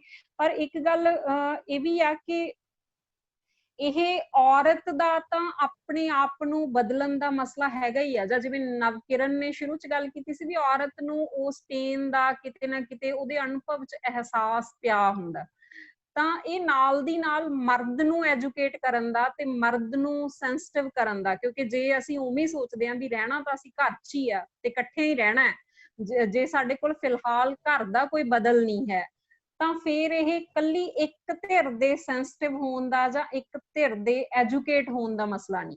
ਸਭ ਤੋਂ ਪਹਿਲਾਂ ਤਾਂ ਜਿਹੜੇ ਨਾਰੀਵਾਦ ਦੇ ਨਾਲ ਖਤਰੇ ਤੇ ਖਦਸ਼ੇ ਜੁੜੇ ਹੋਏ ਆ, ਜਿਹੜੀਆਂ ਇੱਕ ਸਮੈਲ, ਮਤਲਬ ਇੱਕ ਫਾਊਲ ਸਮੈਲ, ਜਦੋਂ ਤੁਸੀਂ ਇਹ ਸ਼ਬਦ ਬੋਲਦੇ ਹੋ ਤਾਂ ਆਸੇ ਪਾਸਿਓਂ ਤੁਹਾਨੂੰ ਇੱਕ ਇਸ ਤਰ੍ਹਾਂ ਦੀ ਗੰਧ ਆਉਣੀ ਸ਼ੁਰੂ ਹੁੰਦੀ ਆ ਕਿ ਇਹਦੇ ਬਾਰੇ ਅਸੀਂ ਹਲੇ ਇਹਨੂੰ ਸਵੀਕਾਰ ਹੀ ਨਹੀਂ ਕਰਦੇ ਪਏ ਇਸ ਸ਼ਬਦ ਨੂੰ। ਤੇ ਬਹੁਤ ਸਾਰੇ ਲੋਕ ਇਹਦੇ ਖਿਲਾਫ ਬੋਲਣਾ, ਇਹਨਾਂ ਨੂੰ ਸੁਣੇ ਬਿਨਾਂ ਨਾਰੀਵਾਦੀ ਚਾਹੁੰਦੇ ਕੀ ਆ, ਉਹ ਸਮਾਨਤਾ ਚਾਹੁੰਦੇ ਆ, ਸੱਤਾ ਨਹੀਂ ਚਾਹੁੰਦੇ, ਤਾਂ ਇਸ ਗੱਲ ਨੂੰ ਸੁਣੇ ਬਿਨਾਂ ਹੀ ਅਸੀਂ ਇਹਨੂੰ ਅਸਵੀਕਾਰ ਕਰ ਦਿੰਦੇ ਆ ਤੇ ਇਹਦੇ ਖਿਲਾਫ ਬੋਲਣ ਲੱਗ ਜਾਂਦੇ ਆ। ਤਾਂ ਇਹਦੇ ਬਾਰੇ ਦੋਨਾਂ ਹੀ ਧਿਰਾਂ ਨੂੰ ਐਜੂਕੇਟ ਤੇ ਸੈਂਸਿਟਿਵ ਕਰਨ ਦੀ ਲੋੜ ਮੈਨੂੰ ਲੱਗਦੀ ਹੈ। ਜੀ ਮੁਨਕੇ ਮੈਮ, ਤੁਸੀਂ ਭਾਸ਼ਾ ਦੇ ਐਂਗਲ ਤੋਂ ਗੱਲ, ਮਸਲਾ ਮੈਨੂੰ ਲੱਗਦਾ ਭਾਵਨਾ ਇਹ ਸੀ ਕਿ ਜਿਨ੍ਹਾਂ ਔਰਤਾਂ ਤੱਕ ਅਸੀਂ ਆਪਣੀ ਗੱਲ ਲੈ ਕੇ ਜਾਣਾ ਚਾਹੁੰਦੇ ਹਾਂ ਉੱਥੇ ਤੱਕ ਜਾਣ ਵਾਸਤੇ ਇੱਕ ਭਾਸ਼ਾ ਵੀ ਕਿਤੇ ਨਾ ਕਿਤੇ ਕਮਿਊਨੀਕੇਟ ਕਰਨ ਦੇ ਵਿੱਚ ਪ੍ਰੋਬਲਮ ਕ੍ਰੀਏਟ ਕਰਦੀ ਹੈ। ਤੁਹਾਨੂੰ ਲੱਗਦਾ ਹੈ ਕਿ ਭਾਸ਼ਾ ਨੂੰ ਥੋੜਾ ਜਿਹਾ ਬਦਲਣ ਦੀ ਜ਼ਰੂਰਤ ਹੈ ਸਾਨੂੰ, ਤਾਂ ਕਿ ਅਸੀਂ ਉਹਨਾਂ ਲੋਕਾਂ ਤੱਕ ਸੱਚਮੁੱਚ ਪਹੁੰਚ ਸਕੀਏ? ਹਾਂ ਬਿਲਕੁਲ, ਇਹਦੇ ਵਿੱਚ ਕੋਈ ਦੁਹਰਾਏ ਹੋ ਹੀ ਨਹੀਂ ਸਕਦੀ। ਮੈਂ ਤੁਸੀਂ ਜਿਹੜਾ ਸੁਝਾਅ ਵੀ ਦਿੱਤਾ ਮੈਂ ਉਹਦਾ ਬਿਲਕੁਲ ਉਹਨੂੰ ਸਵੀਕਾਰ ਕਰਦੀ ਹਾਂ, ਬਲਕਿ ਮੈਂ ਕੋਸ਼ਿਸ਼ ਕਰਦੀ ਹੁੰਦੀ ਹਾਂ। ਪਰ ਕਈ ਵਾਰੀ ਕੀ ਹੁੰਦਾ ਨਾ, ਹੁਣ ਕਹਿ ਲਓ ਕਿ ਜਿੱਦਾਂ ਇੱਕ ਨਾ ਕਰਦਿਆਂ ਵੀ ਓਦਾਂ ਤਾਂ ਮੈਂ ਠੇਠ ਬੋਲਦੀ ਆ ਵੀ ਜਿੱਦਾਂ ਮੇਰੇ ਘਰ ਬੋਲਿਆ ਹੀ ਜਾਂਦਾ, ਪਰ ਤਾਂ ਵੀ ਮੈਨੂੰ ਇਸ ਗੱਲ ਦੀ ਮਤਲਬ ਬੰਦਾ ਸਹੁੰ ਨਹੀਂ ਖਾ ਸਕਦਾ, ਕਿਉਂਕਿ ਹੁਣ ਮੈਂ ਇੰਗਲਿਸ਼ ਪੜ੍ਹਾਉਣੀ ਆ। ਫਿਰ ਦੱਸੋ ਹੁਣ ਸਾਰਾ ਮੇਰਾ ਔਰ ਇਹ ਚੀਜ਼ਾਂ, ਇਹ ਟਰਮਸ ਕਿਤੇ ਨਾ ਕਿਤੇ ਸਿੱਖੀਆਂ ਤਾਂ ਅਕੈਡਮਿਕਸ ਵਿੱਚੋਂ ਹੀ ਆ, ਤੇ ਉਹ ਫਿਰ ਉਹ ਨਾ ਬੜੀ ਕਹਿ ਲਓ ਕਿ ਆਪੇ ਆ ਜਾਂਦੀਆਂ ਅਚੇਤ ਮੇਰੇ ਬੋਲਣ ਵਿੱਚ, ਪਰ ਨਹੀਂ ਆਉਣੀਆਂ ਚਾਹੀਦੀਆਂ। ਇੱਕ ਇਹ ਵੀ ਫਰਕ ਆ ਸਪੋਕਨ ਤੇ ਰਿਟਨ। ਜੇ ਮੈਂ ਲਿਖਣਾ ਹੋਵੇ ਫਿਰ ਮੈਂ ਏਦਾਂ ਨਹੀਂ ਲਿਖਦੀ, ਫਿਰ ਮੈਂ ਸੰਘਰਸ਼ ਕਰਦੀ ਹਾਂ ਵੀ ਇਹਦਾ ਕੋਰਸਪੋਂਡਿੰਗ ਜਿਹੜਾ ਪੰਜਾਬੀ ਜੇ ਨਾ ਮਿਲੇ ਤਾਂ ਮੈਂ ਬਣਾ ਲਵਾਂ ਇੱਕ ਮੇਕ ਸ਼ਿਫਟ ਜਿਹਾ। ਪਰ ਹਾਂ, ਜਿਹੜੀ ਸੋਹਲ ਮੈਮ ਨੇ ਗੱਲ ਕਹੀ ਸੀ ਉਹ ਮੈਨੂੰ ਬੜੀ ਐਕਸਾਈਟਿੰਗ ਲੱਗਦੀ ਆ। ਬਲਕਿ ਮੈਂ ਕਹਿੰਦੀ ਕਿ ਅਕਾਦਮਿਕ ਜੀ ਕਿਤਾਬ ਨਾ ਕਰਕੇ ਸਾਨੂੰ ਇੱਕ ਸਿੰਪਲ ਮੈਨੂਅਲ ਹੁੰਦਾ ਨਾ, ਜਿੱਦਾਂ ਮੈਨੂਅਲ ਫॉर ਵੂਮਨ, ਵੀ ਜਿੱਦਾਂ ਕਹਿੰਦੇ ਨਾ ਇਹ ਮਸ਼ੀਨ ਨੂੰ ਕਿੱਦਾਂ ਚਲਾਉਣਾ, ਉਹਦਾ ਇੱਕ ਮੈਨੂਅਲ ਹੁੰਦਾ ਆ, ਉਹਨੂੰ ਕੋਈ ਵੀ ਪੜ੍ਹ ਸਕਦਾ ਆ, ਉਹਦੀ ਭਾਸ਼ਾ ਬੜੀ ਪਾਰਦਰਸ਼ੀ ਹੁੰਦੀ ਆ।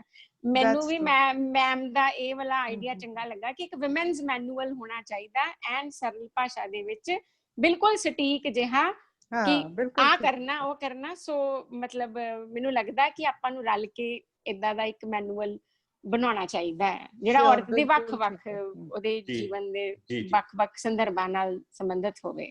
ਹਾਂਜੀ ਜੀ ਦੋਸਤੋ, ਵਕਤ ਆ ਗਿਆ ਧੰਨਵਾਦ ਕਰਨ ਦਾ। ਸਵਾਲ ਨਹੀਂ ਮੁੱਕੇ ਹੈਗੇ, ਗੱਲਾਂ ਵੀ ਨਹੀਂ ਮੁੱਕੀਆਂ, ਚਿੰਤਨ ਵੀ ਨਹੀਂ ਮੁੱਕਿਆ, ਮਸਲੇ ਵੀ ਨਹੀਂ ਮੁੱਕੇ ਹੈਗੇ। ਜਿਵੇਂ ਨੀਤੂ ਮੈਮ ਨੇ ਕਿਹਾ ਕਿ ਇਹ ਵੀ ਇੱਕ ਸਟੈਪ ਹੈ ਆਪਣੀ ਗੱਲ ਨੂੰ ਲੋਕਾਂ ਤੱਕ ਲੈ ਕੇ ਜਾਣ ਦਾ, ਤੇ ਇਹੋ ਜਿਹੇ ਬਹੁਤ ਸਾਰੇ ਸਟੈਪਸ ਦੀ ਲੋੜ ਹੈ, ਇਹੋ ਜਿਹੇ ਬਹੁਤ ਸਾਰੇ ਸੈਸ਼ਨ ਹੋਰ ਕਰਨ ਦੀ ਜ਼ਰੂਰਤ ਹੈ, ਇਸ ਮਸਲੇ ਨੂੰ ਹੋਰ ਅੱਗੇ ਵਧਾਉਣ ਦੀ ਜ਼ਰੂਰਤ ਹੈ। ਤੇ ਅਸੀਂ ਵੀ ਕੋਸ਼ਿਸ਼ ਕਰਾਂਗੇ ਆਪਣੇ ਇਸ ਪਲੇਟਫਾਰਮ ਤੋਂ ਦੁਬਾਰਾ ਇਸ ਇਸ਼ੂ ਤੇ ਗੱਲਬਾਤ ਕਰ ਸਕੀਏ, ਤੇ ਬਾਕੀ ਸਾਰੇ ਜਿੰਨੇ ਵੀ ਦੋਸਤ ਹੈਗੇ ਨੇ ਇਸ ਬਹਾਨੇ ਤੇ ਉਹਨਾਂ ਦੇ ਅੰਦਰ ਵੀ ਕੋਈ ਕਿਹੜੀ ਜਗੀ ਹੈ ਉਹ ਵੀ ਜ਼ਰੂਰ ਇਸ ਆਪਣੇ ਆਪਣੇ ਪਲੇਟਫਾਰਮਾਂ ਤੇ ਇਹ ਗੱਲ ਕਰਨ। ਤੇ ਮੈਂ ਮੈਡਮ ਸੋਹਲ ਨੂੰ ਰਿਕੁਐਸਟ ਕਰੂੰਗਾ ਕਿ ਹੁਣ ਧੰਨਵਾਦ ਸਾਰੇ ਸਾਡੇ ਮਹਿਮਾਨਾਂ ਦਾ, ਚਿੰਤਕਾਂ ਦਾ ਤੇ ਦਰਸ਼ਕਾਂ ਦਾ ਧੰਨਵਾਦ ਕਰਨਗੇ। ਡਾਕਟਰ ਸਰਬਜੀਤ ਕੌਰ ਸੋਹਲ ਜੀ ਬਹੁਤ ਸ਼ੁਕਰੀਆ ਡਾਕਟਰ ਕੁਲਦੀਪ ਦੀਪ ਜੀ, ਬਹੁਤ ਹੀ ਵਧੀਆ ਸੁਝਾਅ ਹੀ ਨੇ। ਮੋਨਿਕਾ ਜੀ ਨੇ ਬਹੁਤ ਵਧੀਆ ਗੱਲ ਕੀਤੀ ਹੈ। ਸੱਚੀ ਮੁੱਚੀ ਇਦਾਂ ਦਾ ਇੱਕ ਮੈਨੂਅਲ ਹੋਵੇ ਜਿਹਦੇ ਨਾਲ ਬੈਟਰ ਅੰਡਰਸਟੈਂਡਿੰਗ ਹੋ ਸਕਦੀ ਹੈ ਮੇਲ ਤੇ ਫੀਮੇਲ ਦੇ ਵਿੱਚ, ਕਿ ਔਰਤ ਕੀ ਚਾਹੁੰਦੀ ਹੈ, ਐਕਸਪੈਕਟ ਕੀ ਕਰਦੀ ਹੈ, ਤੇ ਇਸੇ ਤਰ੍ਹਾਂ ਉਹ, ਕਿਉਂਕਿ ਉਹ ਵੀ ਜੇ ਇਸ ਤਰ੍ਹਾਂ ਸੋਚਦੀ ਹੈ ਤਾਂ ਫਿਰ ਇਹਦੇ ਪੈਰਲਲ ਜਿਹੜਾ ਆ ਮਰਦ ਆ ਉਸ ਨੂੰ ਕਿਵੇਂ ਮਤਲਬ ਇੱਕ ਸੌਖਾ ਸੋਹਣਾ ਜੀਵਨ ਜਿਉਣ ਦੇ ਲਈ, ਜਿਵੇਂ ਅਸੀਂ ਕਹਿ ਦਿੰਦੇ ਜੀ ਆਕਸੀਜਨ ਚਾਹੀਦੀ ਹੈ, ਵਾਤਾਵਰਨ ਸ਼ੁੱਧ ਹੋਣਾ ਚਾਹੀਦਾ, ਇਸੇ ਤਰ੍ਹਾਂ ਮੇਲ ਫੀਮੇਲ ਦਾ ਜਿਹੜਾ ਰਿਸ਼ਤਾ ਹੈ ਸਮਾਜ ਦੇ ਨਾਲ ਵੀ ਤੇ ਇੱਕ ਦੂਜੇ ਦੇ ਨਾਲ ਵੀ, ਉਹਦੇ ਲਈ ਵੀ ਕੋਈ ਨਾ ਕੋਈ ਆਪਾਂ ਕਾਇਦੇ ਥੋੜਾ ਜਿਹਾ ਕੁਛ ਏਦਾਂ ਦਾ ਹੋਵੇ। ਔਰ ਬਹੁਤ ਜਿਹੜੀਆਂ ਗੰਢਾਂ ਨੇ ਉਹ ਖੁੱਲ ਰਹੀਆਂ ਨੇ ਤੇ ਖੁੱਲ ਵੀ ਗਈਆਂ ਨੇ, ਔਰ ਇਹਨਾਂ ਦੀਆਂ ਗੱਲਾਂ ਸੱਚੀ ਮੁੱਚੀ ਮੈਂ ਅਸੁਵਿਧਾ ਦੇ ਵਿੱਚ ਵੀ ਹਾਂ ਸੁਣਦੀ ਹਾਂ, ਤੇ ਮੈਨੂੰ ਬੜਾ ਚੰਗਾ ਲੱਗਦਾ ਜਦੋਂ ਇਹ ਸਾਡੇ ਯੰਗਸਟਰਸ ਇਹੋ ਜਿਹੀਆਂ ਗੱਲਾਂ ਕਰਦੇ ਨੇ। ਔਰ ਮੈਂ ਸੋਚਦੀ ਹਾਂ ਕਾਸ਼ ਮੈਂ ਵੀ ਏਦਾਂ ਬੋਲ ਤੇ ਲਿਖ ਸਕਦੀ ਕਿ ਹਾਂ ਜਿਹਦੇ ਨਾਲ ਇੱਕ ਬਿਲਕੁਲ ਮਤਲਬ ਤੁਹਾਨੂੰ ਮੋਟੀਵੇਸ਼ਨਲ ਮਿਲਦੀ, એનર્ਜੀ ਮਿਲਦੀ ਆ ਵੀ ਹਾਂ ਤੁਸੀਂ ਉਹ ਕਰਦੇ ਹੋ। ਸੋ ਮੈਨੂੰ ਲੱਗਦਾ ਹੁੰਦਾ ਭਾਸ਼ਾ ਜੇ ਹਿੰਦੀ ਆ ਜਾਂ ਅੰਗਰੇਜ਼ੀ ਆ, ਜੇ ਤੁਹਾਡੇ ਤੱਕ ਸੁਨੇਹਾ ਪਹੁੰਚਾ ਦਿੰਦੀ ਆ ਤਾਂ ਸਾਡਾ ਜਿਹੜਾ ਉਸ ਦੇ ਨਾਲ ਸੰਬੰਧ ਹੈ ਉਹ ਸੰਚਾਰ ਦਾ ਹੈ, ਤੇ ਸੰਚਾਰ ਹੋ ਰਿਹਾ ਤੇ ਫਿਰ ਕੋਈ ਗੱਲ ਨਹੀਂ, ਕਿਉਂਕਿ ਉਹ ਆਪਣਾ ਇਸ ਤਰ੍ਹਾਂ ਦਾ ਮੋਨਿਕਾ ਦਾ ਪੜ੍ਹਾਉਣ ਦਾ ਜਿਹੜਾ ਹੈਗਾ ਵਾ ਸਫੀਅਰ ਆ ਉਹ ਬੋਲ ਹੀ ਹੋ ਜਾਂਦਾ ਹੈ। ਸੋ ਕੋਸ਼ਿਸ਼ ਕਰਾਂਗੇ ਅਸੀਂ ਵੀ ਕਿ ਇਹਦੇ ਤੋਂ ਪਰਹੇਜ਼ਗਾਰੀ ਹੋਵੇ, ਪਰ ਫਿਰ ਵੀ ਇਹ ਕੋਈ ਉਸ ਤਰ੍ਹਾਂ ਦੀ ਨਹੀਂ ਹੈ। ਬਹੁਤ ਵਧੀਆ ਲੱਗਿਆ ਮੈਨੂੰ ਸੁਣ ਕੇ। ਨਵਕਿਰਨ ਨੇ ਵੀ ਬਹੁਤ ਸੋਹਣੀਆਂ ਗੱਲਾਂ ਕੀਤੀਆਂ। ਮੈਂ ਤੇ ਵੈਸੇ ਨਾਮ ਸੁਣਿਆ ਸੀ ਪਰ ਮੈਂ ਮਿਲੀ ਨਹੀਂ ਸੀ, ਤੇ ਕਾਸ਼ ਕਿ ਅਸੀਂ ਸਾਰੇ ਜਾਣੇ ਬਹਿ ਕੇ ਹੋਰ ਬਹੁਤ ਲੰਮੀਆਂ ਲੰਮੀਆਂ ਗੱਲਾਂ ਕਰੀਏ, ਪੂਰੀ ਪੂਰੀ ਰਾਤ ਦੀਵਾ ਬਾਲ ਕੇ, ਤੇ ਇਹਨਾਂ ਸਾਰਿਆਂ ਨੂੰ ਸਾਰੇ ਲੋਕਾਂ ਨੂੰ ਬਿਠਾ ਕੇ ਦੱਸੀਏ ਕਿ ਹਾਂ ਅਸੀਂ ਇਹਦੇ ਚ, ਇਹਦਾ ਮਕਸਦ ਇਹ ਨਹੀਂ ਗਾ ਕਿ ਅਸੀਂ ਕੋਈ ਟਾਰਚ ਫੜ ਲੈਣੀ ਆ ਜਾਂ ਅਸੀਂ ਕੋਈ ਬਗਾਵਤ ਕਰ ਦੇਣੀ ਆ ਜਾਂ ਕੋਈ ਚਾਕੂ ਛੁਰੀਆਂ ਫੜ ਲੈਣੀਆਂ। ਇਹ ਸਿਰਫ ਇੱਕ ਚੰਗਾ ਸੋਹਣੇ ਜੀਵਨ ਦੇ ਲਈ ਆ ਜਿਹਦੇ ਚ ਖੁਸ਼ੀਆਂ ਹੋਣ, ਇੱਕ ਦੂਜੇ ਨਾਲ ਅੰਡਰਸਟੈਂਡਿੰਗ ਹੋਵੇ, ਕਿ ਕਿਸ ਤਰ੍ਹਾਂ ਮਤਲਬ ਉਸ ਨੂੰ ਵੀ ਇੱਕ ਵਸਤੂ ਨਹੀਂ, ਇੱਕ ਇਨਸਾਨ ਵਾਂਗ, ਇੱਕ ਹਿਊਮਨ ਵਾਂਗ ਘਰ ਵਿੱਚ ਵਿਚਰਨ ਦਾ ਹੋਵੇ, ਕਿ ਜੇ ਉਹਦੇ ਵੀ ਦਰਦ ਹੁੰਦੀ ਆ ਤੇ ਉਸਨੂੰ ਵੀ ਆਰਾਮ ਕਰਨ ਦਾ ਮੌਕਾ ਹੋਵੇ। ਸੋ ਇਸ ਤਰ੍ਹਾਂ ਜਿਹੜੇ ਇਹੋ ਜਿਹੇ ਪ੍ਰੋਗਰਾਮ ਨੇ, ਮੈਨੂੰ ਲੱਗਦਾ ਕਿ ਸਾਨੂੰ ਅਜੇ ਬਹੁਤ ਜ਼ਿਆਦਾ ਹੋਰ ਲੋੜ ਆ।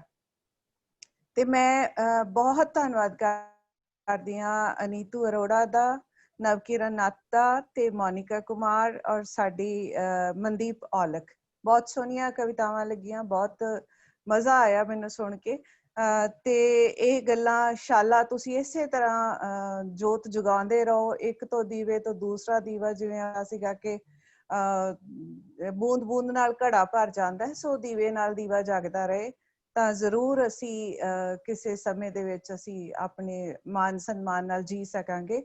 ਇੱਕ ਮੈਨੂੰ ਹੋਰ ਇਸ ਗੱਲ ਦੇ ਪਿੱਛੇ ਇੱਕ ਲੱਗਦਾ ਹੁੰਦਾ ਹੈ ਕਿ ਅਜੇ ਸਿਰਫ ਅਸੀਂ ਆਪਣੇ ਆਪ ਨੂੰ ਉਹ ਸੋਚ ਹੀ ਰੱਖਿਆ ਆ, ਐਕਚੁਅਲੀ ਸਾਰਾ ਕੁਝ ਵਿਚਾਰਾਂ ਦਾ ਵਿਗਿਆਨ ਹੀ ਹੁੰਦਾ। ਜਦੋਂ ਅਸੀਂ ਆਪਣੇ ਆਪ ਨੂੰ ਨਿਮਨ ਸਮਝ ਲੈਂਦੇ ਤਾਂ ਉਵੇਂ ਮਹਿਸੂਸ ਹੋਣ ਲੱਗ ਜਾਂਦਾ। ਜੇ ਸੋਚੀਏ ਕਿ ਹਾਂ ਇਹ ਤਾਂ ਕੋਈ ਗੱਲ ਨਹੀਂ, ਕਿ ਇੱਕ ਇਨਸਾਨ ਵਾਂਗੂ ਅਸੀਂ ਵੀ ਉਵੇਂ ਹੀ ਆਪਣੇ ਹੱਕ ਲਈ ਜਦੋਜਹਿਦ ਕਰੀਏ, ਆਪਣੇ ਅਨੁਸਾਰੀ ਆਪਣੀ ਸਪੇਸ ਬਣਾ ਲਈਏ ਤਾਂ ਵੀ ਠੀਕ ਹੈ। ਸੋ ਸਾਰਾ ਕੁਝ ਸਾਡੀ ਸੋਚ ਤੇ ਦ੍ਰਿਸ਼ਟੀ ਦੇ ਉੱਤੇ ਵੀ ਨਿਰਭਰ ਕਰਦਾ ਆ। ਸੋ ਅੱਜ ਸਾਡੇ ਨਾਲ 23 ਗਰੁੱਪ ਜਿਹੜੇ ਨੇ ਉਹ ਜੁੜੇ ਹੋਏ ਸੀਗੇ, ਯਾਨੀ ਕਿ ਅੱਜ ਦੇ ਪ੍ਰੋਗਰਾਮ ਨੂੰ 23 ਕੋ-ਹੋਸਟ ਜਿਹੜੇ ਨਾਲ ਪ੍ਰਸਾਰਿਤ ਕਰ ਰਹੇ ਸੀਗੇ।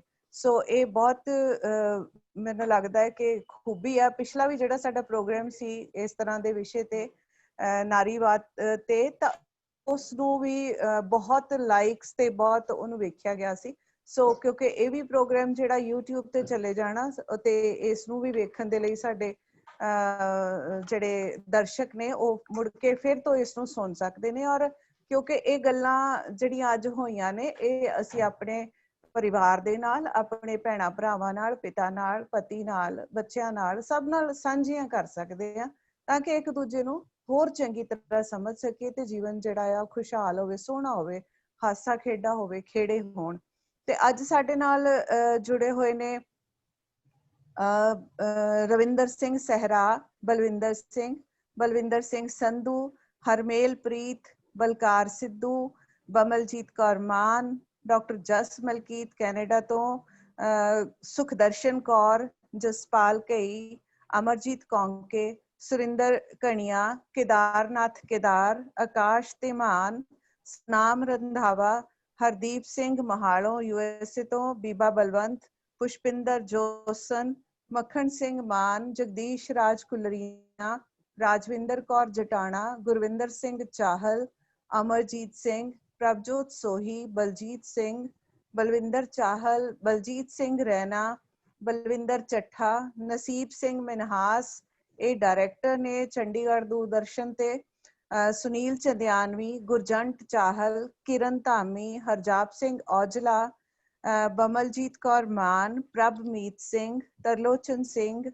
ਕੇਹਰ ਸ਼ਰੀਫ, ਨਿੰਦਰ ਕੌਰ, ਖੁਸ਼ਵੀਰ ਕੌਰ ਢਿੱਲੋਂ, ਪ੍ਰੋਫੈਸਰ ਮੁਹੰਮਦ ਰਫੀ ਮਲੇਰਕੋਟਲੇ ਤੋਂ ਨੇ, ਇਕਬਾਲ ਕੌਰ, ਕੁਲਵੰਤ ਕੌਰ, ਰਾਜਬੰਸ ਗਿੱਲ ਪ੍ਰੋਫੈਸਰ ਨੇ ਪੰਜਾਬੀ ਯੂਨੀਵਰਸਿਟੀ, ਕਮਲਜੀਤ, ਦੋਸਾਂਝ ਨੱਥ, ਔਰ ਇਹਦੇ ਨਾਲ ਅਮਨਸੀਹ ਸਿੰਘ, ਅਮਰਜੀਤ ਸਿੰਘ, ਰੁਪਿੰਦਰ ਸੰਧੂ, ਗੁਸਤਾਖ ਜ਼ਹਿਨ, ਜਸਬੀਰ ਝੱਜ, ਹਰਪ੍ਰੀਤ ਕੰਗ ਮਰਿੰਡੇ ਤੋਂ, ਭੁਪਿੰਦਰ ਫੌਜੀ।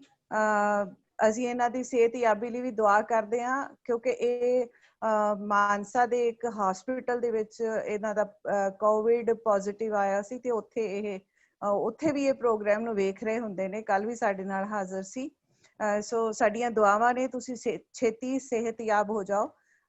ਦਵਿੰਦਰ ਕੌਰ ਗੁਰਪ੍ਰੀਤ, ਸਵਾਮੀ ਅੰਤਰ ਨੀਰਵ, ਰਾਜਵਿੰਦਰ ਕੌਰ ਮਾਵੀ, ਇੰਦਰਜੀਤ ਸਿੰਘ ਚੀਮਾ, ਜਸਵਿੰਦਰ ਕੌਰ ਸੀਮਾ, ਸੋਨੂ ਸੋਢੀ, ਅਰਵਿੰਦਰ ਕੌਰ ਕਾਕੜਾ, ਬਲਵਿੰਦਰ ਸਿੰਘ ਸੰਧੂ, ਸਿਮਰਨ ਰੰਧਾਵਾ, ਅਮਰਜੀਤ ਸਿੰਘ ਵੜੈਚ, ਨਰਿੰਦਰ ਸਿੰਘ, ਇਹ ਸਾਡੇ ਨਾਲ ਸੰਗਰੂਰ ਤੋਂ, ਸੁਰਿੰਦਰ ਕੌਰ ਖਹਿਰਾ, ਰਮਨਦੀਪ ਗਰੇਵਾਲ, ਪ੍ਰਿੰਸੀਪਲ ਭੁਪਿੰਦਰ, ਅਮਰਜੀਤ ਸਿੰਘ, ਧਰਮ ਕਮਿਆਣਾ, ਅਰਤਿੰਦਰ ਸੰਧੂ, ਰਘਬੀਰ ਕੌਰ, ਇਹ ਰਿਟਾਇਰਡ STM ਰਹੇ ਨੇ, ਕਿਰਨ ਧਾਮੀ, ਗੁਰਮੀਤ ਖੋਖਰ, ਸੰਦੀਪ ਜਸਵਾਲ, ਮਨਜਿੰਦਰ ਸਿੰਘ, ਹਰਜੀਤ ਅਟਵਾਲ, ਬਰਿੰਦਰ ਸਿੰਘ ਪਟਿਆਲੇ ਤੋਂ, ਗੁਰਮੇਲ ਸਿੰਘ, ਸਾਵਲ ਧਾਮੀ, ਪੰਮੀ ਹੰਸਪਾਲ, ਅਫਜ਼ਲ ਸਾਹਿਰ, ਜਗਦੀਸ਼ ਰਾਏ ਕੁਲਰੀਆਂ, ਸੰਦੀਪ ਜਸਵਾਲ, ਰਾਮ ਸਿੰਘ, ਗੁਰਵਿੰਦਰ ਸਿੰਘ ਮਾਣਕ, ਛਿੰਦਰ ਕੌਰ, ਸ਼ਿਵਨਾਥ ਦਰਦੀ, ਦਵਿੰਦਰਪਾਲ ਸਿੰਘ ਗੁਰਾਇਆ,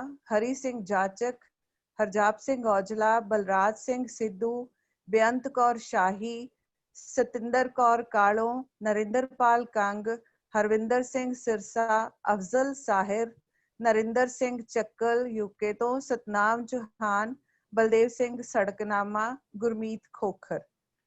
ਸੋ ਇਹ ਬਹੁਤ ਸਾਰੇ ਅੱਜ ਸਾਡੇ ਨਾਲ ਜਿੰਨੇ ਵੀ ਦਰਸ਼ਕ ਜੁੜੇ ਨੇ, ਚਿੰਤਕ, ਲੇਖਕ, ਉਹਨਾਂ ਸਾਰਿਆਂ ਦਾ ਤਹਿ ਦਿਲੋਂ ਧੰਨਵਾਦ। ਔਰ ਸਾਡੇ ਅੱਜ ਦੇ ਮਹਿਮਾਨਾਂ ਦਾ ਵੀ ਬਹੁਤ ਧੰਨਵਾਦ ਕਿ ਬਹੁਤ ਸੋਹਣੀਆਂ ਗੱਲਾਂ ਜਿਨ੍ਹਾਂ ਨੇ ਇੱਕ ਤਰ੍ਹਾਂ ਨਾਲ ਤੁਹਾਡੇ ਅੰਦਰ ਸੁਚੇਤਤਾ ਪੈਦਾ ਕੀਤੀ ਹੈ, ਇੱਕ ਐਨਲਾਈਟਨਿੰਗ ਕੀਤੀ ਆ। ਸੋ ਬਹੁਤ ਬਹੁਤ ਧੰਨਵਾਦ। ਸੋ ਪਰਮਾਤਮਾ ਕਰੇ ਤੁਸੀਂ ਸਾਰੇ ਤੰਦਰੁਸਤ ਰਹੋ, ਖੁਸ਼ਹਾਲ ਰਹੋ ਤੇ ਇਸੇ ਤਰ੍ਹਾਂ ਇੱਕ ਚੰਗੇ ਜੀਵਨ ਦੇ ਵਿੱਚ ਅਸੀਂ ਆਉਣ ਵਾਲੇ ਸਮੇਂ ਦੇ ਵਿੱਚ ਵੀ ਆਪਣੀਆਂ ਪੀੜ੍ਹੀਆਂ ਨੂੰ ਵੀ ਚੰਗਾ ਜੀਵਨ ਦੇ ਕੇ ਜਾਈਏ ਤੇ ਉਹਨਾਂ ਲਈ ਇੱਕ ਸੁਰੱਖਿਅਤ ਸਮਾਜ ਹੋਵੇ ਜਿੱਥੇ ਔਰਤ ਨੂੰ ਦੇਹ ਨਾ ਸਮਝਿਆ ਜਾਵੇ, ਔਰਤ ਨੂੰ ਵਸਤੂ ਨਾ ਸਮਝਿਆ ਜਾਵੇ, ਔਰਤ ਨੂੰ ਬਸ ਇੱਕ ਇਨਸਾਨ ਹੀ ਸਮਝਿਆ ਜਾਵੇ, ਜਿਵੇਂ ਦੋਹਾਂ ਦੇ ਲਈ ਇੱਕ ਉਸਦੀ ਸਹਿ ਹੋਂਦ ਦੇ ਨਾਲ ਅਸੀਂ ਸਾਰੇ ਜਿਉਂਦੇ ਰਹੀਏ। ਸੋ ਬਹੁਤ ਬਹੁਤ ਸ਼ੁਕਰੀਆ, ਬਹੁਤ ਧੰਨਵਾਦ। ਡਾਕਟਰ ਕੁਲਦੀਪ ਦੀਪ ਜੀ ਤੁਹਾਡਾ ਵੀ ਬਹੁਤ ਧੰਨਵਾਦ। ਤੁਸੀਂ ਬਹੁਤ ਸੋਹਣਾ ਪ੍ਰੋਗਰਾਮ ਉਲੀਕਿਆ, ਇੰਨੇ ਸਵਾਲ ਬਣਾਉਣੇ। ਸੋ ਤੁਹਾਨੂੰ ਸਲਾਮ ਹੈ। ਸੋ ਬਹੁਤ ਸ਼ੁਕਰੀਆ। ਕੱਲ ਫਿਰ ਮਿਲਦੇ ਹਾਂ। ਸ਼ਬਾ ਖੈਰ ਜੀ। Thank you Sarabjit Sol ma'am, Monika ma'am, Neetu, Navkiran ਤੇ ਮਨਦੀਪ ਔਲਖ। ਕੱਲ ਆਪਾਂ ਇੱਕ ਬਹੁਤ ਹੋਰ ਵੱਖਰੀ ਕਿਸਮ ਦਾ ਪ੍ਰੋਗਰਾਮ ਦੇ ਵਿੱਚ ਮਿਲਾਂਗੇ। ਉਹਦਾ ਨਾਂ ਹੈ ਕਿ ਅਦਬੀ ਹਾਸ ਵਿਅੰਗ। ਕੁਝ ਹਾਸੇ ਠਿੱਠੇ ਦੀਆਂ ਮਹਿਫਲਾਂ ਲਾਵਾਂਗੇ। ਸੰਕਟ ਦੇ ਦੌਰ ਦੇ ਵਿੱਚ ਹੱਸਣਾ ਵੀ ਬਹੁਤ ਜ਼ਰੂਰੀ ਹੈ। ਉਹਦੇ ਵਿੱਚ ਸਾਡੇ ਨਾਲ 4 ਮਹਿਮਾਨ ਸ਼ਾਮਲ ਹੋਣਗੇ ਜਿਹੜੇ ਹਾਸ ਵਿਅੰਗ ਸਾਨੂੰ ਸੁਣਾਉਣਗੇ, ਨਿੱਕੀਆਂ ਨਿੱਕੀਆਂ ਗੁਸਤਾਖੀਆਂ। ਜਨਮੇਜਾ ਜੌਲ, ਪ੍ਰਵੇਸ਼ ਸ਼ਰਮਾ ਜੀ, ਮੈਡਮ ਸੁਲਤਾਨਾ ਬੇਗਮ ਤੇ ਨਿਰੰਜਨ ਬੋਹਾ। ਇਹਨਾਂ 4 ਕੱਲ ਅਸੀਂ ਸ਼ਖਸੀਅਤਾਂ ਨੂੰ ਮਾਣਾਂਗੇ, ਇਹਨਾਂ ਦੇ ਨਿੱਕੇ ਨਿੱਕੇ ਹਾਸ ਵਿਅੰਗਾਂ ਨੂੰ ਮਾਣਾਂਗੇ ਆਪਾਂ। ਸੋ ਕੱਲ ਮਿਲਦੇ ਹਾਂ ਆਪਾਂ ਇਸੇ ਵਰਚੁਅਲ ਸੰਸਾਰ ਰਾਹੀਂ, ਇਸੇ ਬੈਨਰ ਹੇਠ। ਤੁਹਾਡਾ ਸਾਰਿਆਂ ਦਾ ਬਹੁਤ ਬਹੁਤ ਧੰਨਵਾਦ ਜੀ। ਬਹੁਤ ਸ਼ੁਕਰੀਆ। ਧੰਨਵਾਦ ਜੀ। ਥੈਂਕ ਯੂ ਜੀ। Thank you. ਧੰਨਵਾਦ ਜੀ।